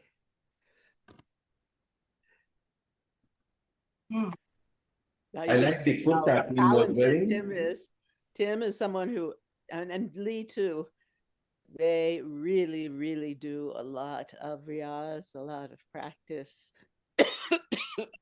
And they didn't just do the practice and riyaz, they went into the culture as well, dressing-wise, etiquette-wise, behavior-wise. And that's an exciting big, because coming from completely different background, different country, going into a very spiritual country, which has got different, more than at least 10,000 years of recorded history. I mean, how did you feel, Lee? How was it for you first time when you went there? Oh, well, being with Guruji was like not being anything yourself. Your ego, your everything is gone, and you're just with him. I just have to say this one thing about the guru thing, because this Sai Saturate, I'm just going to read just the tiniest bit here, because it's from the Bhagavad Gita, and Shirdi Sai Baba is explaining, and you asked about how do you know if it's a guru earlier, Neil. So Yes. Here, just a little bit, it says here that these are the things that we have to get rid of in this life. And it's really weird in our brains to think that I am a jiva. This is not to be thought, the creature. Body is the soul, thinking that you are the body. Thinking that God, world, and jiva are different. Thinking that I am not God. Not knowing that body is not the soul. Not knowing that God, world, and jiva are one. So the idea that we are the world, you and I, everything is one. It's really, that's where we have to get. And did you feel mesmerized by the culture, or did you feel, let me surrender and see what I can pick from here? Well, I was a singer, and when I met my guru, there were a lot of false gurus around, and I thought to myself, well, if I'm going to pay him money for lessons, at least I'll learn something. I'll learn music, right? But the first time I sat at his feet and took a lesson, it was in heaven. I was in heaven, and that was just it. From then on, I just, and I learned a lot. I mean, my God, the things he taught me. And at the same time, I was an American who had a lot of what we call samskaras. I think you call them that, right? A lot of past life. And he was able to go beyond that part of my personality and see that I was truly going to end up committing myself to this music. And he knew that, some former life, I guess. And what was the question, Neil? I forgot the question. No, you answered it. You answered it. You know, you answered it very correctly. We start with saying, were you mesmerized or did you surrender? Then you said there were a lot of false gurus, but this one guru actually made you feel good. So the next question, Lee, before we ask Tim and his experience, Sharron has been many times. We know, we've seen some of her dance sequence, her costumes, and we always question, Sharron, is that you? And you say, yeah, that was me 55 years back. So Lee, going next, you come from Do Re Mi Fa Sol La Ti Do background, and you went into Sa Re Ga Ma Pa Da Ni Sa. How was it? Yeah, actually, I never did like Do Re Mi Fa Sol La Ti Do. They're the syllables like you do Sa Re Ga Ma Pa Da Ni Sa. Yes. I never really got into solfege, American solfege. Yes. I was going to sing opera when I went to college. So when I met my guru, I already had vocal training. So Wow. that was a big plus because, of course, I had to relearn everything in terms of raga is so soft. It's produced in a much different way. Our Gharana, by the way, the Kirana Gharana, is focused on the alap, the very opening of introduction of the pitches, which is very rare. It's a fusion of North Indian, is the Muslim and the Hindu singers and performers still today perform together.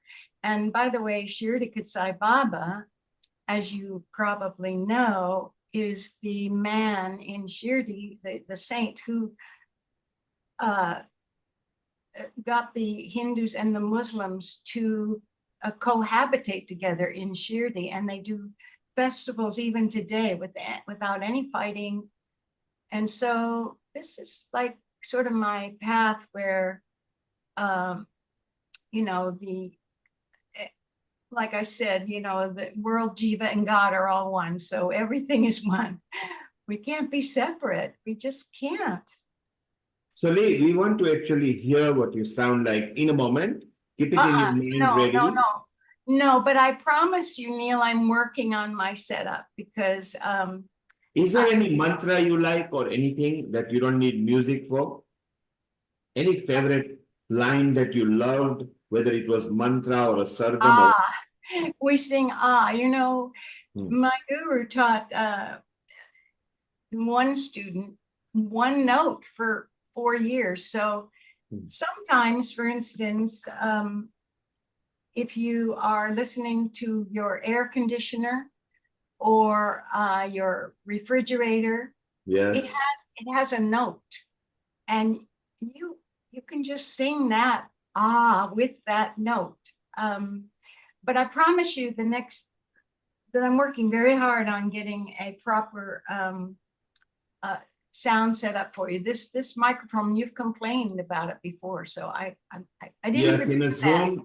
In a Zoom, there is a special technique in case if you need a help, we can send you the notes. But yes, in a Zoom, you need to go via mixer. If you go there, then it's so nice. You can also use effects and switch the effects off when you're talking. Okay, Lee, we'll be back with you in a while. Thank you. We want to bring Hitendra as well. But before we do the let's go to Tim. Tim, you are a tabla maestro, okay? But did you ever fuse tabla with bongos and congos and the percussion, other type of, with drum kits and everything? Did you ever fuse anything? Of course, because we're in the West and that's what there is, you know. But I wanted to say a couple of things.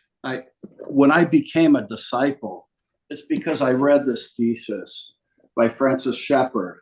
And she was writing, it's called Tabla and the Banaras Gharana by Frances Shepard. It's a PhD thesis that she wrote about my Guruji and his lineage.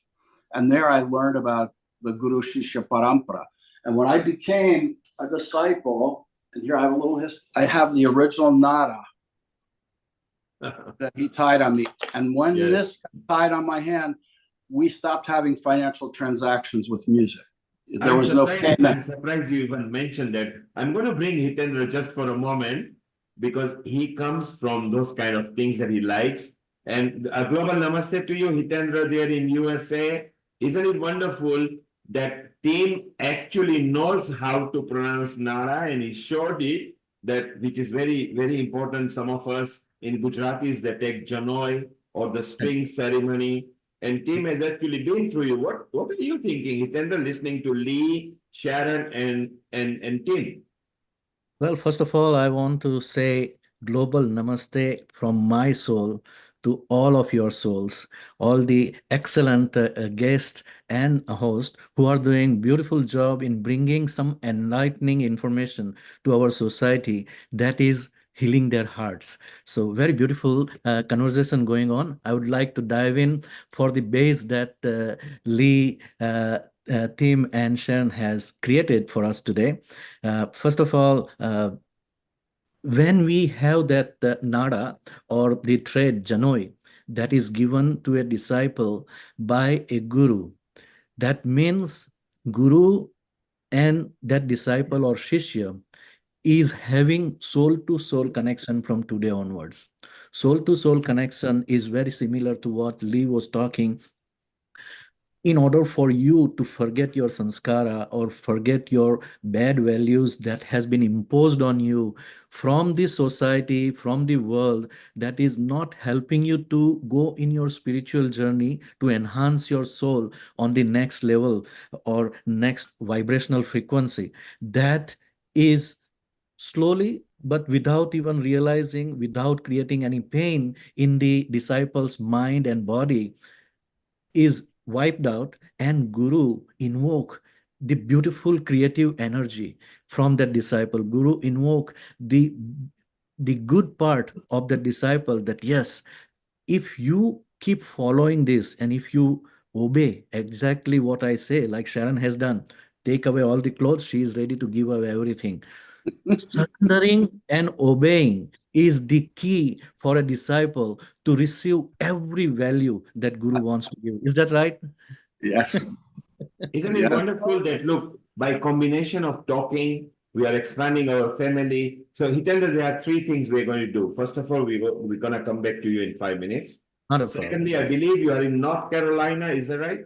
Yes. I'm in Raleigh, North Carolina, East Coast, and I welcome all our Healing Our Earth family to come and join me anytime you are in East Coast, or I will share my phone number later with you guys too. Yes, we want, well, Amrita will facilitate all the contact, and the professor who visits there as a visiting faculty, Professor Sudhir, will be coming to East Coast in October. And what will be nice is Sharon is shortly going to make a news about what she is going to release.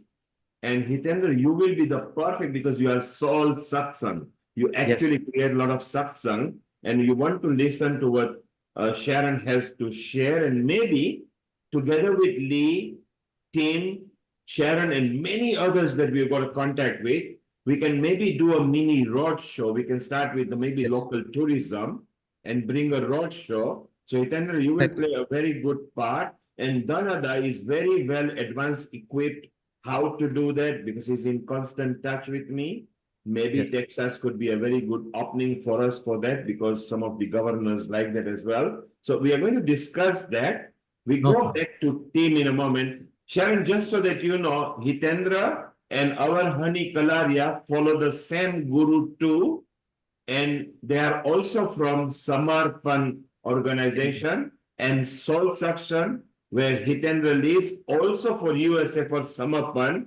He is the main guide for that. So it will be very useful for all of us to connect. Tim, let's go back to you before we go to Hitendra in a moment. Yes. So you came, I want to know more about fusion. Because you are obviously not just a tabla maestro. Maybe I should change that and say percussion maestro. Is that right? I specialize in tabla, really. Okay. That's what I've dedicated myself to. And one thing that I wanted to take this opportunity very quickly to say that concert tape that you just saw was recorded at the Ganesh Temple on the Ganges River in Banaras last December in 2023. And one of my takeaways from my visit to Banaras then was that we really need to start taking very seriously how to preserve and protect and archive this music. So I've created a nonprofit foundation called banarastabla.org. We're talking about Banaras Gharana. That's all I can handle. That's all I know. And we're creating a website, which is basically going to be a resource. It's going to have an academic flavor. We're going to try to have amazing picture galleries. And to me, Banaras is like the Silicon Valley of tabla. There are so many amazing tabla players, and I want to keep their memories alive through video, through compositional material. And I want this website to be a resource.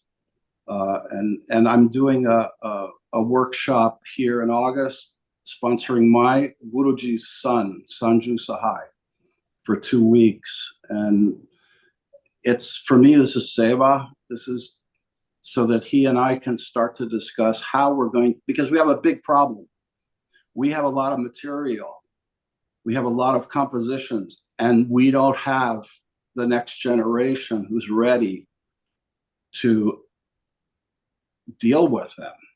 And I'm not the only one. My good friend Bob Becker in Toronto, who has a massive amount of material and is very interested in archiving and passing it on. And we're all very, very concerned about the situation because, as was mentioned earlier, people's attention spans have gone from 27 minutes to 8 minutes. It's extremely difficult to find good students that can absorb this. If we can't find good students, at least we have to have a resource where we can preserve and protect it. Perhaps maybe it's going to go quiet for a long time, but we need a place for this to reside. And that's what I'm trying to do. I'll be happy to share that website with you. It's still under construction, but I would like to just offer that up. I feel I'm 71 years old, by the way, right now. And I feel that this is something I have to do to give back to my Guruji. I feel amazing, Tim. So let's pledge one thing, Tim. Let us promote that website when it's ready, number one.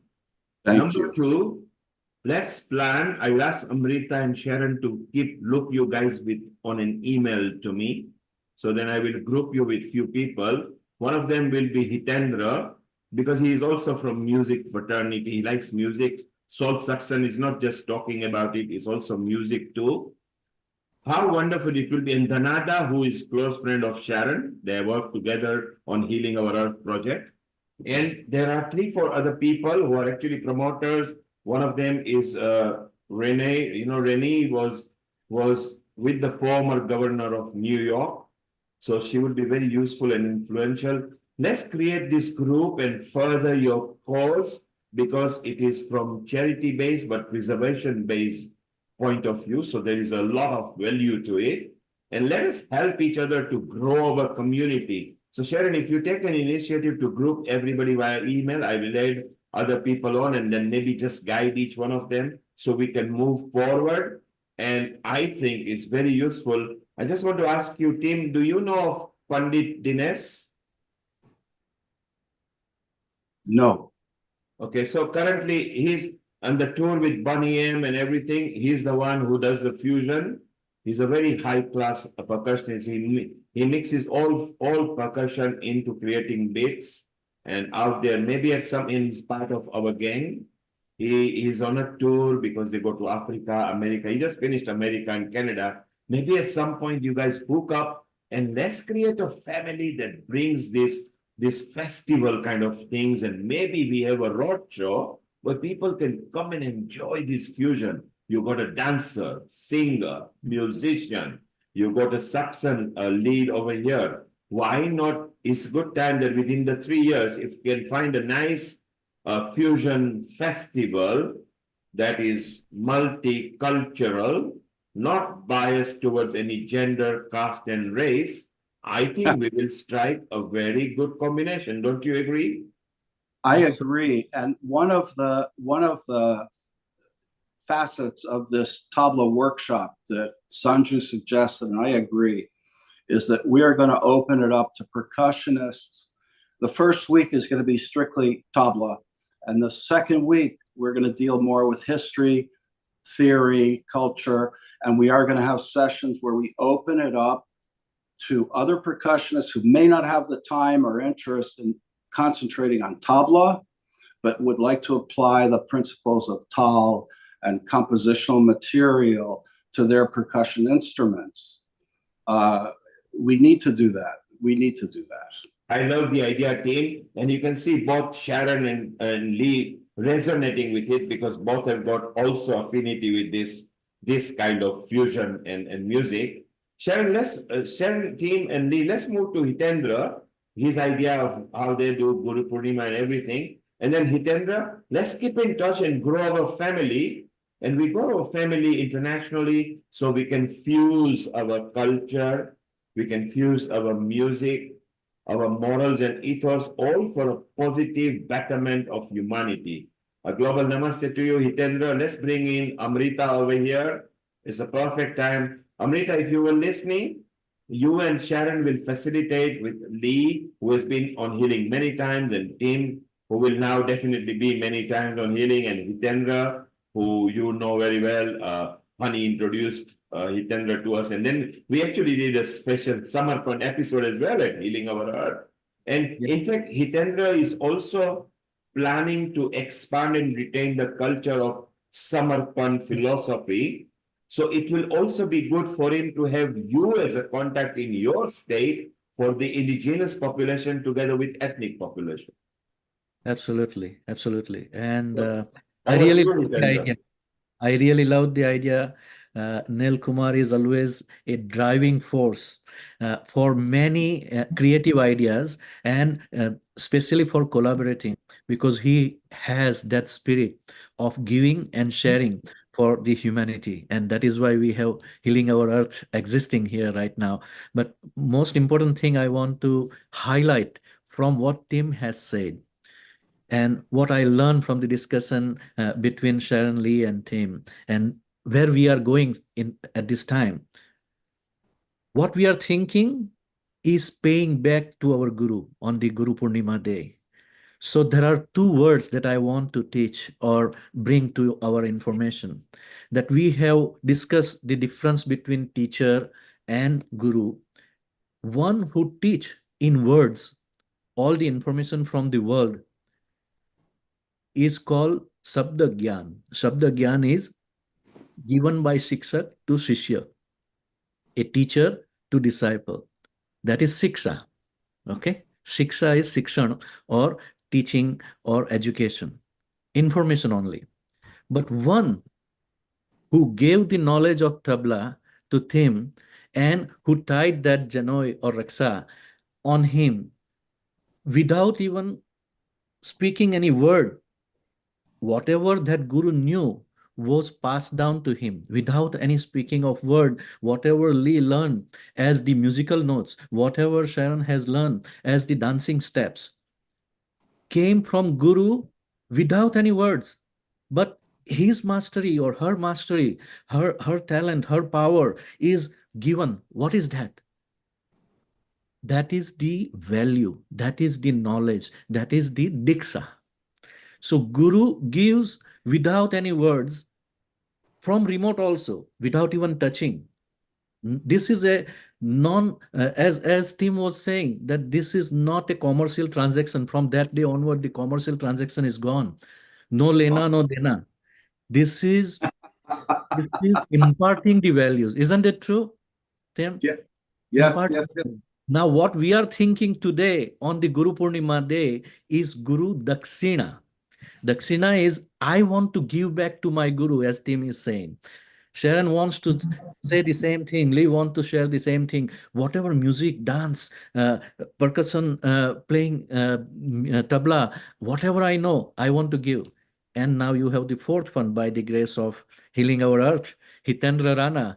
He wants to think the same way, on the same line. Whatever my master, my Guru has got in my life as Himalayan meditation values or sanskar, I want to give it to the world also. And you see, one common thread is we are not looking for monetary or financial gain.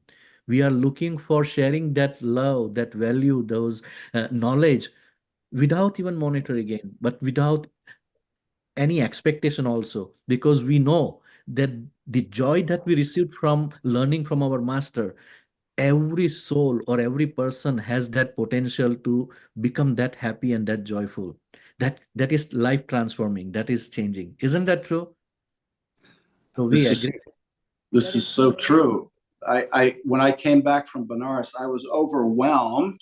Absolutely. Overwhelmed with this need to say, I have to do this. I see that Benares has, all the great masters there have passed away. Who's next? The Ram Sahai Sangeet Vidyalaya is closed down. Nobody's playing tabla in my Guruji's house.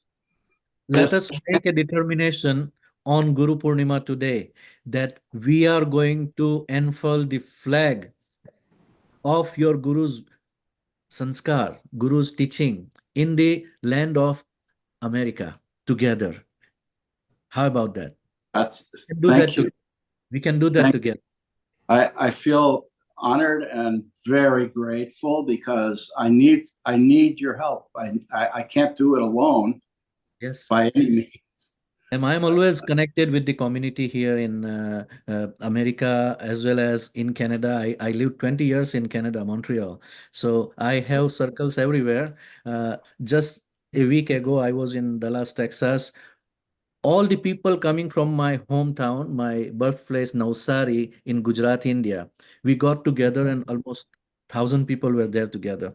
So I love collectivity, I love community, I love sharing, and always the purpose is I want to share my happiness with those who want to become happy.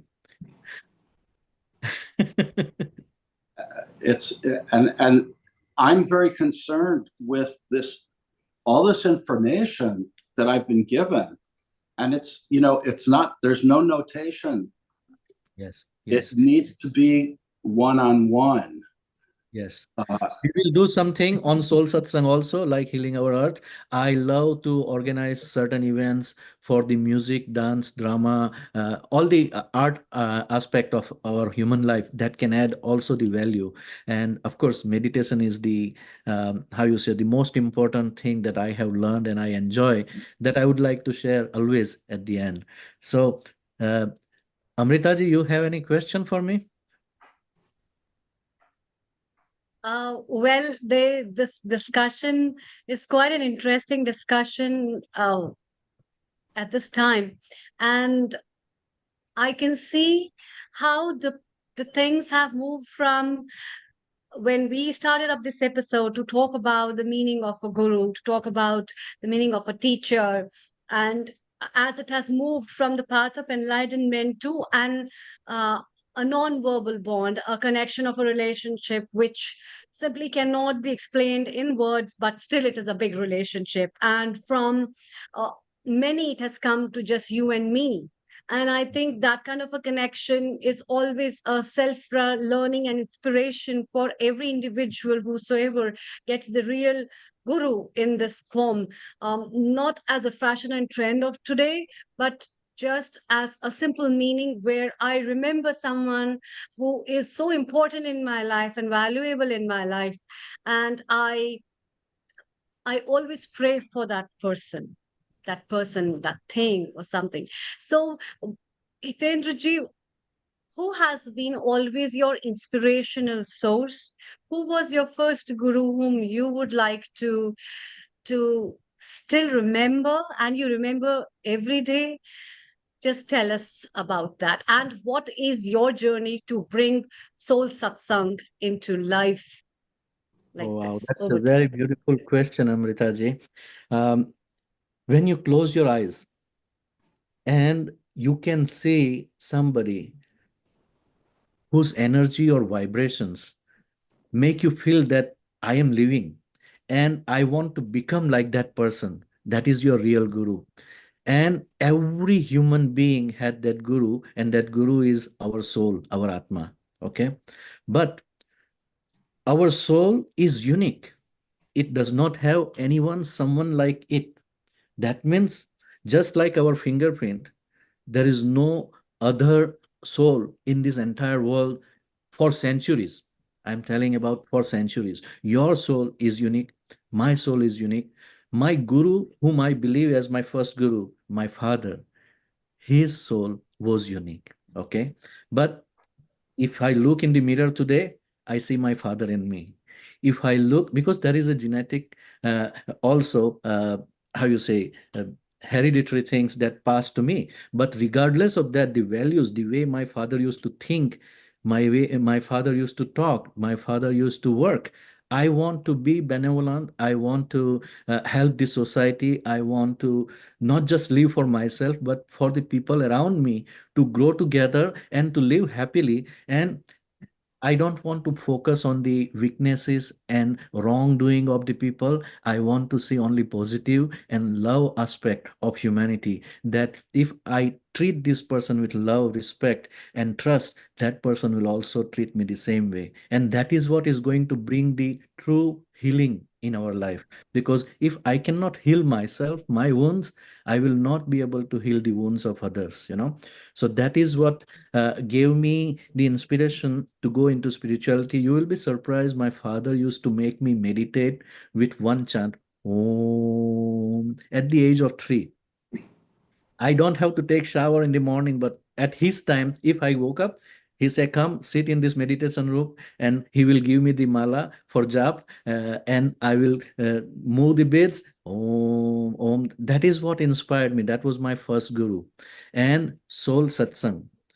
I believe that every soul, even though that soul is unique, want to learn from another soul, because there is so much positivity at the soul level, at the Chaitanya level, at the conscious level.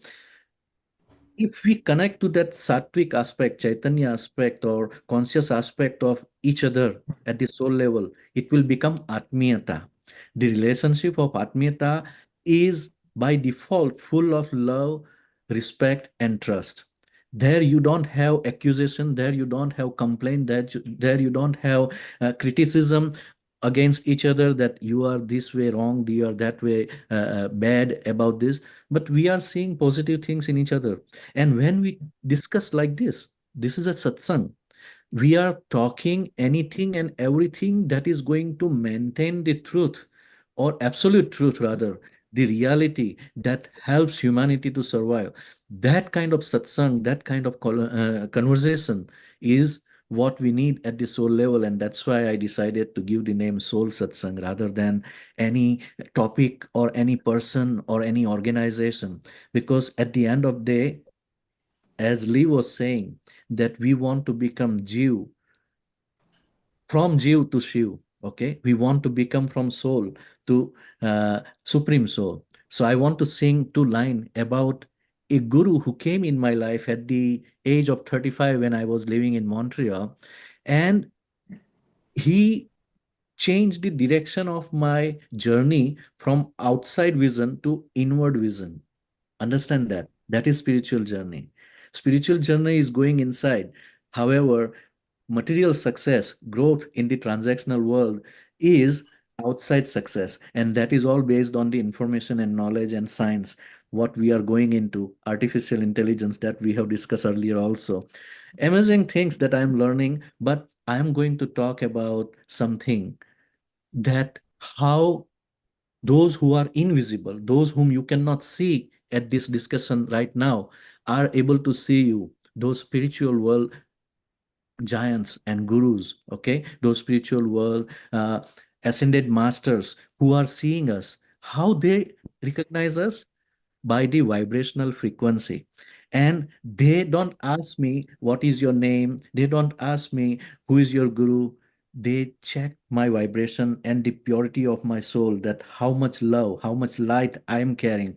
So I want to give you next identity of a guru who started my inward journey, Sri Shiv Krupananda Swamiji, who brought the teachings of Samarpan meditation from Himalayas. That's why we call it Himalayan Samarpan meditation.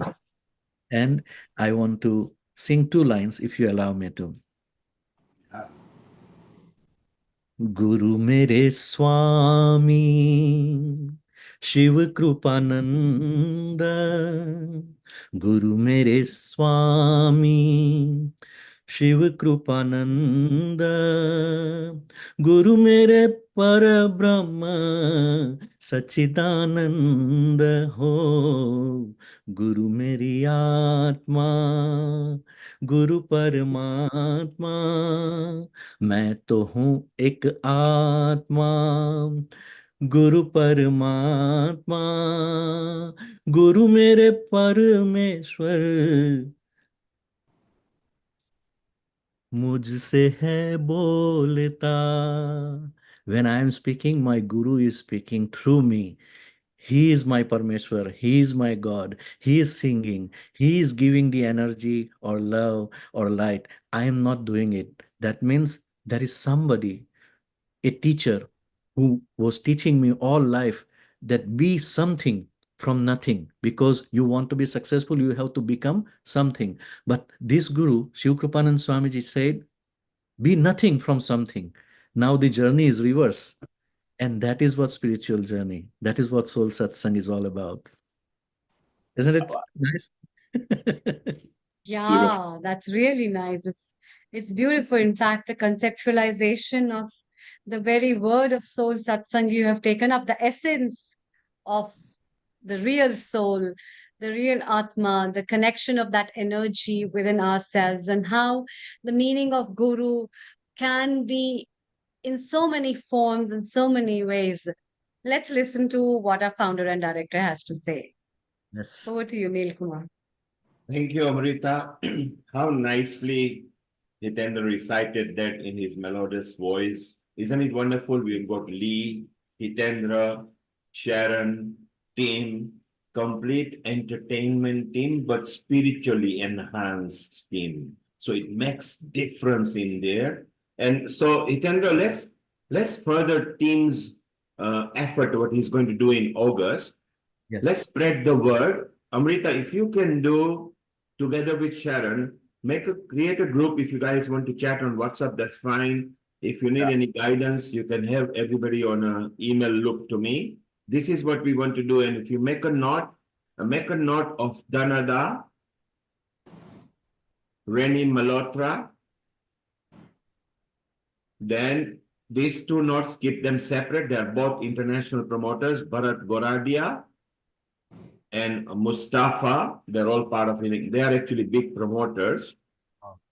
And if we can form this group, and Hitendra, if you can tell all your circle, and because you just went to Texas recently, Danada is from Texas. Very nice.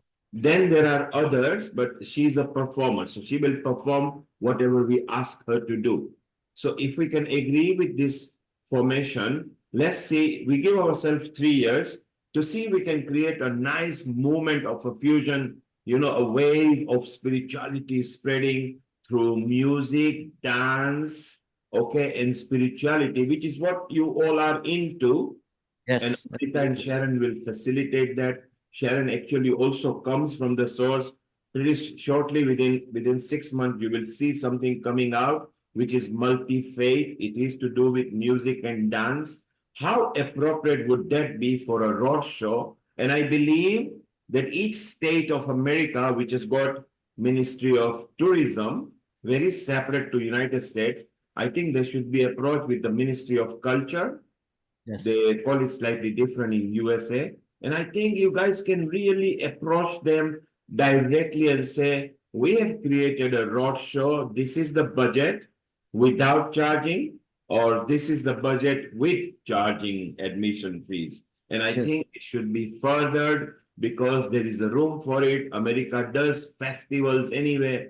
And if in some state it catches up like a big festival, that can be an annual weekend festival with culture, spirituality, dance, music. What better than this? Because the earth needs this mutually inclusive. So diversity united for inclusivity.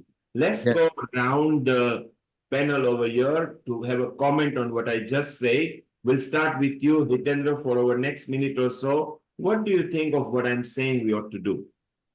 I think that is the purpose of our Divine Master, our Guru, inside us who wants to come out and who want to share this. And I can tell you, for last 6 to 9 months, that Guru was guiding our soul. When are you going to do that? How are you going to do that? Today, we are getting that answer from within because that master is coming across some physical bodies, some sthul sharir who can contribute together if we join hands together, because one cannot move, but fist of five can really move fast and higher. So together we are powerful, but alone we are nothing. Like so many terrorists, they get together and they make the attack. How come negativity can get together and do the negative work so easily? Why? Positive cannot get together. They need the platform like Healing Our Earth and Soul Satsang, so that we can do something positive, we can do something creative. And there are beautiful souls who want to even donate, who want to sponsor such events. You know, there are many people in this world, in America also, in different part of the world also, who will support us. So it is all about getting together and connecting with those people. We will do it together. So Hitendra is saying positively, yes, and he's saying in unity we can be a bigger force. So let's take that word. He's very positive about it. So he's in. Okay, Tim, your comments as to how you feel about it and how we move forward. Okay, today is the 78th anniversary of my father's consecration as a bishop in the Episcopal Church. He passed away 5 years ago. He was a spiritual master also. And one of the things that he said is that, of course, we need to love ourselves and we need to recognize the God in ourselves. But that doesn't always come easily. One of the most important things that he believed is that be kind to other people, learn how to be empathetic with other people, learn how to say, watch how they react. And the technique of being kind to other people, empathetic, you can eventually apply to yourself. Absolutely. That's why we need other people, because sometimes we don't love maybe we don't have the skill or the objectivity to be kind to ourselves and love ourselves. We need other people. And by being kind to them, we can learn how to be kind and patient and loving to ourselves. And then that's where the power doubles, triples. We have one beautiful line by Sant Kabir. Pothi pad pad jag mua, pandit bhaya na koi, dhai achhar prem ko pade so pandit hoy. That means we have started this discussion, as Amrita said, about teacher, about knowledge, about information, artificial intelligence. We started with this information, but it was all about books. It was all about literature and scriptures and everything. For centuries, those books of religion, those books of science, those books of politics and economics has not changed the humanity. What can change humanity and bring such bonding of humanity together is love. In Hindi, it is only prem, 2.5 words. In English, it is only 4 characters, LOVE. But what I want to say is, it is wordless if you can feel it. And if you want to feel it, I can make you feel it. So far, Hitendra and team are positive about what we think we want to group us as. While we are talking here, because we are broadcasting live on YouTube, Facebook, website and other social media channel. Christine, who is a part of Healing Our Earth from Switzerland, this is a comment she has just sent right now on my Telegram. Dear Neil Kumar, that last talk of Hitendra, Sharron, team, Amrita, Lee, and you was just simply a care for the soul. Hitendra singing, teaching, pick up what he is connected with through anthroposophy. So it's so wonderful. And Christine herself is a very beautiful soul. So maybe we will involve her because she's in Switzerland. The more country we reach, the better it is. So these are the people who maybe have our contacts that can chat. But there are so many listening right now who doesn't have our direct mobile phone number to chit chat. So they're very excited. Hitendra, they love what you just simply narrated, sing over there. Tim, they are enjoying our conversation. Sharron, I ask you the same question. How about us grouping together into various different organizations which are diverse but united to go ahead with this spiritual connection that we can create? And you as a dancer, and not just ordinary one at that, more than 50 years affinity to Indian dancing and dancing. Do you agree we should just unite and make a road show of some kind where people can come and enjoy this festival? Of course, you know, Neil and Hitendra, I want to, and Tim too, Lee's already been involved with this. I want you to get on Zoom and play some of what I've been, global fusion with all the Kathak tals and influences as the base of everything, but different cultures, different, it's all for the goddesses, in different cultures, the Shakti. And I would like to get on Zoom so you can all hear this, but yeah, we're working on the final. We can do one thing. I'm just suggesting we can create one sample show on Soul Satsang. Okay, we will do little bit to appetize the audience that this kind of thing we want to do on our road show, and that will ignite the fire. And then we will say that we are not just performing, we are looking for the players. We are not just looking for the audience or viewers. That is where team's purpose will be solved, that we can ignite people to take interest and learn tabla. We can ignite people to enlighten and see what is the potential of their soul, how they can bring their talent, their art into the world by learning dance, singing, tabla, whatever we want to say. I think Lataji wanted to say something. Lataji, you want to? So this is so beautiful. From just starting and talking about it, now Hitendra wants to light the fire. So isn't that beautiful that the fire can be turned into a beautiful flame, and we can put the fuel to it so the flame keeps on, spreading the nice aura all over the place, so we can spread the word, we can recruit more people, we can recruit support, maybe sponsors, maybe people who want to take advantage of what team will be able to offer on there. So this is so beautiful that we are all going in a positive direction. And Lee, you haven't had a say on it. So exactly, you're okay. Do you think we should get this going? Look, Tim has given us the flame. He gave us the flame. Yeah, there it was. Yeah. Yes. Yeah. The diva. Well, Neil, I don't know if you're being a little naive. And I say that because even though you mentioned the Ministry of Tourism and the Ministries of Culture, you haven't mentioned an agent. And I think the biggest thing when you're considering doing a tour is to find a very, very good agent who is working in the places that you are interested in touring. And that's not easy to do.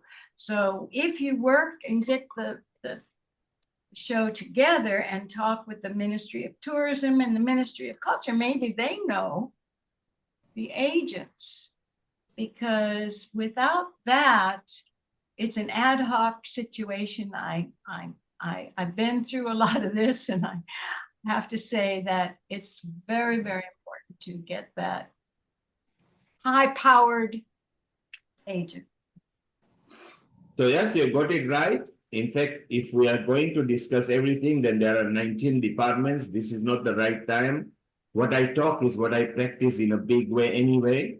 So you are very right. There is agent, there is publicity, there is sponsors department, there is production department, there is planning department, program schedule. Yes, get together, find them. It is not difficult. Go to Chamber of Commerce, go to sponsors, go to production houses. Tell them if you are in a theater land, tell them you produce this thing, which is not going to be just music. It is going to be dance, music, acting, and we'll bring it into a diverse organization united to bring simple, soul-searching, advancing human natures that is good, what is required in the world now. So group up together and don't worry about any wall that you hit. Just learn to jump and dive and high and walk and bring flame like team has done, and we will move forward. Yes, you do need agents, you do need producers, you do need directors, you do need artists, you do need transport, accommodation, travel. That's what the road show is about. Just start and go. And that's why I say it would take 3 months to put something very tangible. But after 3 months, over the 7 years, you will have covered most of the states of United States of America, which are very beautiful. Each state of America is like a bigger country than United Kingdom. So, you know, you are living in a very correct place, but this is a start. At some point, just meet up, group up. Like Hitendra has already said, that let's put up a online episode and see how many people stuff. In any case, it doesn't matter. Those who don't want to join, we already have me, Sharon, team, Hitendra, Amrita, Lata, Lakshmi. We are already here. So 7 will multiply into 70, multiply into 700. And United States, here we come, get the fusion in, team, don't give up. You are actually going on an actual project in August, bringing the sun over here of the Guru who you believed in. So you're on the right track. And Leahs, find anybody that you feel that can help. I think if you find spiritual people, a spiritual organization, you will move forward, because the actual agents who are only earning into fee will only look at it from a fee earning point of view. But there are lots and lots of spiritual people down there who are quite advanced. So yes, let's find any problems and find solution. Let's go, Lata. Lata, you wanted to make a comment, and then we will close. So unmute yourself, make your comment, and then Amrita, you and Sharon can say goodbye to our crowd. Lata, go ahead. Everyone. It's another very thought-provoking and interesting session, as always. But I just wanted to comment mainly on Hitendra's words, because they really touched my heart and made it cry with tears of joy. And the way you voice it, and your tempo and everything, your voice, it's really soothing. So I would say, I would like to join your Then my Guru is working for us. Make it easy for us to connect by giving us the right Zoom link, because the last time I just couldn't connect. So because of the time zones and, all that bearing in mind. So it would be nice to connect, Neil, because we're all in London, you see, and you're in USA, and it's lovely to be, like you said, the universe and the divine, they know no barriers. Absolutely. Everything is just no boundaries, no passports needed, no travel problems. It's just, uniting in spirituality. It's not the differences, it's the things that bring us unity and in peace. And that's what the world really needs right Today. now, is calmness, serenity. And I think they're all searching for it. It's how we approach them. They've all got a different level of understanding, and they're at a different level of on their journey. So we've got to just take one level at a time, and the Very true. rest God will bless. I have good news for you. First of all, Hani is part of our organization. She can connect you with the local center where you can practice the meditation in London itself. But we have more than 50 countries where we provide the free meditation all over the world. So that is not a barrier. I will give you more information. But at this point, I would say that Guru Tattva is the Indian website that we have. And Soul Satsang, if you watch any of my live program, in the beginning of the program, first 10 minutes, we talk about what is Samarpan meditation and all the links from different part of the world. You can get those connections. My personal contact number is also given at the end of the program. So somewhere, somehow we can connect always. And we have the Healing Our Earth as a mediator. Thank you, Hitendra. Thank you, Lata. We've done quite well. We are closing now, so let's move to Dr. Lakshmi. Let's have your comment quickly. And you just went to Guru Purnima Festival with one of our friends who actually put up at the Swaminarayan temple. How was it? Yes, I was there. I attended the prayer. I attended 3/4 session of the meeting, and then there was somebody who was giving me a lift, so I came back home. I stay very close to the temple, so it was very. So I came back and I said, let me see whether this is on. It was on, so I joined. So what a pleasure to be once again back with all of you. And maybe I have missed a lot of whatever you did, but I'm sure all of you enjoyed. And I think from Hindu Forum of Europe, there were two men who gave some talk, and I'm sure it was quite nice. Yes, it was beautiful. Well, we'll take a quick comment from Professor Sudhir, who is visiting in October the East Coast. And then Hitendra, Amrita, Sharron, team, Lee, get cracking, going with Danada and Bharat Goradia and Lee, Reni Mehra. And let's see, and Hitendra, a very good idea might be to go through the Indian High Commission through Nehru Centers or ICCR, because they like this kind of stuff. I can point you, I can't do it for you, but I can point you guys where you need to go, how you need to go about this thing. And believe me, if you come with a concept that is of a fusion, will be very powerful, it'll be very nice. The Indian High Commission loves, and this is not just about Indian, this is fusion. Last comment from Professor Sudhir. How was your experience at Healing Our Earth today? It was beautiful. I'm so grateful to you.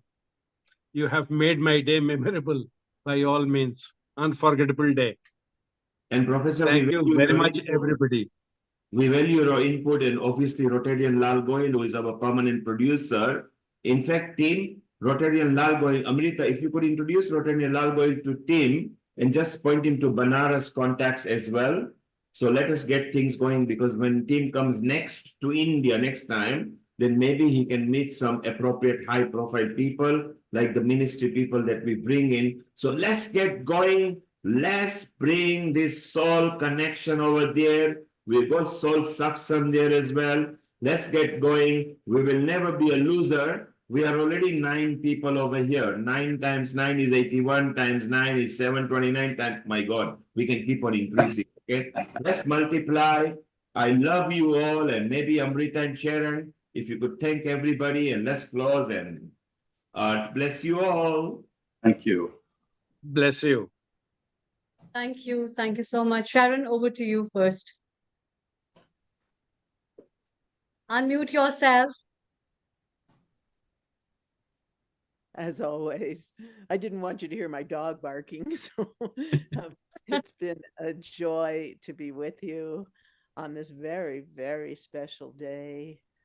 Hitendra was talking about what I call the transmission of the knowledge of the Shakti to the disciple, and also the how can I say, every time I dance, my Guruji, she said, okay, you call in all of the Kathak dancers, all of the musicians, all of the deities, all of them, and your parents and your family to witness Absolutely. your dance, your practice. And when I actually perform, Guruji Sitara's energy just like comes into me. And I get this kind of, she had such Shakti, this like immense, as Tim knows, as Lee knows, and anyone who ever saw her dance, a tremendous, tremendous amount of Shakti that poured through. And so I feel it whenever I dance, I call on her and all of her gurus, etc. And I think that's a really beautiful way to begin any kind of endeavor, to call on these masters, on these gurus, to be there and witness and bring their energy to you and to the world, because that's what they have given with their hearts, with their love. And that's also what we do here on Healing Our Earth. The same feeling of loving everyone and seeing everyone and lifting everyone up.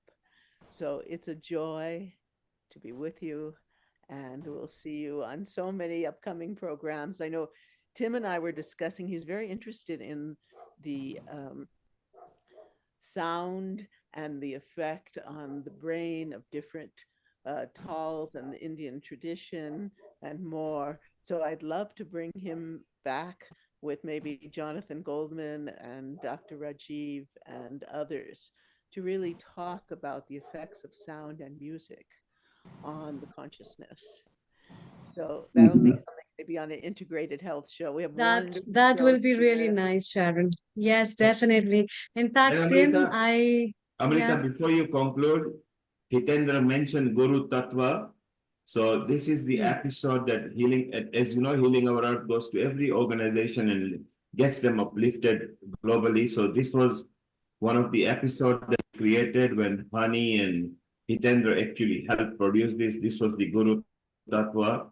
And we traveled and we met so many people from different parts. Our Hani here, and Riddhi was a panelist there, and Nalini from Japan. We actually traveled so many different countries, right through all.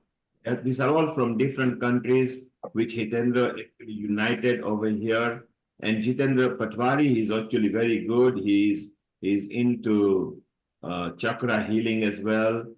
I mean, Hitendra, you remember that's Hitendra there. He's from Guru Sakti over here. So you see, Healing Our Earth always loves promoting organization. So team, Lee, Sharon, Amrita, Hitendra, don't give up. Make that festival within 3 years somewhere. Danada can help you maybe with textiles. It'll be very good. Lata, you wanted to make any comment before we close? Put your hand up if you want to. Yes, go ahead quickly, and then Amrita, you can close. Lata, you can unmute yourself, make your comment over. Yeah, so I just wanted to add how Healing Our Earth has helped me in my journeys in the last few years. Like many others, I think we're all very thankful to Healing Our Earth being our guru, and that it has been so educational and so informative in a number of valuable subjects that it always covers from week to week, especially in improving our well-being and our physical health. I have improved in my understanding in the following subjects: Ayush, mental health, eye care, diabetes, cancer, true friendships, yoga, qigong, kids education, spirituality, to be united in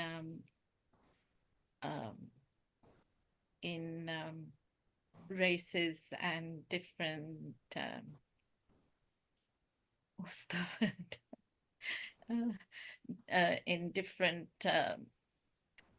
no disharmony within races, bringing harmony to humans of different cultures, and sattvic foods, alkaline recipes, sustainability projects for our Mother Earth, which we love so much, Indian art and artists, singing, dancing, and the list is endless. It has had a streak of fun element, which is so makes it so much easier to learn and comprehend what life should be about and how we should be conducting ourselves. So a big applause. Oh, thank you. Thank you, Rataji. Thank you so much.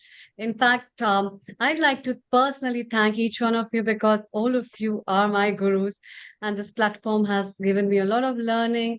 So I'd like to thank all of you. And when I look forward in the coming years of my life, definitely it's a very big inspiration and a big thanks to our founder and director, Neil Kumar, for giving me this opportunity to watch, to learn, to share, to giggle, to laugh, and to give so many things. And that's what a guru's responsibility is, I think. And that's what is the non-vocal communication we all develop. Despite meeting each other, still we are so connected to each and every one of us. So if you want to find a real guru for yourself, don't hunt on the websites, don't look outside, look inside. It might be near you, very close to you, living next to you from the very moment of your birth. As you dive into yourself, and there where the peace resides, there where the light resides, and there where is the all happiness of the earth and big contentment. So thank you so Amrita, much for making, yes. And Amrita, in return, I would like to thank you and everybody and Sharon, who are not only producers, but anchors and a host. And every week you are there, including our Dr. Lakshmi and Lata. They're always there as a backup. They try to bring any contacts which are appropriate. At this point, Amrita, one more point. Dr. Lakshmi Vyas, who is over here. So I introduce you to Hitendra, Dr. Lakshmi Vyas, who is here, and team and Lee, Dr. Lakshmi Vyas, who is here. So if we do get a concept going, then she is connected to all the Hindu forums of various European countries, which she is the lead for as a presiding officer. So she can also spread to them, and maybe we can get their input. In Spain, one of the Swami has actually got a venue. Maybe it can be used for that kind of facility. They're all our friends. They're part of Healing Our Earth as well, and Hindu Forum of Europe. So look, we can start expanding from here. 3 years is good enough time and short enough, but long enough. Let's start planning and we create this fusion momentum. Would it not be nice, Tim, if next time we are doing anything in Banaras and Rotarian Lal Goyal introduces to the local chief ministers or somebody, and then, you know, you are also recognized, or maybe we can expand. Hitendra, you coming from the Indians in India yourself, because you got affinity both over here. Let's not just think of America. You can go back to India with the indigenous population like Lee and Sharon and Tim, who would love to visit India with their talent now. They started, all three of them, they started 50 years back. Yes. And I would say one more thing. Yes. That certain times the ideas like this does not arise because of our mind or our intellect. These are the ideas given to us from some higher powers or from the gurus who are watching us. That today, finally, I was able to put all these 10 people together in this one room. And that is again virtually, not physically. Okay. So we may have by our own mental faculty, the way our upbringing was or our way of living is, that this is limitation. I cannot do this because we are always thinking logically. We are trying to be more practical. We want to make sure that I don't go bankrupt doing this kind of service. But if you can trust and you can vouch that, yes, I want to do it, you would be surprised that you will end up doing something more unique and greater with the inspiration of someone like Neil Kumar. He always have proven himself where he is, that we can materialize and we can do this. That is how Healing Our Earth came into existence. That is how Soul Satsang is in existence, that we are impacting the life of so many people And one of the organization even awarded me for the Global Peace Award, simply because we are trying to create the peace in the life and of the people around us. So that is what we can do. And we don't have to invest money. We don't have to do this. People who are of our wavelength, they will come and they will help. So there is one thing I want to do before we end this program. Can we make a prayer? Yes, please. We never end program without a prayer. Yes, no, I want to make a specific prayer for the idea that we have generated today. Okay, just in a moment, we will end up with a prayer. Amrita always loves, so she and you together. So Hitendra, you can do it. Dr. Lakshmi, you put your hand up. You wanted to say something. You need to unmute. If you could mute and unmute. Wait, if you can unmute now, please. Say something. Yes. Go ahead. Anyway, I wanted to thank Amrita because she's been there since 2 o'clock in the afternoon, and all this way it's almost going to be 8, and she's still here. So many thanks, Amrita. I really appreciate your efforts. Thank you, Lakshmi ji, and all of you. You all are big inspiration in my life. And of course, Lata is looking very nice today. Your dress and your hairstyle is beautiful. That also I wanted to convey. That's all. Now you've convinced her. She's going to pick the car and go out and party now. So well done for boosting her morale up. Amrita, Hitendra, take your time as long as you like. Come with a nice prayer or a sloka or a mantra, and then Amrita will close up. Over to you, Hitendra. Okay. Thank you. Hitendra ji, before you close up, I just want to say one thing. I think Professor Sudhir is already there. He will be in line with my thoughts. A lot of Indian institutions of technology, IITs and IIMs have taken up the initiative to open up centers of Indian traditional medicine, Indian traditional knowledge systems and ancient traditional knowledge systems, where music is an integral part. And a lot of research has been taken up by these institutions to work up on the spiritual, the mental, the physical impact of music and music therapies. That is the Indian part of India, along with many other systems of healing with yoga, meditation, Ayurveda, and a lot of traditional medicine systems as well. And I'm really very confident that this platform will be taking up these words at a very big note and will be responding and resonating on a very high platform with a high pitch. I think that's can what. certainly do that. And I think that is what I wanted to ignite the fire about, that what Tim was showing the lamp was not just the fire in a small lamp. That is the lamp ignited in our heart. We have to keep that desire burning in the name of our Guru rather than in the name of our knowledge and limitations. Okay, let's put that light inside our heart and pray to the Guru Shakti.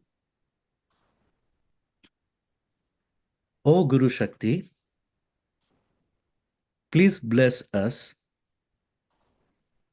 to bring your love, your light, and blessings to entire mankind, to this world, and raise the vibrations of this earth such that it is always full of love, light, and healing, every human being.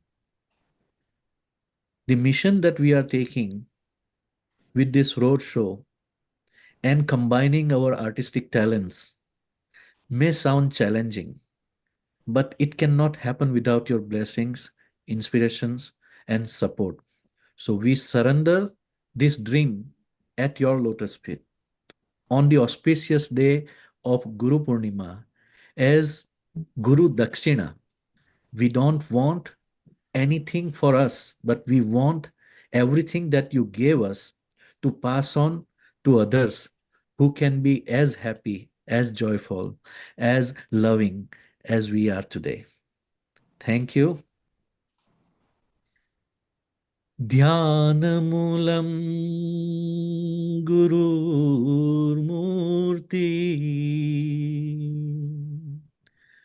Pujamulam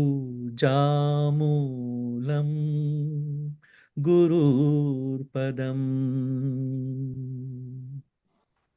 Mantramulam Gururvakya Mokshamulam Guru Kripa. If you want to meditate, keep the image of your Guru in your heart. Try to see your Guru with the closed eyes. If you want to worship God or do the puja of God, try to do the pujan of your Guru's lotus feet. If you want to learn the mantra for happiness, good health, and success in your life, listen and obey the words of your Guru. And if you want to liberate your soul from the cycle of birth, death, and rebirth, then pray your Guru for the blessings to liberate you with the moksha. Om Shanti, Shanti, Shanti.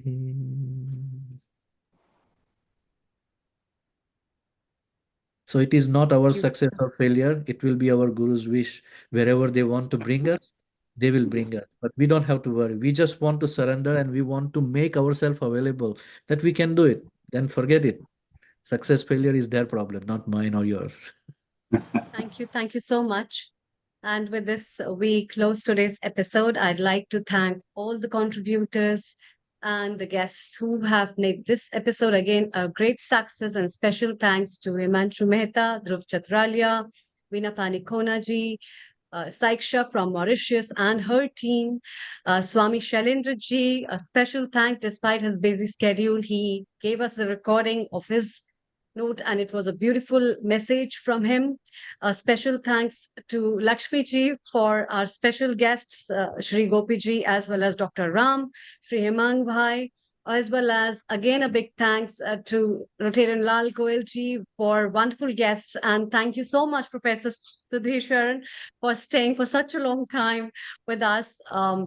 Really appreciate Professor Agrawal as well as Usha ji and Sharon and Tim Lee as well as Hitendra ji. Thank you so much for joining this episode along with Lata, Meeta and our technical director Nishit Kotak and my host last but not the least Riddhi, with love, and my son Shashwat. Thank you so much. We see each other again tomorrow, next Sunday, with a special episode on Friendship Day. And let's celebrate friendship and relationship as it